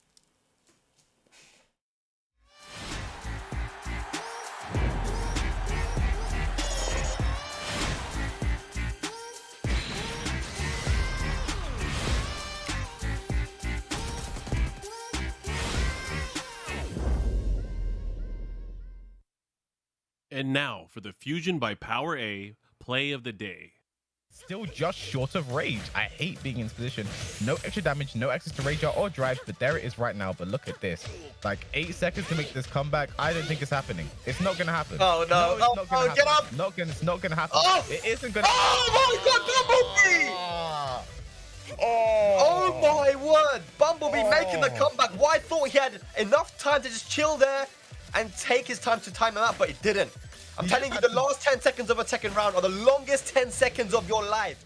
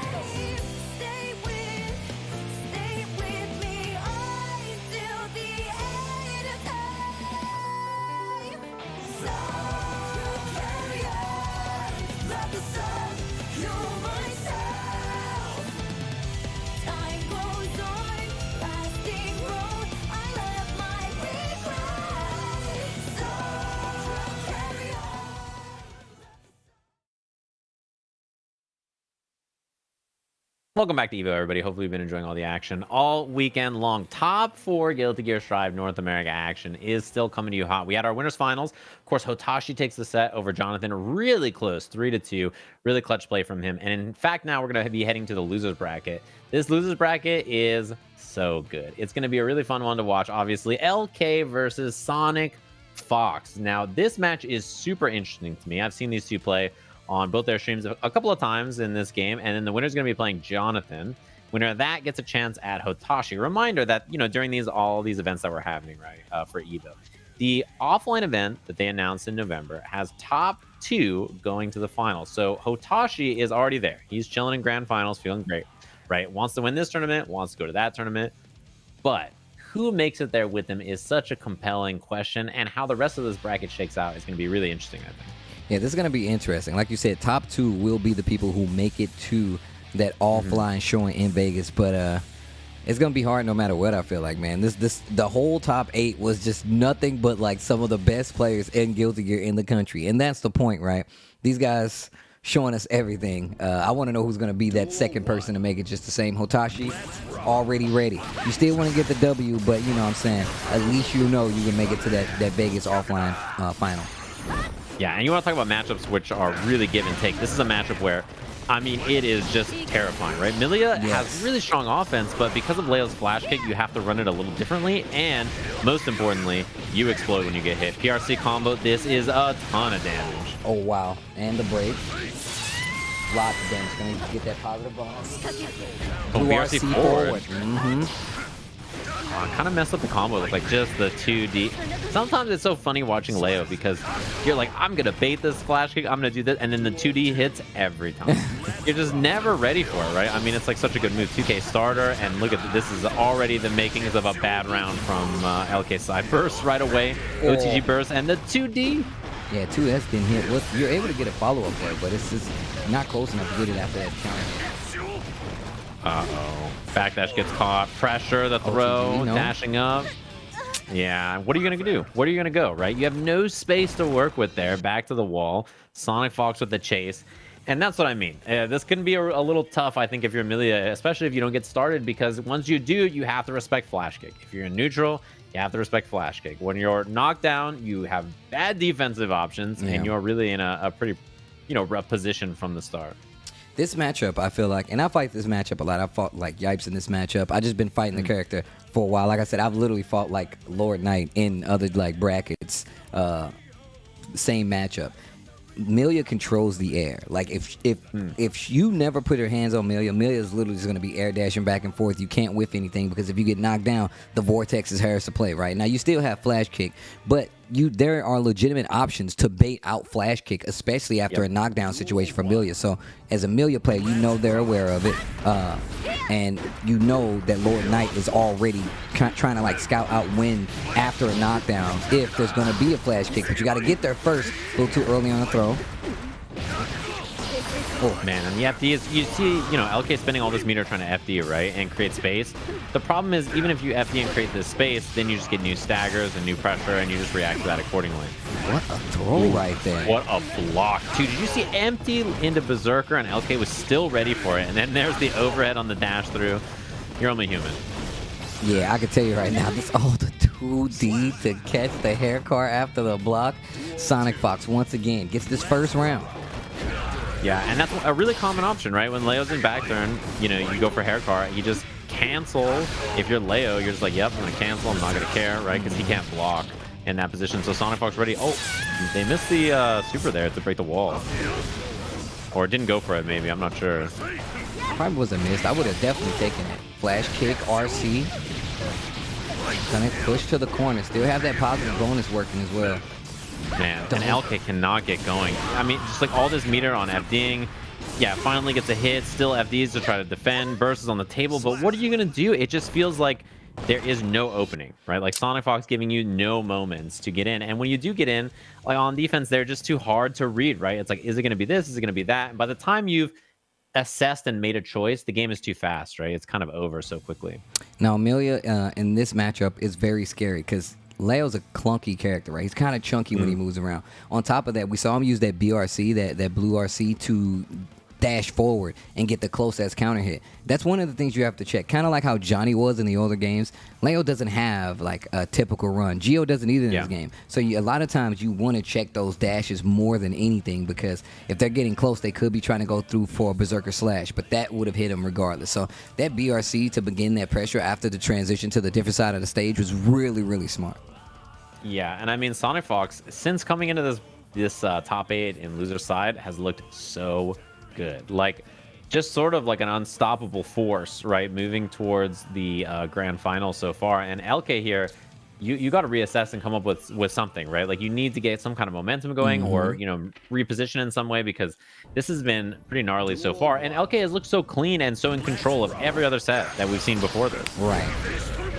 Flash kick once again, and it's the consistency on just how the flash kicks are hitting. Takes the Oki, spins the burst already, tries to go for the whiff punish on the 2D, not gonna work out. Finally makes the throw whiff. Sonic spins the burst in retaliation and keeps the corner. Yeah, and the Rift is already getting cranked up right there, although goes down on that hit. This is big. Back throw into the corner, and then just flash kick right away. No fear. Okay, close S. Goes to stand H, cancels to that roll. Keeping Sonic on the offense right now. 6H, 2K into 6H again, and gets the wall break. No, I'm surprised no super usage right there. Oh, wow, neither one go for throw this time. Fall right next to each other. The Berserker hits. The burst is there. Are you going to spend it, though? No. Hold on to it. I think in that case, right, you're just too afraid that the burst's going to whiff or it's going to get baited or something. So LK was already resigned. Was like, I'm not spending burst on this round, right? Like, it's just not going to happen. Oh, no. Oh, no. And then the overhead was going to be in the front. You know, LK doesn't even want to see it. Just goes for the burst. This is big. Base the flash kick. Gets a big combo here. Back to the middle of the screen. Reset H into the 2K 2D knockdown. Blocks low after the disc pressure. Rolls through on the other side, but puts himself in the corner. Oh, wow. This is big damage. This is big damage. And use the super on the end. And the wall break. I wasn't expecting the wall break. Anything is going to do it right now for Sonic Fox. And didn't believe in the hit. Didn't believe Tried in to the bait hit. it. We saw the same thing in the Tempest set. It's the exact same thing. Sonic Fox says, oh, you're going to try to bait my burst? I'm swinging. You think I care? I don't care. I don't care about burst. I'm going to challenge. I'm going to hit 2P. I don't care. What are you going to do? Bait my burst? Go for it. And that's the problem, is like, no matter where it is, whether you're hitting Sonic, whether you're on pressure, whatever, the defensive decision-making is too hard to crack. Yeah, 3-0 in this set right here. And just Sonic started off with just like a pretty offensive run. Lord Knight just not able to stop the offense in a lot of situations. And we saw a few instances where, you know, Lord Knight was able to challenge, but for the most part, that damage output is what really kept Sonic Fox in the lead. I mean, Leo is known for the damage output, but you have to open this character up. We saw a few, you know, glimmers of that coming from Lord Knight and the offense. We saw the big counter hit after the bait flash, went for a reset here, but Sonic blocked the follow-up after the disc, and that really kind of set the tone for what happened next. You see that big combo, uses the knockdown in the corner, and got the counter hit jump S, and that is definitely a party starter button for Amelia. She gets the party once that button hits. You get a knockdown, you can get carry as well, but that small confirm really did change the tide of everything. Big damage came after it. Sonic Fox gonna stay alive, move further in this loser's side. Yeah, playing incredibly well, right? And as you mentioned, in loser side here of the bracket, so going to be moving on into top 3 of the tournament, which, you know, if you start top 8 losers at a tournament like this and you make it to top 3, that is very impressive, especially a really solid losers run so far. Speaking of solid, we have Fusion by Power A. Of course, we have a lot of different controller options in the fighting game community, and many of them you've seen on this stream. Of course, they are a wired controller that you can pick up for the Xbox Series X or S, and you can check it out at powera.com. They sent me one of these handy dandy controllers. It is real cozy, I gotta say. I am definitely a fan. You can't and see it. You know, if they, you have one back. Is that what that is back there? Right here above my head. That's where it is. It's literally right there, and it is comfy. Somebody I could tell you right now, I've been playing it on it a little bit, especially for, you know, PC and stuff like that. So it's definitely very comfortable. Nice.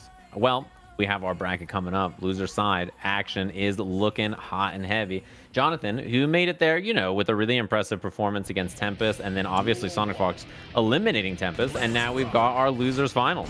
Now this match is very interesting. Once again, we've seen Sonic Fox take on very great Soul players. We've seen the matches versus Dead, right? We've seen Soul matches even in this tournament. How is this going to fare? Jonathan Tanay, a different kind of Soul, an educated Soul, the Frederick of the Souls, if I like to say so myself. Oh, that confirm was sick. Yeah, and definitely the scientist Soul, for sure. Not like the I'm fighting in the streets kind of Soul. Oh, boy. That was going to hurt like hell. Bandito. Uh-oh. OTG with the SDP again. He's like, nah, son. Uh-oh. This is a scary position. The air throw. No Sonic meter. Fox has meter. And yeah, Jonathan says, I'm just going to do... You know what's funny is after that set with Hotashi, Jonathan said, I tried the DP after the Blood Rage. I didn't get it. Zoomers can't do DP. That was what Jonathan said. So, you know, I could tell really practice between those two games. Okay, 2K to challenge. Back turn 5K, and like, what a throw. The awareness right there. 5K, tick throw working out once again. And the burst, trying to keep this round alive. Jonathan, ooh, that is a big hit. And we'll see if Sonic chooses the burst here. It's looking like no. Runs up for the wild, bro. PRC. Nice. Spent Reset. 100% meter. Gonna get the wall break. And the KO. Oh my gosh, Sonic Fox. 1 round apiece. Losers final. Oh, counter hit 6H. That's the tombstone right out of the gate. 6S, they're swinging. Let's go. Oh, that confirmed. Oh, no. Jonathan is so ready. This is going to hurt. Big damage. Fast RC. Oh, with the 6P Ender, I think Fafner or anything else would have killed, but Jonathan wasn't ready. Don't let it it could happen to you, Steve. It could happen to you. Oh, no. Spend it. Oh, that is gonna hurt. Peep the. Oh my god. Meter available for Jonathan. You got a Tyrant Rave maybe on Wake Up. Just gets hit. Sonic Fox with the clutch. It could happen to you, Steve. It could happen to anybody. That's how it goes down. Oh, you hate to see it. Oh, man. You have the game-winning hit. It's stuck to the wall. Just can't move, and you just hit 6P. I'm sorry. Damn, that sucks. Damn, man. It be like that out here in these streets, man. Especially in the streets of Guilty Gear.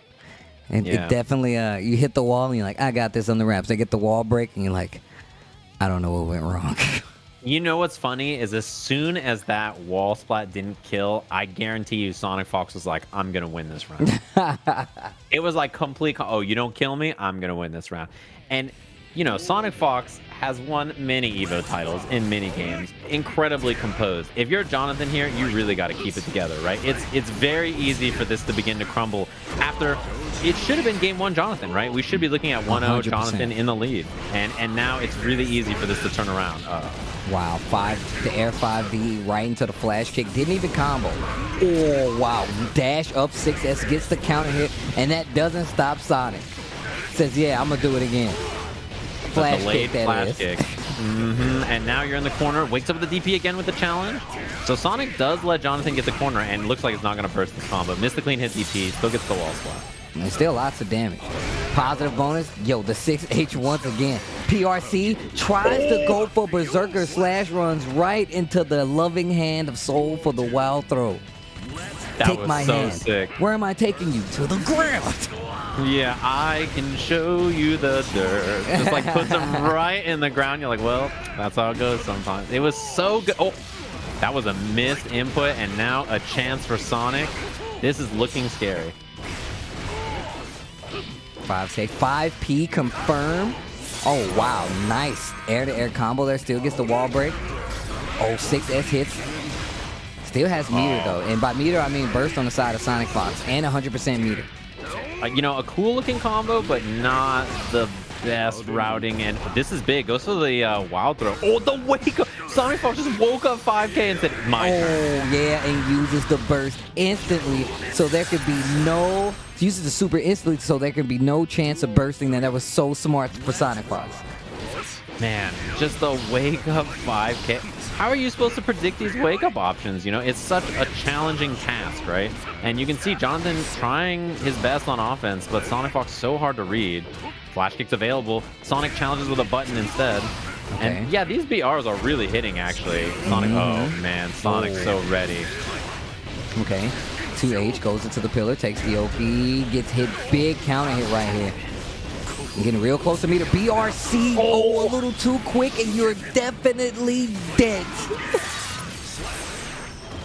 A smidgen. That was all it took. So close. Jonathan was so close on the timing. You're slightly wrong. Just boom, puts up the shield. That's how it goes. You know what's wild? I feel like if he had like just let it, like it would have helped him out. Like if he went the route that he went, I felt like that just added more time to it. If he had committed to the first one, I think he would have been fine. But yeah, that's what happens.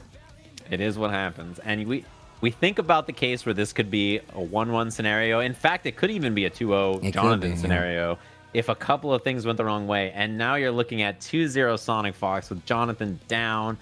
And, you know, it's got to be so tough to bring this back, right? You really need so many correct choices against a player who is impossible to read.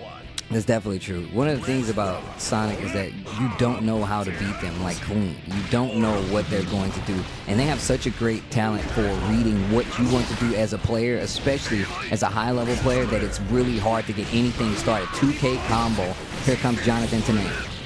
Yeah, I like that combo is cool because, you know, you have run momentum off the 2D, so Soul slides forward and then he gets the 5K after. Okay. Oh, counter hit, baits the burst again, lots of meter. This is gonna hurt. Oh, you might be dead, bruh.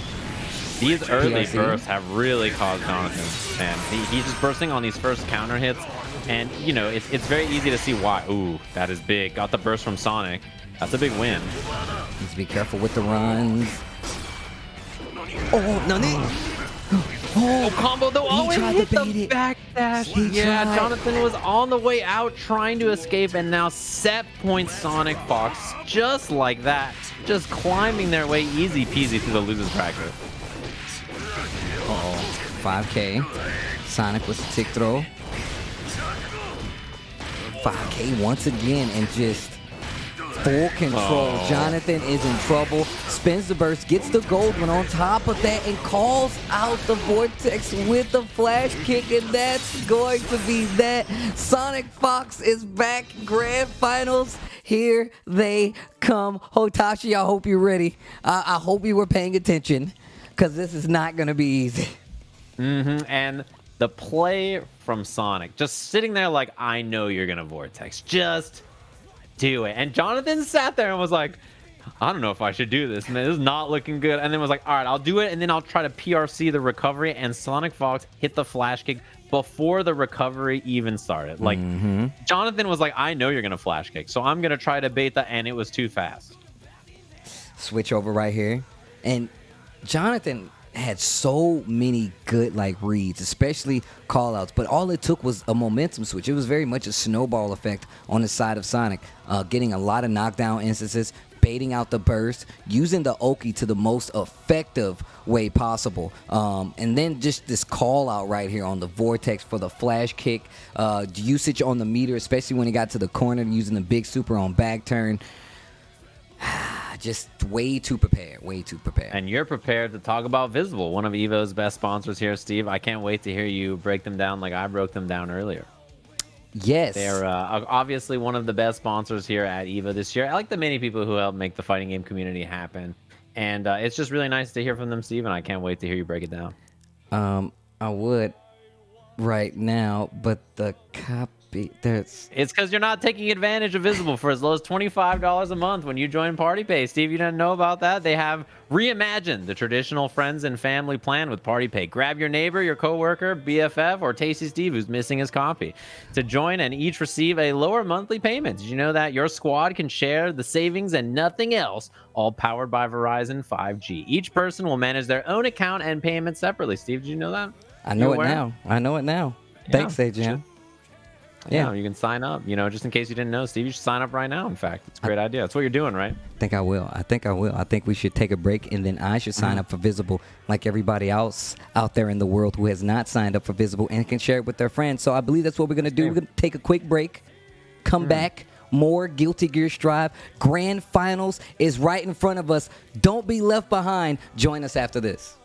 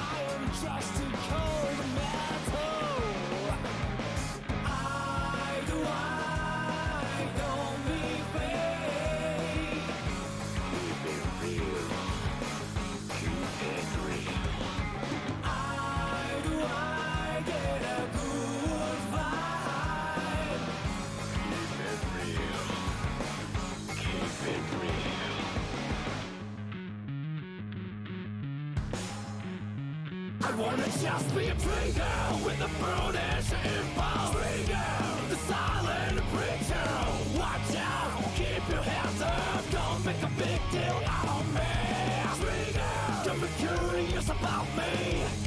I don't want you to get hurt. Watch out, keep your hands up. Don't make a big deal out of me.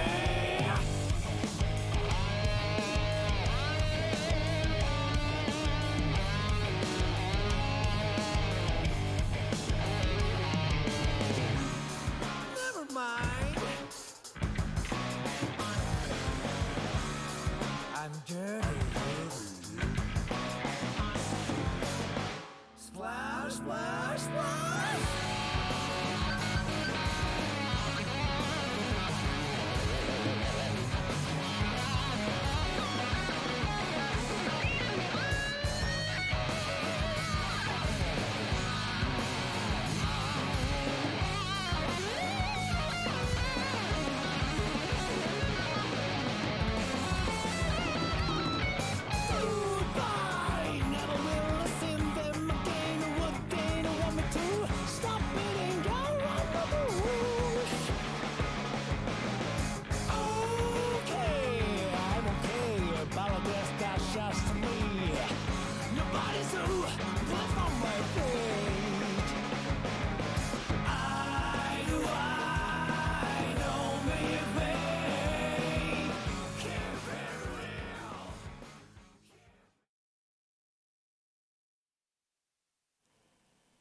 Welcome back, everybody. Hopefully you're ready for our grand finals here for Guilty Gear Strive North America. Our last game, last day of EVO Online this year. It's going to be an absolute barn burner. I cannot wait to watch this set. It's going to be super good. Close out EVO and make sure everybody at home who's been watching all these games all weekends long can go home with a great set. This should be, I think, a wild one either way. Like, no matter what happens, it's going to be chaos, damage, wild swings. Like, it's going to be a really good match, I think.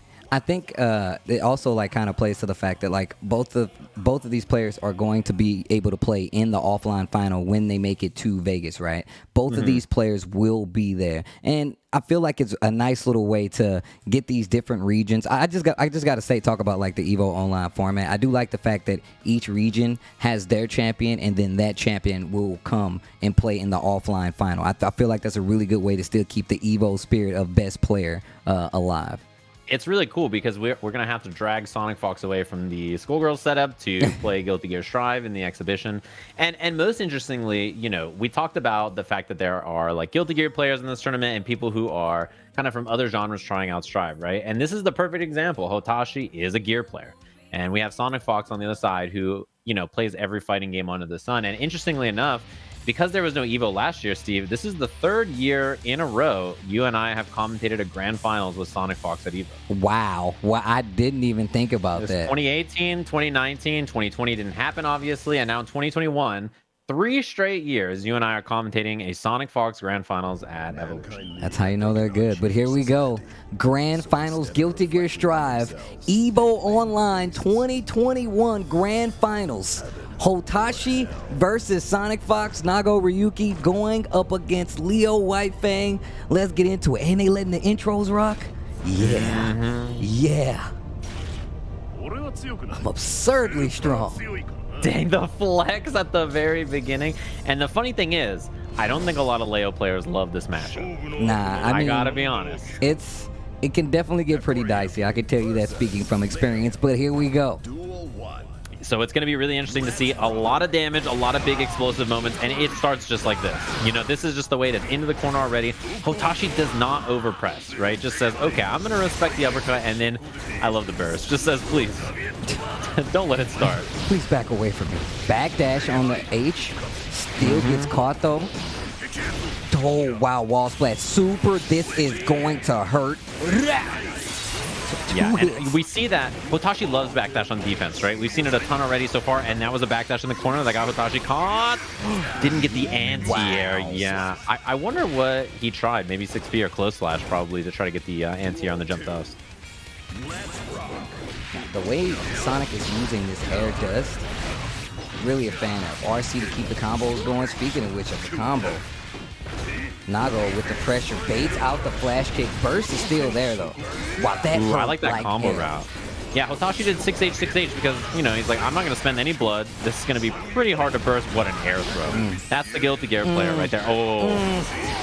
Wow, the burst, the hero burst from Sonic Fox. And just waiting right there. Gets opened up. No meter, but stuck in this corner. This could be bad. Oh, this could be real bad. The Hotashi, maybe. No. Oh, too late. The slowdown. Oh, you're smoked. Oh no, still alive. A little bit of life, the mix-up situation, the wake-up throw. The slowdown made it so Hotashi's move came out too fast and then got hit by the shield because of it. You messed, you did it to yourself. That's the problem. Takes the OP. Oh, this is bad. Oh, that was scary. Oh my gosh, that was scary. The 2S trade with the 2K. Wow. Burst available. OTG 6H chip is, yeah, it doesn't even matter. Chip was an issue, life was an issue. There's not a lot of spaces to go. And that's what can happen in this matchup, right? Like, the way Nagoriyuki structures his pressure is like button, Fukyo away. And like for a character like Leo, where you want to flash kick out and stuff, it's kind of hard for him to poke or contest or do something to move himself in a position where he can kind of fight back against that. And you can see Hotashi just really playing a very controlled, tight corner game because of it. No, that you're 100% correct on that. Just the way that like even Hotashi waiting at the end there didn't really want to overstep, right? So I understand that, but just knowing that I have the life lead, like I'd have to make a lot of mistakes to get like to lose this round, and really just being able to make sure that Sonic doesn't get in the range to get anything started. Like you said, you want to throw fireballs, right? You really want to throw fireballs, but just controlling that ground game, Fukyo is really going to scare you a lot of instances as well. And you definitely can't get clipped by some of these normals if you throw out the wrong fireball up close. So I understand the back and forth, but Sonic taking that first game, Hotashi taking that first game away from Sonic. Yeah, and the bite too, obviously, is, does a lot of damage. It beats the flash kick if you go for it. It's really hard to deal with. Yeah, I mean, what are you going to do? Hotashi with meter, BRC's back. Sonic with the flash kick, but obviously Hotashi has burst if he gets hit. So, you know, this is the start, but he needs more. Okay, wow, that was a great challenge. That was brave. Yeah, that could have been your life, That right? definitely could have been your life. You definitely could have died right there. Yeah.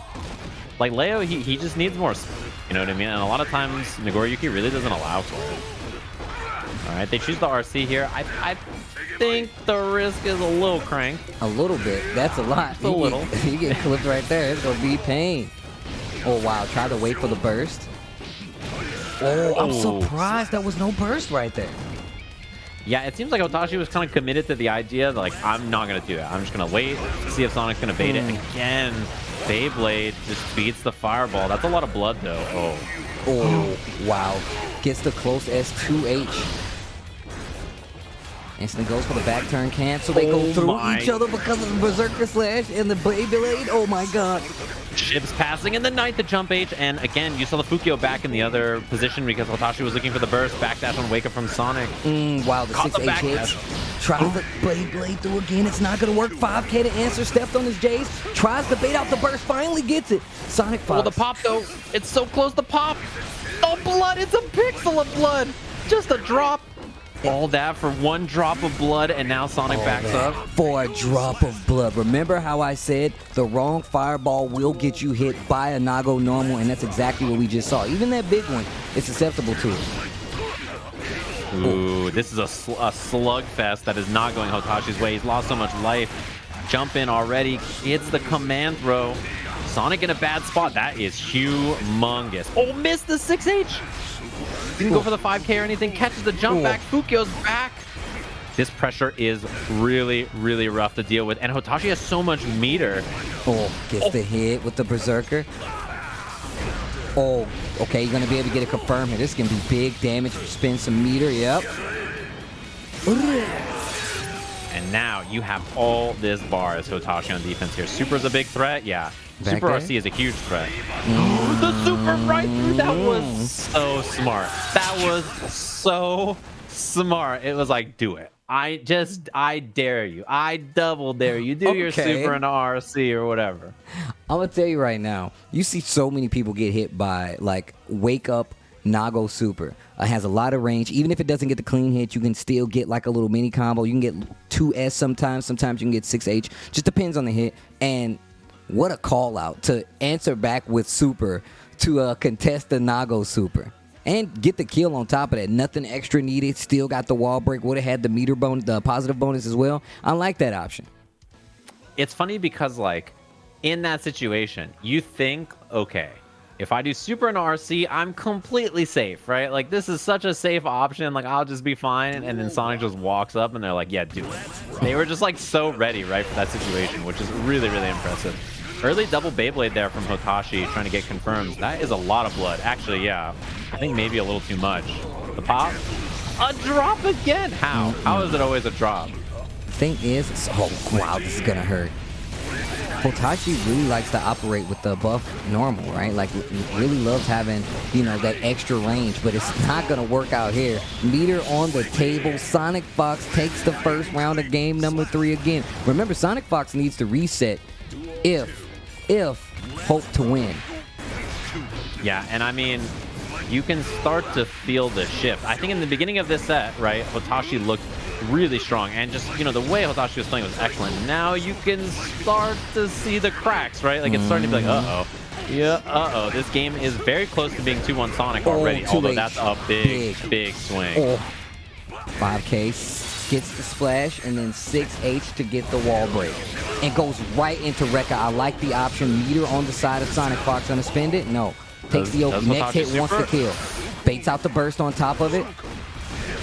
6K. RC tries to get through. Yellow RC to stop the pressure on the Berserker. Backs up, and now the game is about to be played. Close S. Sonic looking for the air throw. Hotashi keeping the ground game. Hits him with the close S. And hit him with the fake little shimmy movement like he was about to jump up there too. That's the fake out, right? In this game, when you try to air throw in those situations, you are counter hit recovery, and the other person can, you know, go for a punish on that.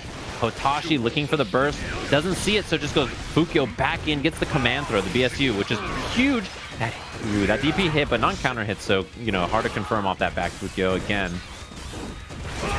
Oh, instant block right there. Wow, and that 2K almost got whiff punished with the 2S from Naga.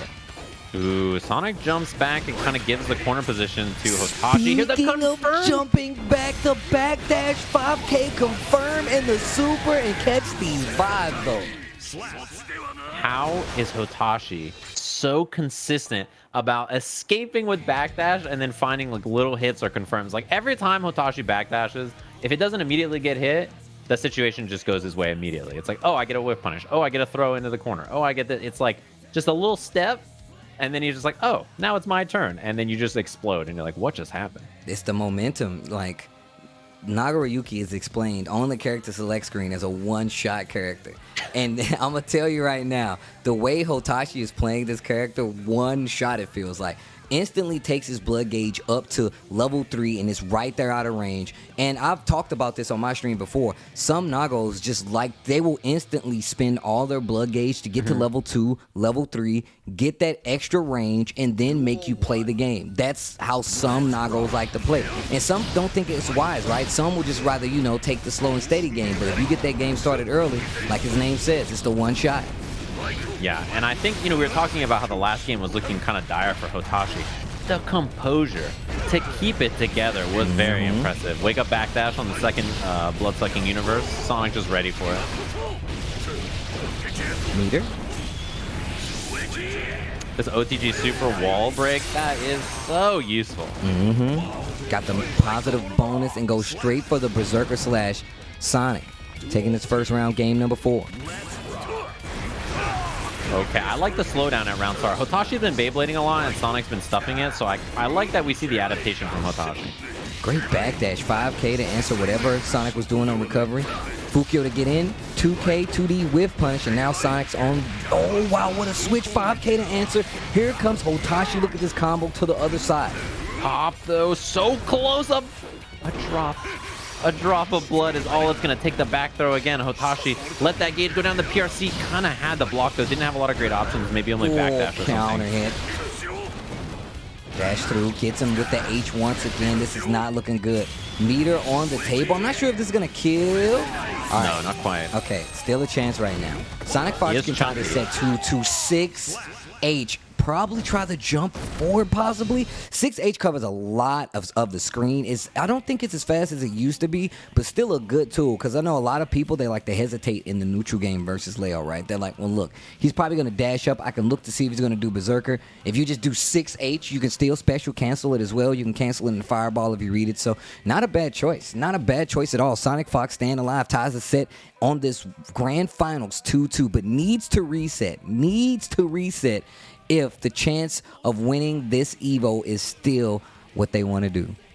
Yeah, and it was such a good position, too, because, you know, we saw Wake Up Super from Hotashi before, and it was countered immediately. So, yeah, it's pretty unlikely you're going to just try it again, like, kind of out of nowhere, right? And Sonic just, 6H just says, don't move. You're just going to sit there. You're going to deal with this pressure. No backdashing, no jumps, nothing like that. So, 2 apiece, and, you know, it's always the case, but I feel like really against a player like Sonic Fox, you cannot let this reset, right? You got to harness everything and just shut it down right now. You cannot let this go to another set where Sonic Fox can get momentum even more and just look better and better and better. So they need to be stopped now if you're Hotashi, right? You really got to compose for this last game and try to, like, you know, put it all in together and then just slow things down unless you're on offense. It is very difficult to do, though, against someone like Sonic. We've seen nobody else even get like games or look nearly as solid against Sonic Fox so far as Hotashi has. No, that's definitely true.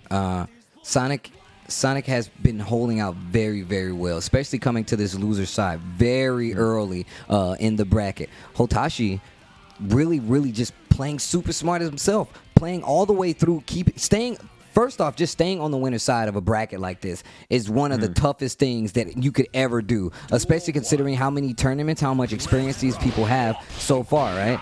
So this is a great back and forth. Once again, gets caught by the Beyblade. You need to be careful. My man wakes up and was like, yo, Leo was like, I don't care. Nago, my man, you can't stop me. That's what you have to do sometimes, right? Like, the thing is, Sonic Fox is known for being wily on defense, but if you never flash kick, right? Like, what are you going to do? And look at the anti-air 5Ps from Hotashi's BSU whiff. Just built that second gauge of blood. Counter Ooh, hits. tried to bait it. is a great space. Hotashi, yeah, not much you can do at that range. And look at this Evo point for Hotashi. Can he close it out here after a really strong, just controlled round counter hit Beyblade to start? This is huge. Into the corner, no wall break. DP or not, the flash kick is baited. Burst on the table, but no chance. There's no chance to burst. Straight for the super right now. This is not good. Gonna break the wall. Sonic Fox is in a lot of trouble. Hotashi on the verge of being our EVO Online NA champion. Command throw kill. Tries to bait it. Looking for the blood. Sonic solid on defense. The staggered low. Oh, wow. Hotashi with the burst. Hotashi also has meter too. You have to be careful here about that. Looking for the Beyblade. The Fugio backdash had the chance. How did it work? That was it. He could have just hit the backdash, but now they have a chance. Sonic Fox with offense here has meters. The backdash from Hotashi. All tournament long, all the way to being your EVO champion here for Guilty Gear Strive.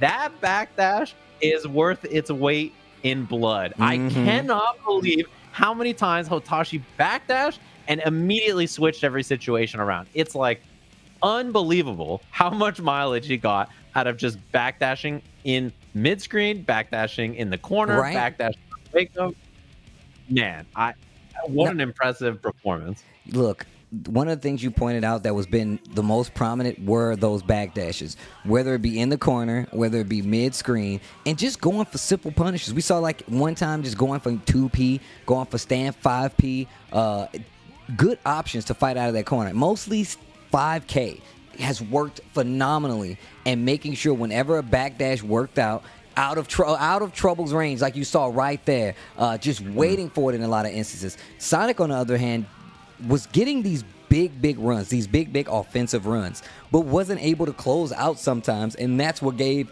Hotashi that extra time to run it back. We saw it there in that game there, got the early wall break, and just immediately had Sonic on tilt most of the match. And it's crazy because there was a lot of back and forth between the two, especially when Hotashi got the lead and tried to slow it down a bit. That's where you mostly saw Sonic come alive. Talking about the routes these guys took, let's look at the bracket one more time before we get out of here. See how our newly crowned EVO Online NA champion, of course you see there is going to be Hotashi, who takes first place, Sonic Fox with second, and third for Jonathan Tanay. Can I get some noise in the chat for our top three guys? This was actually ridiculous. Sonic coming all the way through loser side to get second place. And of course, Jonathan Tanay just not having the best run, right? Gets the first set in winner's side versus Tempest, then beats Hotashi, but goes down to the loser side, and it just did not work out after that. Sonic Fox has a lot of soul experience, so it wasn't going to be the easiest run, and just a great bracket overall to send us home here on EVO. Yeah, Hotashi played incredibly, and I think it was a really interesting set of EVOs we had here, right? We had LATAM and Europe won by some really impressive play by two different chip players. We had Asia, which was super fun to watch, that Daro set. Oh Daru versus XYZZY, yeah, with Axel winning EVO. And then we have Leo Nagoriyuki in the finals of this one. Just some really interesting character matchups to check out, honestly. And I think all of the tournaments were super fun to watch, right? Not only just the Strive events, but all of the events over EVO. I've been watching all the tournaments for everything that's happened, and it's just been an absolute blast. And a pleasure to, you know, get some EVO action, even if it's not in Mandalay Bay in a big arena or anything like that. It's nice to be able to watch it from home, you know? Definitely true.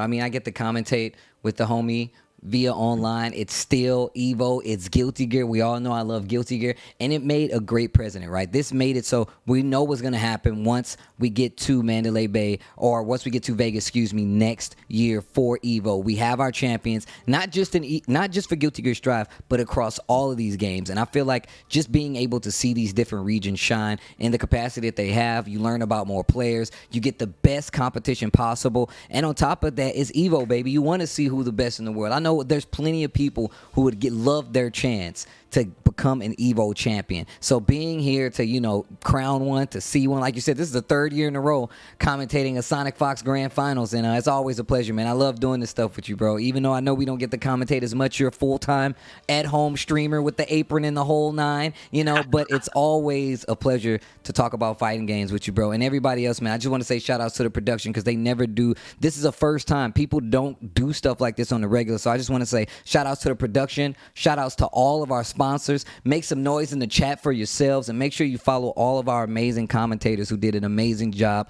And as far as I'm concerned, man, that's it for me. Say, Jam, you got any other words for the people out there? It's always a pleasure commentating EVO with you and also having this event in general. Thanks everybody for watching. Hopefully you enjoyed EVO, and we'll see you guys next year.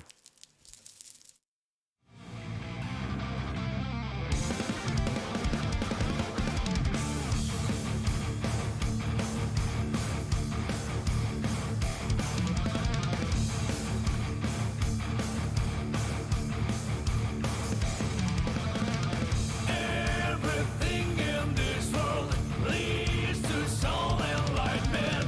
There is nothing wasted about our lives. The snow falling in spring, moon hangs during the day, one with self and time.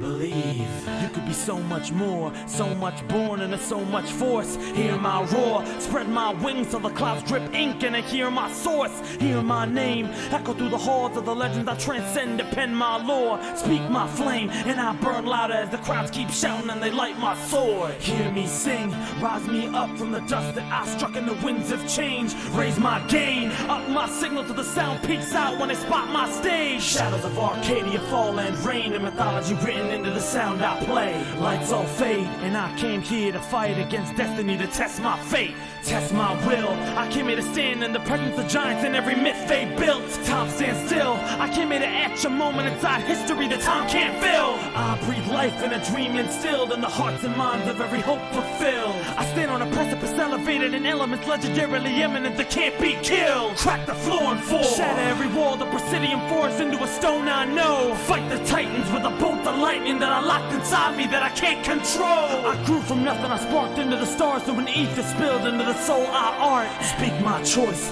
I light the fires of a brand new era as they hear my voice. Evolve till I'm more than what they ask of me, till I fly in ways you can't believe, through a sky